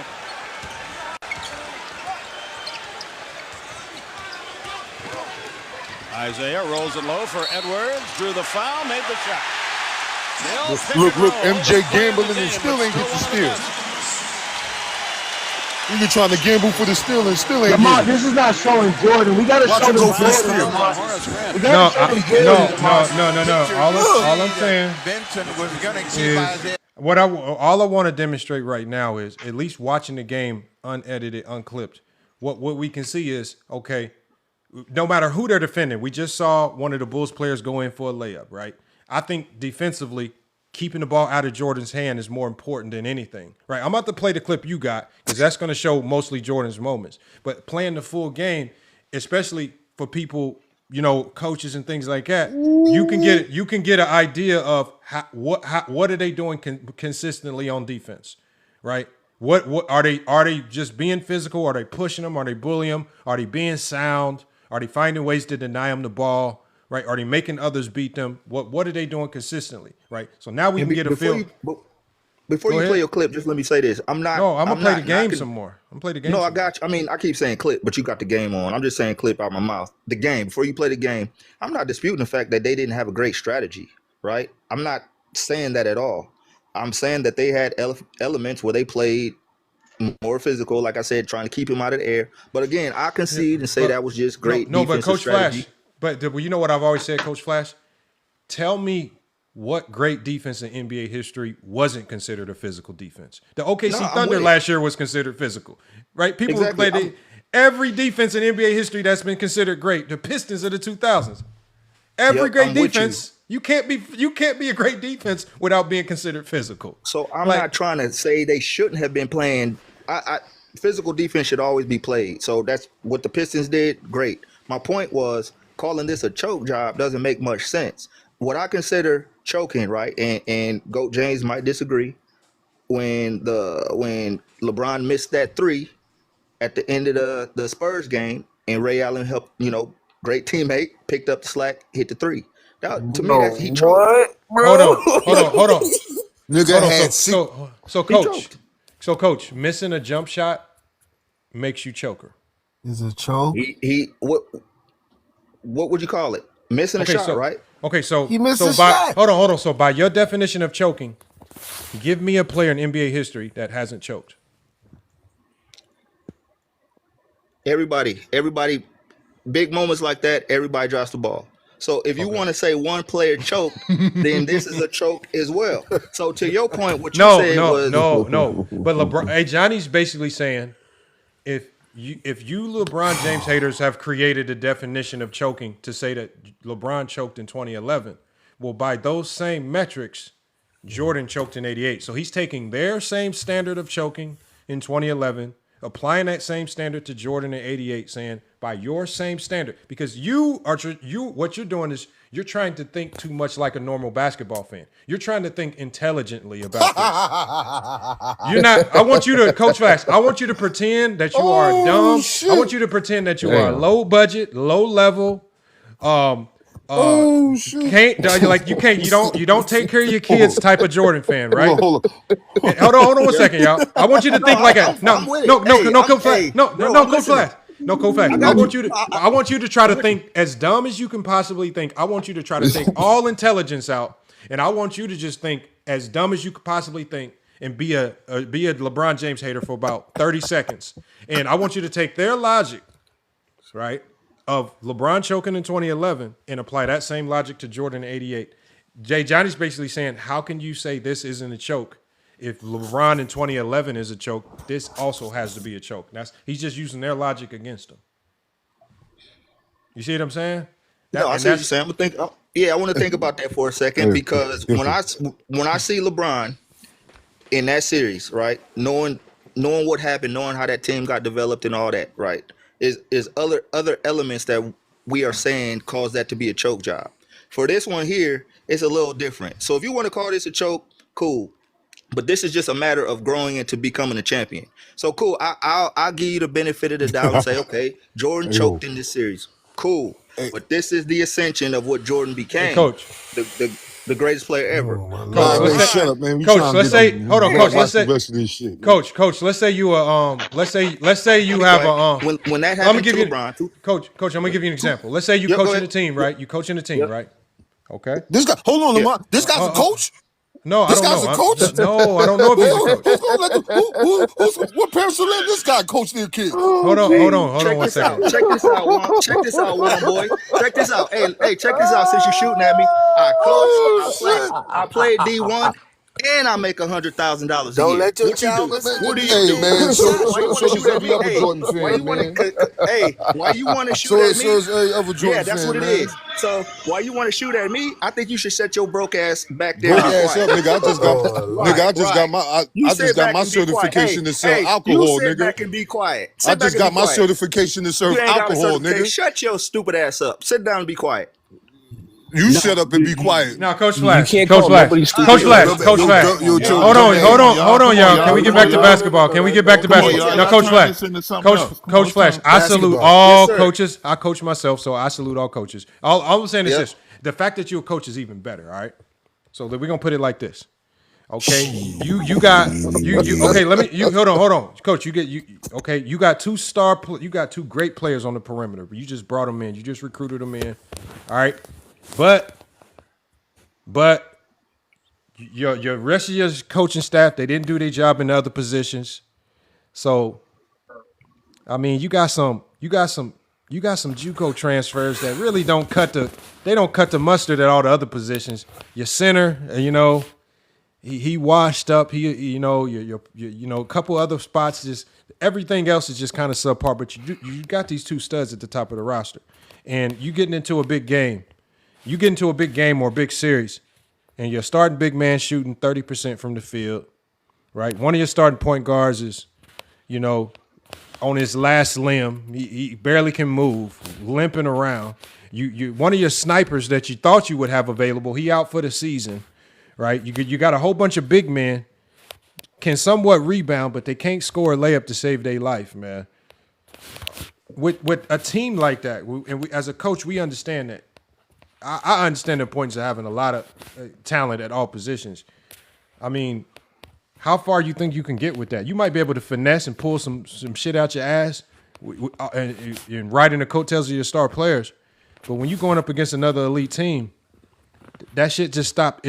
Some of the bullshit you got away with before, it just don't fly no more. Right. And I got you. That's what I'm saying about the Miami Heat. They finessed the shit out of that. They finessed the shit out of Eastern Conference. But when they ran up against a complete team, that shit just didn't look so complete no more. No, I got you. And like the strategy aspect of it, the team building, they were top heavy. They didn't have no depth bench. I got you on that. The point that we be talking about when it comes to that choke job, if that's what you want to call it, was the forming of that team. You got LeBron in his prime right now. This is arguably the best player ever, right?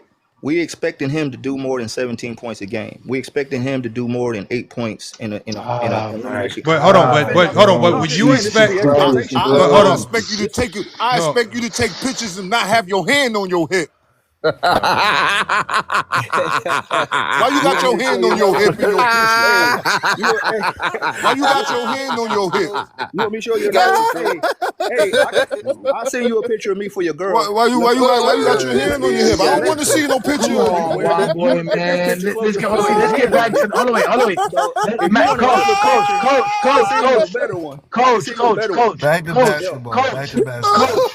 Coach, as the league MVP, as the scoring champ, as the all NBA player, all defensive player that you were, we actually expected you to do a little bit more than what you did against Detroit as well, sir. So yeah, you underperformed as well. So that's the point. So that's the point. So I'll give you that. We could say both guys underperformed, right? This guy that we're looking at in this picture right here was on his way to the top, right? He was on his way. This was these learning pains that he had to go through with the Pistons and other teams. Mm-hmm. So this was before he became the champion and maintained that. Who has to do that? So why is this a made up shit? Whoever had to go through growing pains to be a champion? Did that happen to Magic? Did that happen to Bird? Did that happen to Russell? Did that happen to Kareem? Did that happen to any of the legends of the game that came before Michael Jordan? Michael Jordan was choking, sir. Stop bringing up excuses for why Michael Jordan was choking. I'm not saying it was necessary. He didn't have to learn nothing but to pass the ball and stop jacking up a bunch of shots, sir. That's what he had to learn, sir. That's what he had to learn.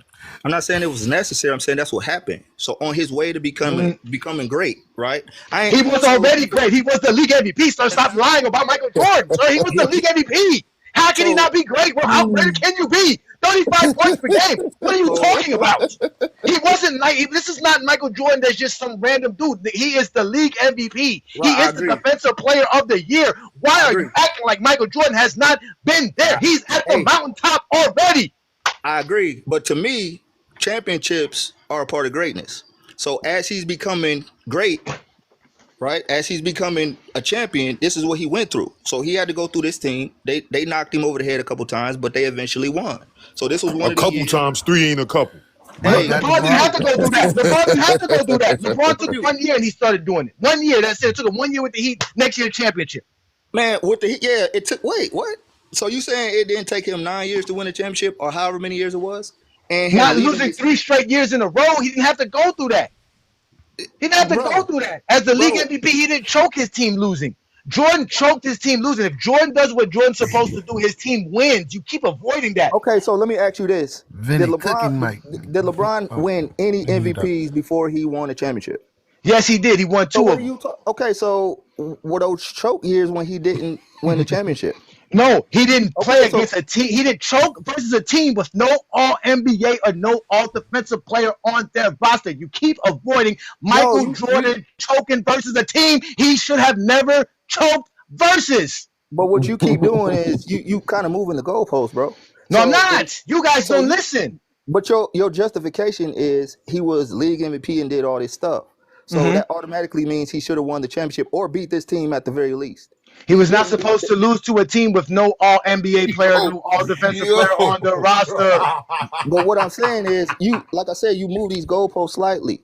No, it's not, sir. You've been saying the same shit. How you move these goalposts? Do you agree with me, yes or no? An All-NBA and no team that has no All-NBA player, no All-Defensive player on the roster is not a contending team. It's not a team you should be worrying about, and you definitely shouldn't be losing to them, especially when you're that good as Michael Jordan was in '88. No, I don't agree with you on that. I don't. So why do you do that for LeBron in 2011? I'm saying that. Okay. Oh, we got a hard foul, y'all. Hold on. We got a hard foul. Hold on. We got a hard foul. Against Corzine, like we said, it's the only person they foul is Corzine, a big man. Not no frail Michael Jordan who's scared to go to the paint. For the reasons I just said. That was a good foul too. When you join up with 2 other All-Stars, future Hall of Famers, in or around their prime, we expect you to do more than what you did. You know what I'm saying? Like Host said. Who is we? Like we acknowledge the Why team you say we top. like you're part of the Heat? You're not a part of the Heat. The Heat did not expect what you expected. So continue. Man, when I say we, I'm talking about the people who are saying that was a choke job. So okay, that's the problem. We understand that at the top, the Heat team was top heavy. They didn't have a lot of depth, whatever the case was. But we expected LeBron to come out and put up what? 28, be his normal self. But he averaged 17. And I believe, I might be wrong, in that last game he only scored 8 points. Am I wrong about that, or did he score more?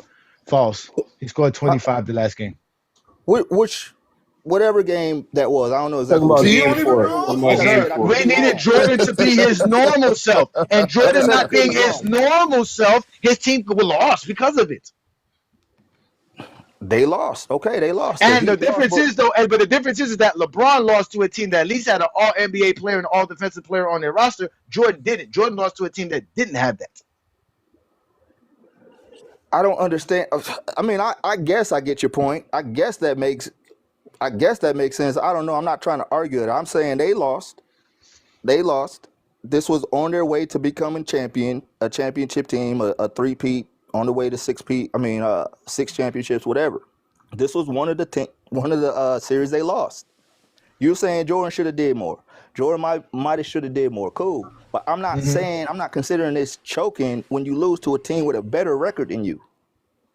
I get what you're saying about all NBA, all this, all that, but they were good enough to get the first seed or second seed, whatever they were in the playoffs. So you can't just dismiss that by saying, oh, they didn't have voted on players. They didn't have enough all this and all that. That don't make sense to me. Because you don't believe in accolades. I'm not saying I don't believe in accolades. I'm just saying sometimes the accolades are just... What are you saying? So do you agree that the Detroit Pistons didn't have nobody worthy of making an All-NBA team or All-Defensive team? That's the facts. They didn't have nobody worthy of those teams. Man, if I go and sit and watch every single game of the Pistons for that year, I'm quite sure I can say, okay, this dude probably deserved to be here, or this dude probably deserved to be there. That's just like saying that first year that the Bulls won the championship, Scottie Pippen was not an All-Star. Did that nigga just shoot an air ball? That's a matter of what? Scottie was All-Defensive team in 1991. Right, but why wasn't he an All-Star? Dang. Because he didn't make the All-Star team. He made the all-defensive team, sir. Side of the backboard. He made an But all-defensive team, sir. He made an all-defensive team, sir. He was second team all defense. It doesn't matter. He was an all-defensive player, sir. Over the rim. Nigga named Air Jordan. Nigga named Air Balling. He had an all-defensive Air selection in 1991. So that means he was one of the best defensive players in the leagues. But that's what I'm saying. That's how frivolous this shit can get sometimes. No, it's not, because I'm not using All-Star. You brought up All-Star. I brought up all NBA and all defensive players. Sir. Right, but you bringing up like these are All-Stars frivolous that people that the media vote on. Like who is to say Joe Dumars isn't this or isn't that? It's just he wasn't that, sir. He wasn't that, sir. That's why somebody didn't vote for him to be that. Is that taken away from? Is that taken away from what? That does take away from you if you're not. So you're saying it doesn't matter to be all NBA team. So you're saying the guy who won it, he didn't deserve it. That's that's exactly what he's saying. That's what you're saying. The guy who made it, you're saying he didn't deserve it, and he obviously did. Look. So if the Pistons didn't have these talented players like you trying to say they didn't, how were they the second seed or the first seed in the East? How did they win? How did they accumulate enough wins to get to where they were? How did they get to this? This is the conference finals, right? So no, it wasn't. What was the Bulls? So what were the Bulls? The team that what were the Bulls that won? What were the Bulls that won 50 games and had the best defense in basketball plus the league MVP? What is that considered? What would you consider a Bulls? What do you consider a team that won 50 games, third seed, has the best defense in basketball and the league MVP? What would you consider that? A good team. I consider that a good team. Would you consider that team worse than a team that just won 4 more games than them and that's it, with nothing else? Man, it comes down to accumulation of the rest of the players. Right, so you're telling me again. You're saying the Bulls had this guy, Jordan, all these accolades, all this stuff, MVP, whatever. No, remind you, the team defense is number 1. That's the team aspect. The team defense is number 1. Pistons didn't have the number 1 offense. Didn't have the number 1 defense. Didn't have the number 1 anything. How did they win so many games then? No, I just need to know. So again, you're telling me that. The same reasons the Bulls won a lot of games. They're a good team. Right. Why didn't they win more than the Bulls? What do you mean? Why didn't they win more? Why than didn't the Bulls? Why did they have a better record than the Bulls? Is what I'm saying. Well, they've won 4. They didn't win 4 more games because they were better than the Bulls. There's a lot of circumstances that can happen in the season. There's players that get hurt. There's road trips. There's all kind of stuff that can determine a record in the season. Right. Some teams play better versus other teams. There's a lot of reasons why a team could have more wins than you in the season, but it doesn't mean they're necessarily a better team than you. Yep, I got that. But, also, they play in the same division. Did you go check their regular season record? So maybe them couple of games that the Bulls probably lost to Detroit was the separator. Right. So the Pistons end up with a better record. Then they end up beating the Bulls in the playoffs. That tells me that the Pistons were the better team. So you always go by the better record. That's automatic.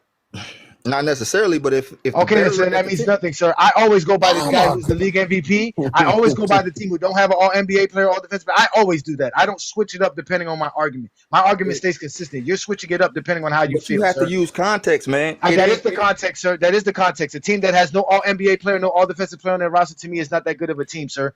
I think that for Coach, hey Johnny, the reason why I would say he's right in this sense is that we know in NBA basketball, right? You know, if we can look to the Bulls role players, and if we can look to Detroit's role players, and we can say, you know what, maybe it's kind of even there. Maybe Detroit has slightly better role players, but for the most part, they both had solid help around them. Then you start to go to the star power. In the NBA, the star power is king. If all things are equal, the star power should be the separator in most cases, right? And so in this sense, if almost everything else is equal, the star power of Jordan should have been the separator, but in this series it wasn't. And you have to ask yourself why. Why wasn't Jordan's star power the separator? Is it because maybe he just had a letdown and just wasn't performing up to his maximum capabilities? Because it definitely wasn't just the Pistons' star power, right? They did not have any star power to to come close to what Jordan had that particular season. So star power is king if all else is equal. And This is the star power of the 2011 Heat. They don't go by the roster. He doesn't say, "Well, let's look at the entire roster." It's LeBron James in his prime. That's what he said earlier. It's remember LeBron what I James, said? Dwayne Wade. I said all else has to be equal. When you look to the bench, the rotational guys with the Heat, that was definitely not equal. That all heavily favored Dallas. The only thing the Miami Heat had was the star power. They just didn't have nothing else to go with it. And so for us to even get to your star power as the determining factor, we have to.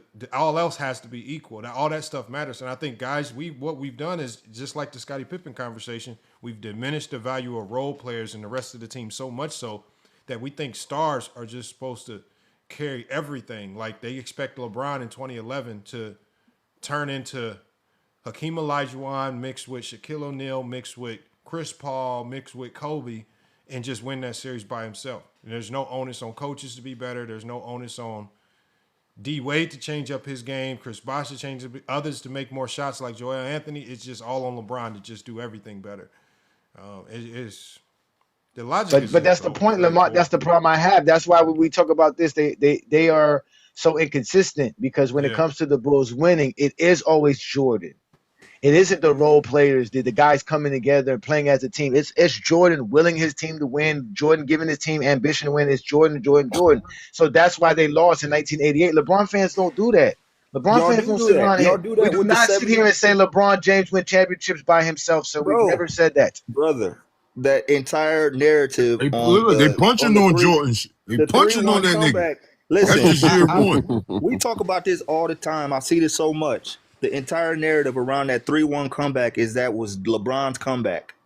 It was led by LeBron. It was definitely led by LeBron, for sure. Well, it could have been led by him, but that's cool. But if you understand, Kyrie averaged 27 points in that series. He had multiple 30-point games. Who diminishes Kyrie Irving? Who said he did it? Who said he did it? Yeah. Who diminishes Kyrie? But coach, what about Kyrie's defense in that 3-1 series? It's not about that. It doesn't matter. Who cares? It doesn't matter. LeBron James led the entire series in points, rebounds, assists, blocks, and steals. Bro, that's it. He was the best player on the floor. Did he win a championship because he had a good team? Yes, we told y'all. We know the Cavaliers were a good team. But were they better than the Warriors? No. I'm not disputing that at all. It's not even just that. The whole point is that every team that wins a championship is great. Because I hate when y'all bring up this bullshit. Did he have help or not? All these guys have help when they That's what we keep telling y'all. We keep told you that we don't never say LeBron James won a championship without no help. But I can tell you one thing. Yes, in 2016, LeBron didn't have an all-star teammate. He didn't have an all-NBA teammate. He didn't have an all-defensive teammate in 2016. That's the facts. Did they win? They're going to say, but he still had Kyrie. No top 75 player, none of that shit. Did they win? Yep. They're going to say he still had Kyrie. Of course they won. But yeah, they had. I mean, okay. See, this is the thing I'm saying about these accolades that you're talking about. I'm not trying to diminish the accomplishment, but Kyrie Irving and Kevin Love, they weren't anything that year, right? But we understand what their talent is. Who said that? So, no, I'm talking about as far as top 75. You're talking about the accolades and stuff. They don't have no accolades. They didn't get no accolades in 2016. So that would be historically, if you look at them and say, okay, the Cavs and LeBron won that series without any players in top 75 or all NBAs or anything like that. Then I say, man, they got Kevin Love and Kyrie on that team. That kind of washes them, that kind of minimizes them. That's why I don't necessarily. That was their second playoff appearance in their career. Right. They both got hurt in their first playoff run. These are historically skilled players, though. Skills is not he's saying the accolades. Go James. He's saying the accolades if your skills don't attribute to you accomplishing anything, well, who cares about your skills? Both of them niggas they were on losing teams before both of them. Look, man, when Kevin Love went to I don't know if y'all know this, but Kevin Love and Kyrie appeared in 0 playoff games. 0. Listen, neither of them teams had a winning record the whole time before LeBron. What does that mean? But how does that take away from the fact that they're great talents, though? That's what I'm saying. That's my point. Nobody cares. Listen, nobody cares about great talent. We care about production. What do you do? Yeah, them niggas ain't winning. All that, what they did, and it's not about winning. What they did on the basketball court was not good enough to be all NBA or all defensive. That's the facts. That's it. According to who? According to the NBA standards. No, it's the NBA. Bro, the NBA. So according to other people's opinion. No, sir. Those people are accredited by the NBA. The NBA doesn't just give anybody votes, sir. Do you see who gets to vote on that stuff? Yes, Yeah, people and watch the game more than any one of us The do. media don't vote on Bro, that. if you watch, look, okay, sport the host sounds very intelligent at basketball, got a nice setup and whatever. What says that he couldn't be a voter for some of this stuff? He knows basketball. He knows what he's looking at. This Because man you could have to be a probably beat writer. You have to be a beat writer. You have right. to So I cover got to an be able NBA to write team. an article. No, Anybody can you write have an to article. cover an NBA team. Any one of us could do that, bro. Any That's one of false, us could sir. go No, cover. sir. People Those like people are Chris Haynes, journalists, so Bro, sir. you don't You're a think with, journalist, sir. Y'all don't It's a listen. journalist, sir. brother, you don't think with the proper tools No, that you can get out here and cover what we're NBA saying, games. Coach Flash. Here's the thing with the voting. Like, if the voting was just 3 people, just like in boxing, where we have so many conflicted results because you don't like the best thing about the votes in the NBA is sometimes you might have some off-brand beat writer and you have some weirdo who gets votes in the NBA that shouldn't get votes. But when you have literally hundreds of writers, it's hard for all of them to come up with a wrong conclusion. Like, pretty much you're going to see some consistent names across all of these people. Some consistent names are going to start commonly showing up. Those are the people that make it. It's the people the names that keep showing up across the board and get voted on the most. So you're not going to have these random one-offs of a goddamn Stacey Augmon is first team All NBA. No, you're not going to get these one-offs. Because Right. you have a large pool of people. The more people you have participating in the vote, the more accurate it's going to potentially be because it But lowers you know the as well margin. as I know No, I'm not how saying this it's stuff works. I'm not saying it's perfect. No, y'all always think everything is a conspiracy. It's not. Unfortunately, some of these beat writers know what they're doing. Some of them don't. But the ones that don't know what they're doing, their votes get diluted by the masses of the ones that typically get it right. There was none of the beat writers were saying Jordan wasn't first team All NBA. None of the beat writers were not saying Keem Olajuwon don't deserve to be on an All NBA team. They were all pretty much in unison on who the best players were. We agree because we watched, right? And again, for the most part, they pretty much get it right. Now, have they made some mistakes? Yes. When Marc Gasol won DPOY or some shit like that, and he was on the second, the mistakes happen. But for the most part, I believe that they typically get it right. I'm not going to argue with it too much. And I think if you argue with it, you want to argue about something. Like Kevin Love and Kyrie were not All NBA that year. They just weren't.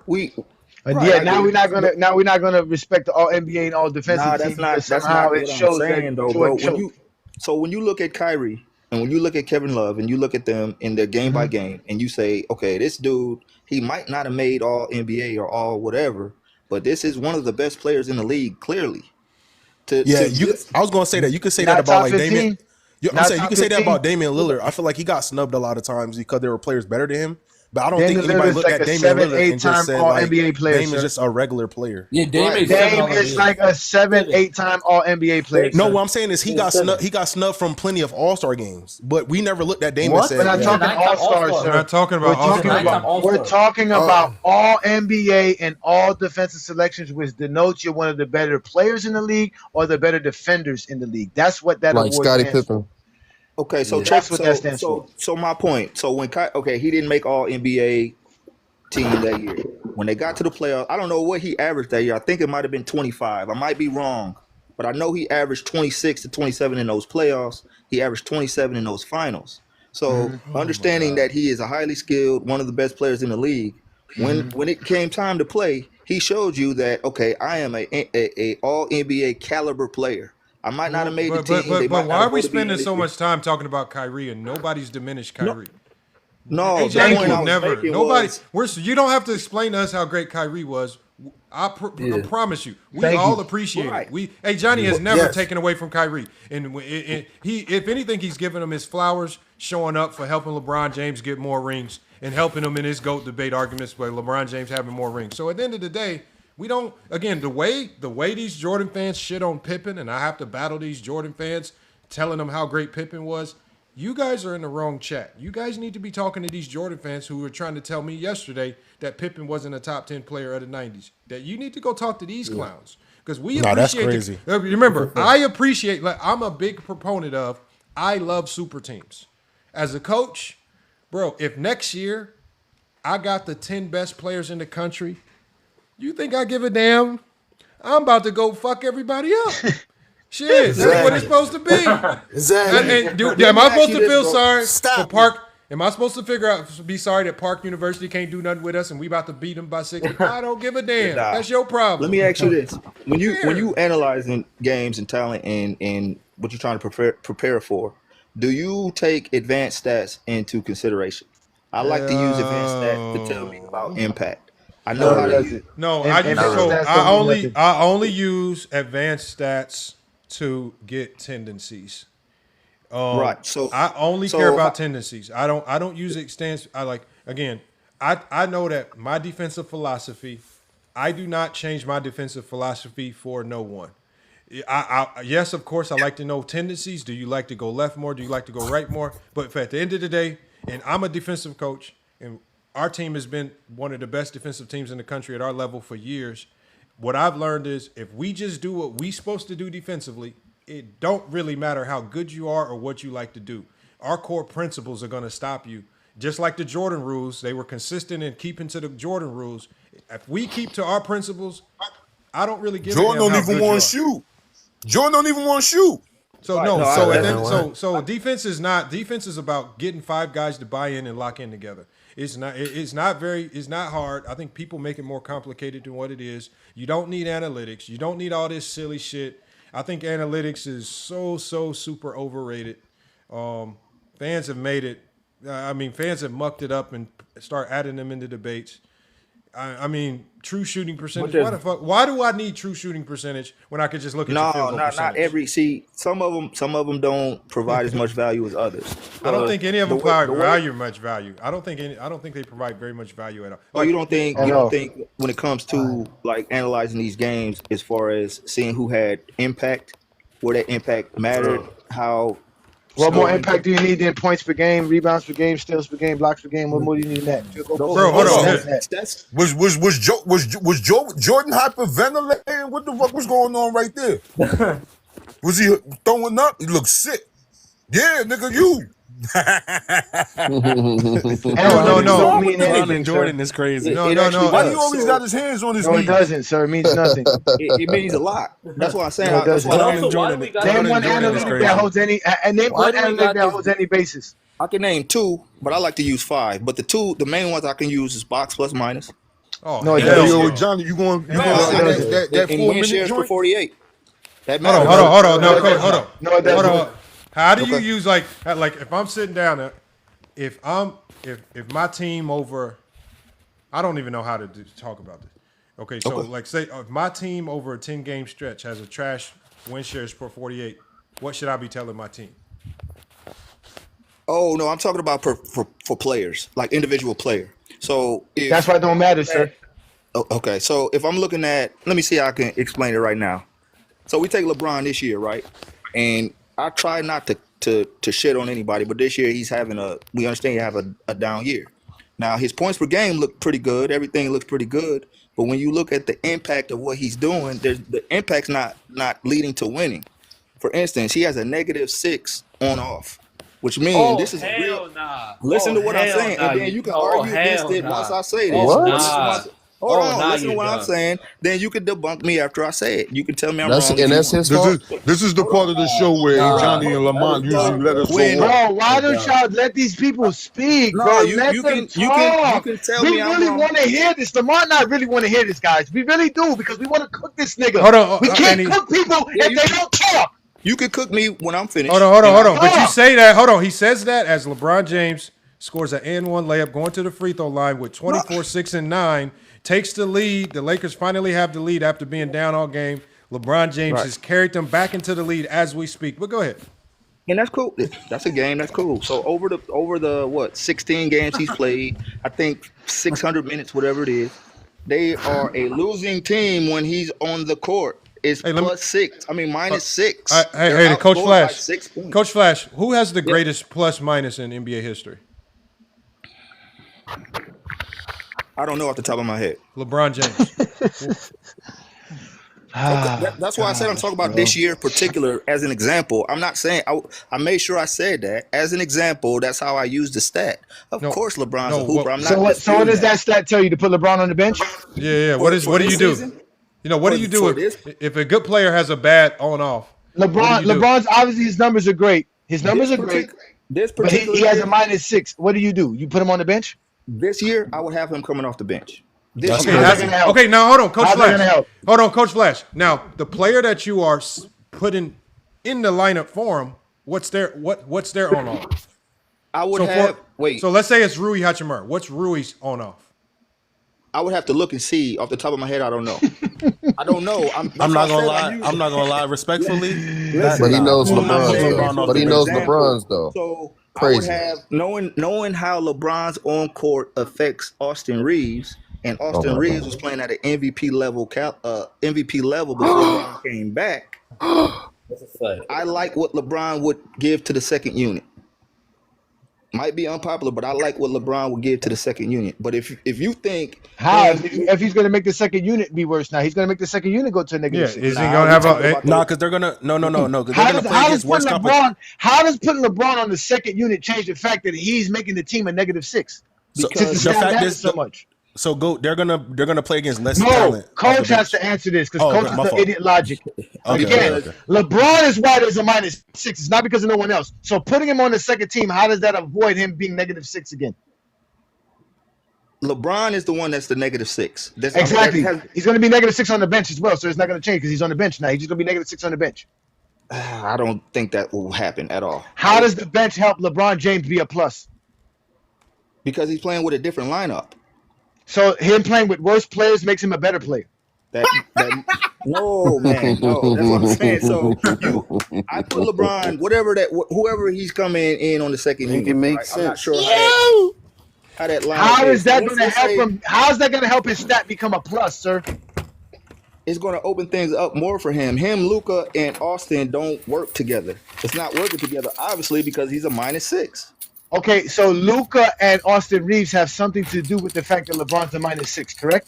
LeBron has something to do with him being a -6. Okay, so then if he's on the team without Luka and Reeves, how is that going to change the -6? It's LeBron that's causing the -6. Listen, off the top of my head, I don't know. We would have to sit down and figure out how these lineups are going to work. Coach Flash, that's why that stat means nothing. It doesn't help you win or lose. It doesn't. What you're asking, what I used was an example, right?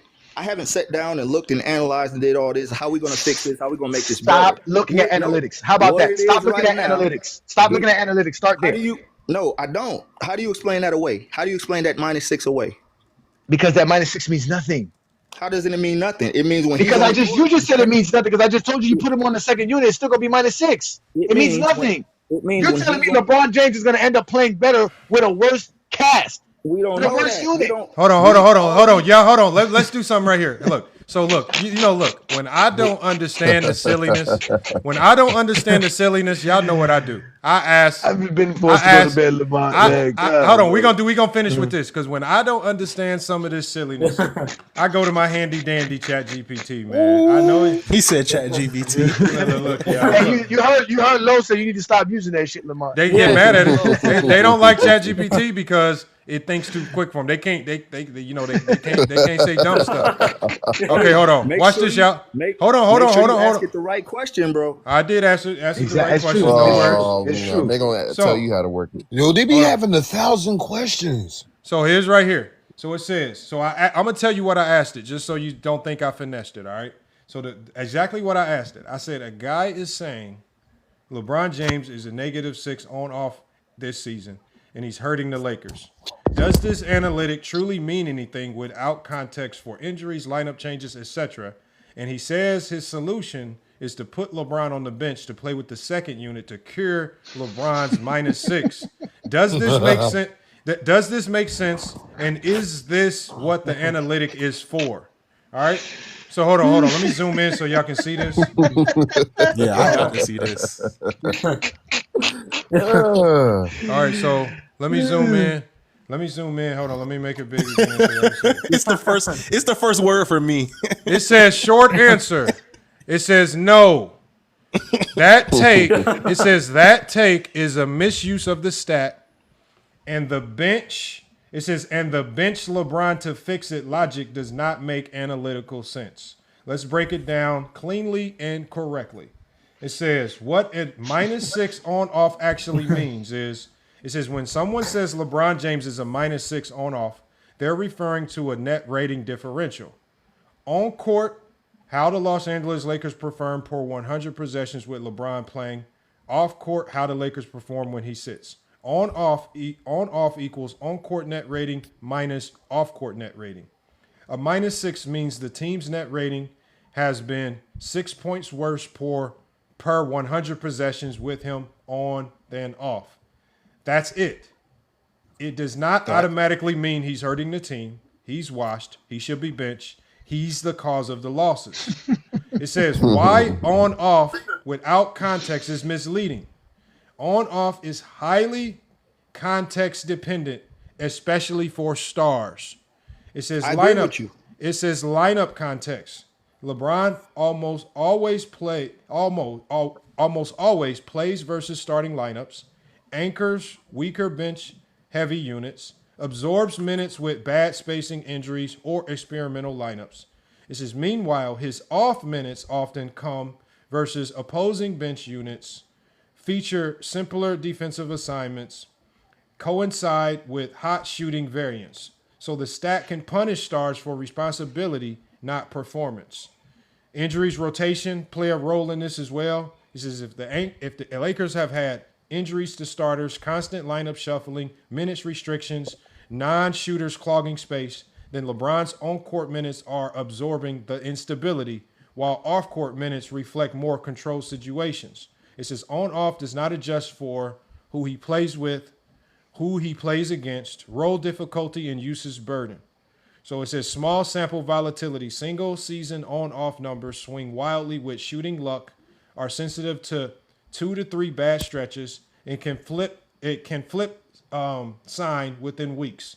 Is that this is why front offices never evaluate stars using one raw on-off alone. Yeah, I agree with you. So Everything, said, hey, bro, everything no, we like to be educated. We're gonna read it all. So it says you're not using no. context. Hold on one second. Hold on one second. Hold on one second. I know. Hold on. No, but hold on. But you didn't give any context. Because I try to use it as an example. Hold on, coach. So it says why bench. It says why your solution, because your solution was. It says why bench LeBron to fix the -6 is bad logic. It says this part is especially flawed. On off is he says on off is descriptive, not prescriptive. It tells you what happened, not what to do. It says benching LeBron does not magically improve team quality. It does not fix the lineup fit, does not improve spacing or defense. It just changes the denominator. He says that's like saying, it gives an example. It says that's like saying our starter faces tougher competition, so let's bench him so his plus minus looks better. It says this is called stat padding, not winning basketball. Hold on. It says also on off is not role agnostic. It says LeBron initiates offense, draws the best defenders, stabilizes bad lineups, carries minutes others can't survive. It says putting him with the second unit doesn't cure the stat. Often makes bench units worse defensively. It says putting him with the second unit doesn't cure that stat. Often makes bench units worse defensively, forces him into even tougher lineup burdens. If the bench improves without him, that tells you the bench fits together well, not that LeBron is the problem. It says what analytics people actually do with on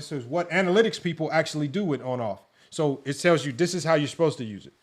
I know how to use it, but you're okay. Just Hold on. This is not me. This is called ChatGPT. So it's giving us the real answer. Hold on one second. It says. Hold on one second, Coach. It's saying.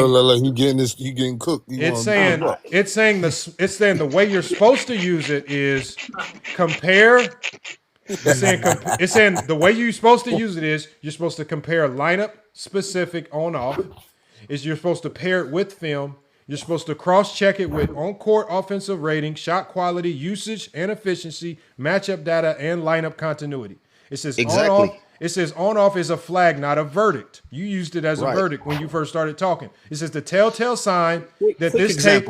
Hold on. No, there's no examples while we're talking. Hold on. I used it as please a quick hold example. on. Please hold on, my guy. Please hold on. It says the telltale sign that it says the telltale sign that this take is unserious. It calls your take unserious. It says any argument that jumps from LeBron is -6 on-off to bench him. It says this isn't analytics. It's agenda-based stat laundering. It says no NBA team in history has benched a top-tier initiator because of a single on-off differential without accounting for lineup context. It says the bottom line, FYF. It says on-off does not isolate individual impact. A -6 without context means nothing. Benching LeBron. Hold on one second. I'm not done. Benching LeBron to fix it is conceptually wrong. The stat is being used as a weapon, not a tool. It says so. Again, it basically says if you want to try to apply context now that it's called you out for being wrong, you can. But this -6 means absolutely nothing, as Johnny just said. All right, so. Okay, cool. That was cool what you did, and I agree with you because when I first started talking about it, I said this is just a quick example of the -6. This is not the only. I'll type it in. Okay, so do this and let's see what happens. He says that this is a quick. Hold on. Let me ask you to respect this before you start trying to cook me again. Tell me what to tell ChatGPT. Can you put everything in? If you're going to use ChatGPT, can you put everything in that I use and see what it comes up with? What do you use? So use the whole context and just see what it says. And what context did you use that we didn't put in? Okay, so put the numbers in, put these categories in, and see what it comes out to. Okay, I'm gonna give these to you. First, put in BPM. Use all of this. Hold on. Subtract all that. Hold on. Subtract all that. Just start from the beginning, like you did with the No, it already has that information. ChatGPT is not dumb. So I'm just asking you to do this. See what it says. Since you called me out on this. What do I need to add? Okay, put BPM.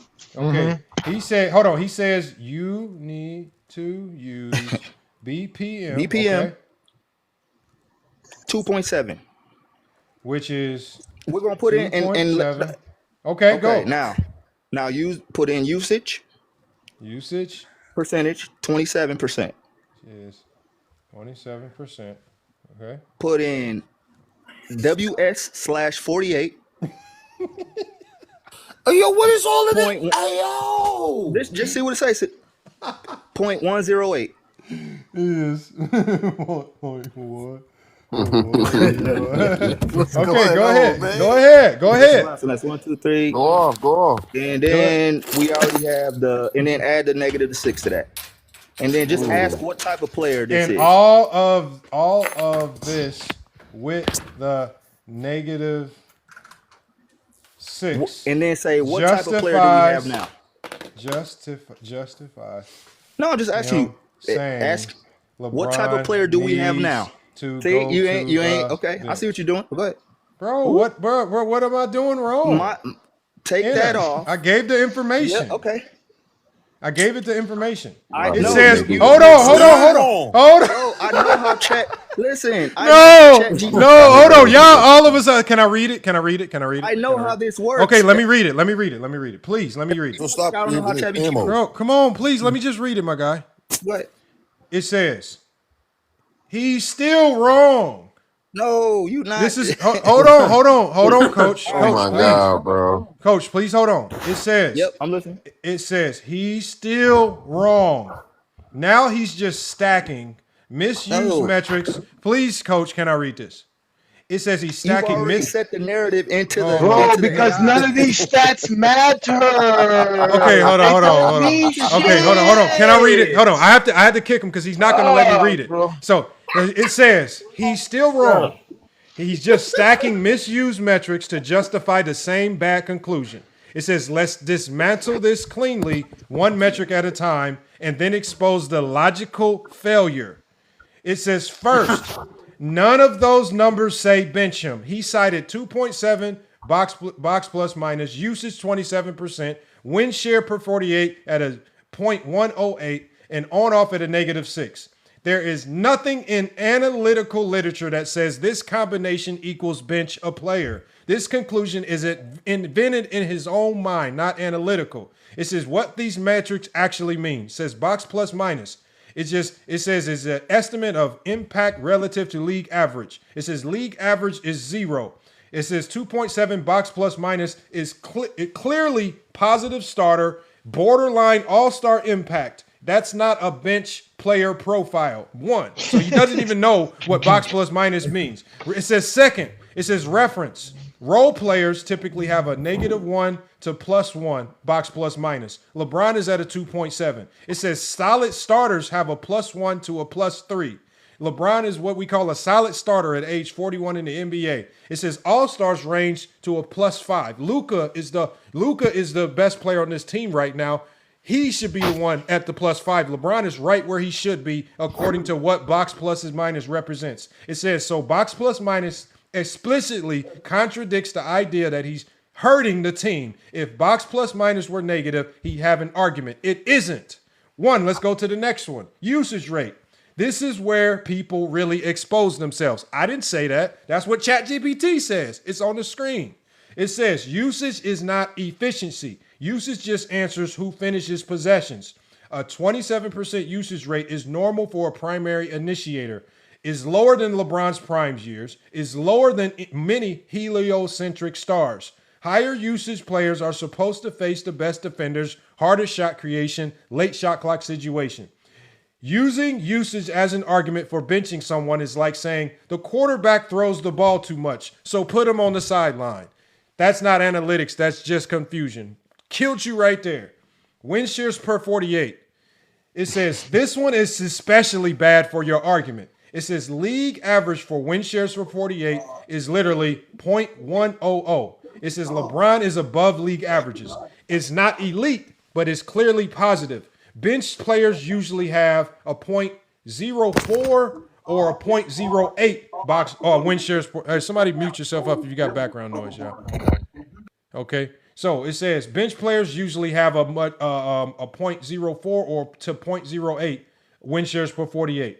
It says right here, if someone is producing above average wins, the math literally says this player helps you win.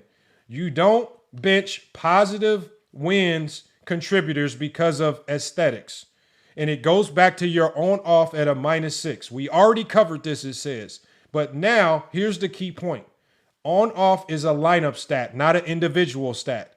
When box plus minus, win shares per 48, and usage adjusted efficiencies are all positive, but the on-off is negative, that tells analysts one thing. There is a lineup or rotation problem, not a player problem. That's exactly how teams interpret it. So it says the fatal logical error.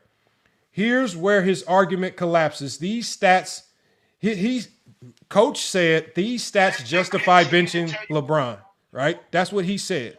It says, no, none of these stats prescribe role changes. Analytics do not work like that. If X is less than Y equals bench player, that's not how they work. It says analytics work like, why is this lineup underperforming? Who's sharing minutes? What matchups are being faced? Is the star absorbing instability? He skipped every diagnostic step and jumped straight to punishment. It says, so again, it just goes to why benching him is real. We can go to the conclusion. It says, bottom line, box plus minus says he's good. Win shares per 48 says he helps wins. Usage says he carries the offense. On-off alone does not override the others. Benching him is analytically unjustifiable. What he's doing is metric stacking to launder a narrative. We see this with Vision and Mez all the time. They stack up a whole bunch of stupid analytics that they don't know what the hell mean, and they try to say that all of this together means bad when they don't even know what the number is per league average, what is bad, what is good, how to use them, how to stack them. And it said, again, what he just did, y'all, was in real person, why me and Johnny tell you guys, stop using analytics, because most of you don't know how to use them, what they're for, what they represent. Lamont, and when you get caught using them wrong, you look extremely stupid. Lamont, you know who is top 5 in win shares per 48 in today's NBA? Who's that? You ready? Yeah. Ready? Uh-huh. Joker's number 1. Okay. SGA's number 2. Mark Williams is number 3. Woo! Jimmy Butler is number 4. And Luke Cornett is number 5. Brother. Here you go. Y'all ready for this? Box plus minus. Top 5 in today's NBA. Obviously, Joker, SGA, Kawhi Leonard, man, Luka Doncic, and Tyrese Maxey. Ladies and gentlemen. Tyrese Maxey, ladies and gentlemen. And just for fun's sake, just so that we can have some fun, the number 1 guy, we're going to go off of games played. The number 1 guy and plus minus is SGA. The second guy, if we count the games played, is Chet Holmgren, the guy on his team. Then the guy after that is Kasem Wallace, AJ Mitchell, then Joker. Because like Lamont said, box plus minus is a lineup stat, and Kasem Wallace, Chet Holmgren, and SGA play a lot of minutes together. So when they're winning, they're all going to have nice box plus minus. Then you got Joker, then you got Kevin Durant, Wembanyama, then Amen Thompson. Again, it's guys on the same teams. Christian Braun, top 10. Lou Dort, Jalen Williams. Matter of fact, all the top 20 players, out of the top 20, all the players that are on here are all OKC players, Denver players, and some sprinkled in other players, and Houston players. Teams. Like I said, this does not include impact. These are not, none of these stats tell you how good somebody is playing on the basketball court, sir. And nothing tells you more than Joker's average. All I need to know is what Joker's averaging. Like, what do y'all be bringing up? Bro, this man, bro, I told you, they don't like, and the danger of analytics, Shao, is what happens is people that actually sound intelligent will bring them to you. And they will trick you into believing that they know what they're talking about. Like he was basically saying, "Trust me, bro." He basically accused me. He says, "I know what you're doing with ChatGPT." Look, you guys. Look, I'm gonna scroll to the top of this thread. Look, y'all. Just so. No, he didn't want you to ask it about the benching part. He wanted you to say that for them to describe what kind of player is. Look, if they were going to be able to do that. Look, this is the top of the thread, y'all. This is the top of the thread. This is how I started the conversation. This is how y'all know it's the top. This is how I started the conversation, y'all. This is the very top. I started it with him. There's nothing else on this thread other than his thoughts on this stupid topic. And then when we called him out for being wrong on the plus minus, on the -6 on off, he tried to add a whole bunch of stuff that he thought would make him right. The problem is he added a whole bunch of stuff. He didn't even know what half the shit he was talking about meant. And he added a whole bunch of stuff that basically said, well, shit, this actually justifies LeBron being a starter. We don't know what the hell you're talking about. And so this is the problem with analytics. You deal with bozos that don't know what they mean, don't know what it's for, and you be better off doing what A. Johnny said. Just look at the goddamn stats, man. You know how we know Nikola Jokic is good? The motherfucker averages damn near a triple-double. I don't need to see That's it. I haven't seen nothing else. Hold on. 40 from the 3-point land. How about this? Hey, Johnny, if your son, like, for example, if your son hoops, right, and you tell me, hey, Lamont, man, my son can hoop, man, you need to add him to your roster. And you tell me, yeah, the motherfucker, man, this motherfucker. His win share for 48. His win share for 48. His box plus minus is top of the conference. And I'm be like, okay, Johnny, I like all that. What's his stat line? I mean, he averaged 2.4 points a game. 5 points. You know, he averaged. He don't average one no rebound. Assists, 1 rebound, and 7 turnovers. But his analytics are off the charts, man. He man, come on, man, bro, stop it, man. Like, stop, man. If stats didn't matter, why do they shit on Draymond Green so much? Triple single and shit. Yeah. Now, Lamont, I got another answer for it. Instead of doing all that, how about do this? Drum roll. Watch the fucking games. Bro, like, be real. These old people ain't trying to watch no games. Be for real. Hold on, I got one. Stop riding the short bus. Hold on. And you know the funniest thing about it, y'all, is as we were talking, LeBron James literally propelled the comeback for the Lakers to beat the Grizzlies tonight. Talk about it.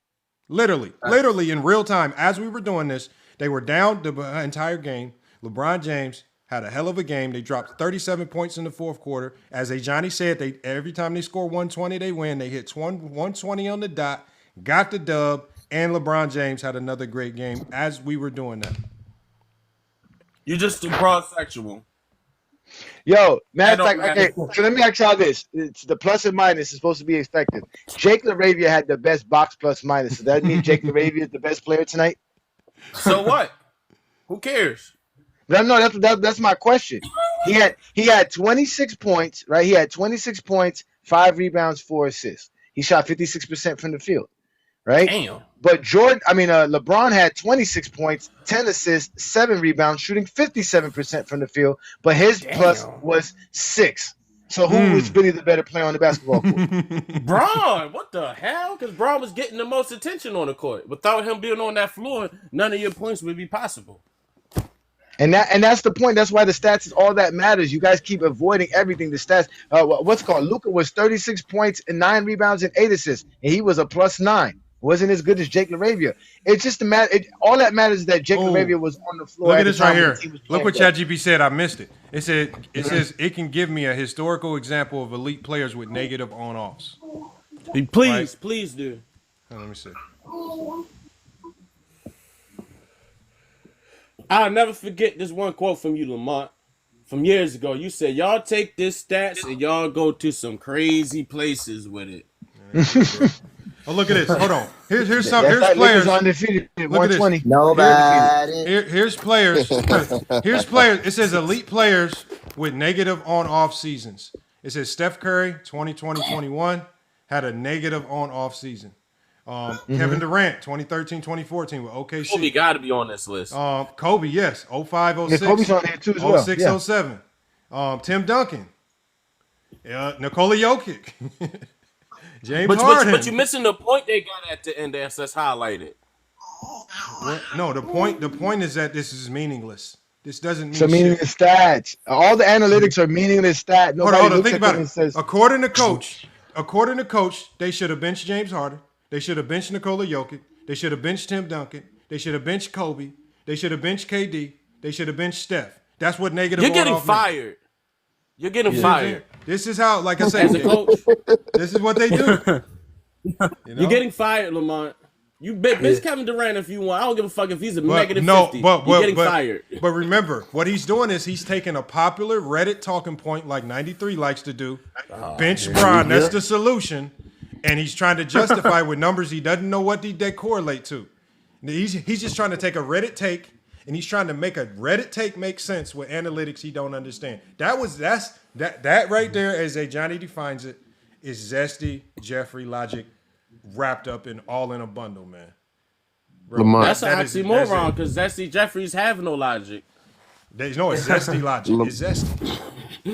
Lamont, it's a lyric on that song that Johnny posted on his page. Zesty Jeffries don't like watching the games. They don't, man. Bro, I'm about to put his songs on my soundboard. I got my soundboard set up. I'm gonna start adding the songs to it on the next stream. Ain't that right, Shay? That's a bar right there, Johnny. Let's end this tomorrow. We 5 hours in, brother. We did a good job. We're 5 hours in, bro. Again, bro. Listen, man. Trust me, Juan boy. I know how y'all get frustrated with us dealing with them, but y'all gotta let us deal with them, bro. We gotta open up the panels and let them come up here and talk because they give us what we need, bro. People needed to see this, man. When people come up here saying this silly stuff, if you shut them up, all it makes it seem like we're not letting people talk. We have to expose them, and the only way to do that is to let them talk. You have to. They will always prove themselves to be wrong. This man literally sat here and said that he's going to show us stats that are analytics that shows a player's impact, and them stats clearly doesn't show nobody's impact, bro. These are not stats. That's not what they're there for. I keep telling you, all this stuff is predicated off of your totals, man. And that's another thing too. All that's predicated on your totals. All this analytics and all this win shift, again, all this stuff again is to help Jordan's career. When in reality, Jordan's not number one in none of this no more. Jordan used to be number one in win shifts before the year. He's not. He used to be number one in box plus minus. He's not. That's why. He used to be one in PER. He's not none of that no more. So now they're gonna be hurt when they find out Joker's more impactful. And what they're gonna say, no, Joker didn't play long enough. Now all of a sudden you have to play longer than somebody to be considered good? Hold on, wait a minute here now. You see what I'm saying? All because Jordan's career is not enough, ladies and gentlemen. This is what GOAT James Kingdom is here to do: change basketball narratives, not convince you who's the GOAT, but to change on how you view basketball. Because obviously you do listen to too many people that tell you a bunch of stupid stuff. You heard how many times we heard somebody said LeBron didn't do what we expected. We expected. Who is this we? When were you ever part of the Heat staff? I said LeBron is doing what Eric Spoelstra expected him to do. That's the only thing he need to be worried about. Bro, we don't care about y'all expectations mean absolutely nothing, man. None at all. It's again your expectation, and then you don't have that same expectation for Michael Jordan, who is wait. So if I told you this right now, Lamont, if I asked Zesty Jeffries, who's the better basketball player, 2011 LeBron or 1988 Jordan? Who are they gonna pick? Oh, they're definitely gonna all pick Jordan. So why not hold the Jordan to a higher standard then? Why is it? Oh, Jordan, you see what I'm saying? They don't want to hold Jordan to the standards that they want to hold LeBron to, but all of a sudden, the Jordan is supposed to be greater. So we should hold Jordan to a greater standard then. They don't be one to do that. You see what I'm saying? And that's why I'm calling y'all cowards. That's why I let people like Wild Boy and New World go in on y'all, because y'all deserve every last one of the visceral crash outs that happen when you show up on a GOAT James Kingdom Live. And I'm disappointed.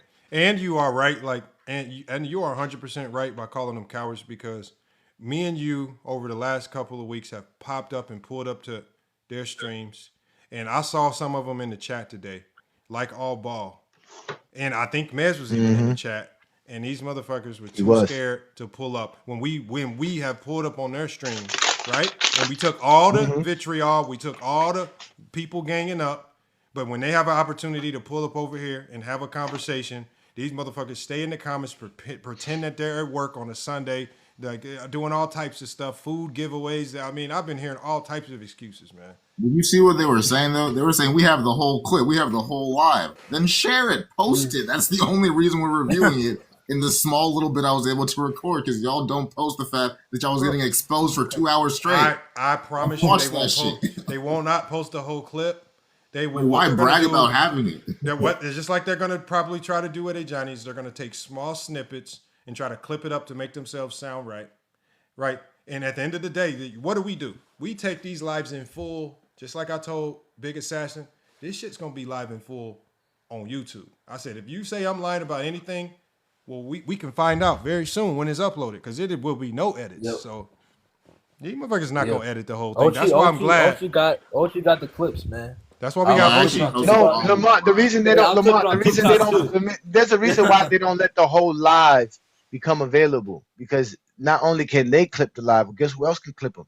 If everything's available, if the whole 2 hour, 3 hour live is available, Lamont, what does that mean? Who else can clip them? We can clip them. That's we can clip them. They don't want us to clip them. That's why they don't. That's why they have yet to show it. And Ochi, you got to keep clipping them, because All Ball even said yesterday, and you have it recorded. He warned one of the people on the panel, don't go to FYF, because they going to clip you. They going to make you content. They going to record the whole thing, and they going to put the whole thing out there. He tried to warn somebody to not come over here because we put the content in full on YouTube.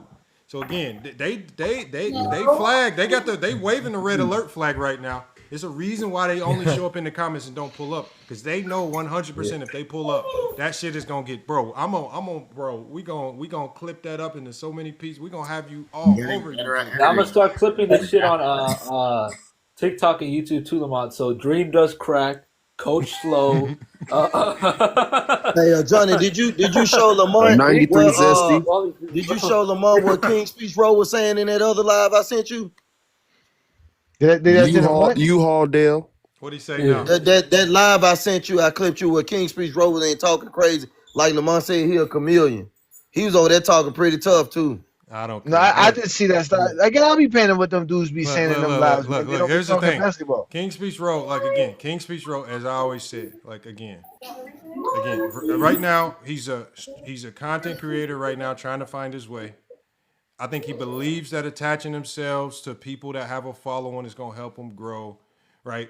When King Speech Row first started with FYF and GOAT James Kingdom, he was a normal basketball fan. He got into a few heated debates with GOAT James Kingdom, and GOAT James Kingdom turned this dude into a Zesty Jeffrey, man. This man has morphed his whole image and identity because of GOAT James Kingdom. That's why I call him a chameleon. He was not like this before. Even Viz was not like these dudes, because they get into it with A. Johnny. These motherfuckers change their whole persona because they mad at him. Like I told you, these dudes not really mad at me. It be A. Johnny the one that be roasting them. I say something to him every now and then. But A. Johnny be the one that be no holds bar on these dudes. So somehow they avoid A. Johnny. They don't be wanting to take him head on. And when they come over here, they try to play like they Martin Luther King Jr. Sorry, King. Yeah, because they be sitting around in private chats thinking about what's going to work against me, and they be scared to actually try it to see if it's going to work because they know what's going to happen, bro. Man, I'll be tired of this shit, man. Listen, man, if y'all like this type of content, follow GOAT James Kingdom and FYF Sports Debate, all right? And you guys know what we do. We do this all the time. We're going to be on TikTok. We're on YouTube. We have 2 lives that we got to put up. There was yesterday's live and today's live. It's going to eventually get put up. We're going to continue showing y'all the truth about basketball. And we're only going to talk basketball, man. Only here can you get the truth about basketball and also have the GOAT debate. As you clearly see on those other channels, you can't have the GOAT debate. They don't let you talk. They don't know how to have the back and forth discussion. Here we try our best to have it here, but the problem is that these guys keep coming back with the same regurgitated nonsense. This is why one boy gets upset, because we heard the dude say this an hour ago. Now the next dude's gonna come up and regurgitate the same nonsense. Like that, it's crazy how they all have the same logic, bro. They can't, like, none of them have their own takes. They only have takes that everybody can agree on, which shows again why we're gonna keep doing what we're doing. And shout out to all y'all who showed up today, man. Again, appreciate y'all coming up here. Y'all see what Lamont and I is about, man. This is the TikTok takeover, and we're gonna keep doing this stuff. Also, man. And be mindful, y'all. Be on the lookout. It's gonna be starting next Sunday. FYF Sports and Hollywood Herm, man. Talk radio, man. FYF Sports and Hollywood Herm. Talk radio, man. It's gonna be dropping every Sunday, man. Just 1 hour. Look, we're not gonna wait. It's not a panel show. Y'all not invited up. Herm just got to get this LeBron hate out of his system. So he's going to be allowed to do his rants, man. We're going to have special guests every now and then, but make sure y'all stay tuned for that, because even those are going to be getting placed on TikTok. So Herm is about to join the FYF community, and these episodes are also going to be available to watch on the GOAT James Kingdom platform, man. So again, and Herm doesn't think like us. So when people say this is just all one-sided logic and all, no, Herm is a man of his own. He does not highly favor LeBron James, but we're willing to hear everybody's logic out. And so Herm now has a show, man. I think it's called Check the Tape. And I think we're gonna cook, man. It's coming up next Sunday, man. So y'all stay tuned in. All right, man. So with that being said, man, y'all have a good night. It's been a great Sunday. Peace and blessings, man. See y'all boys later, man.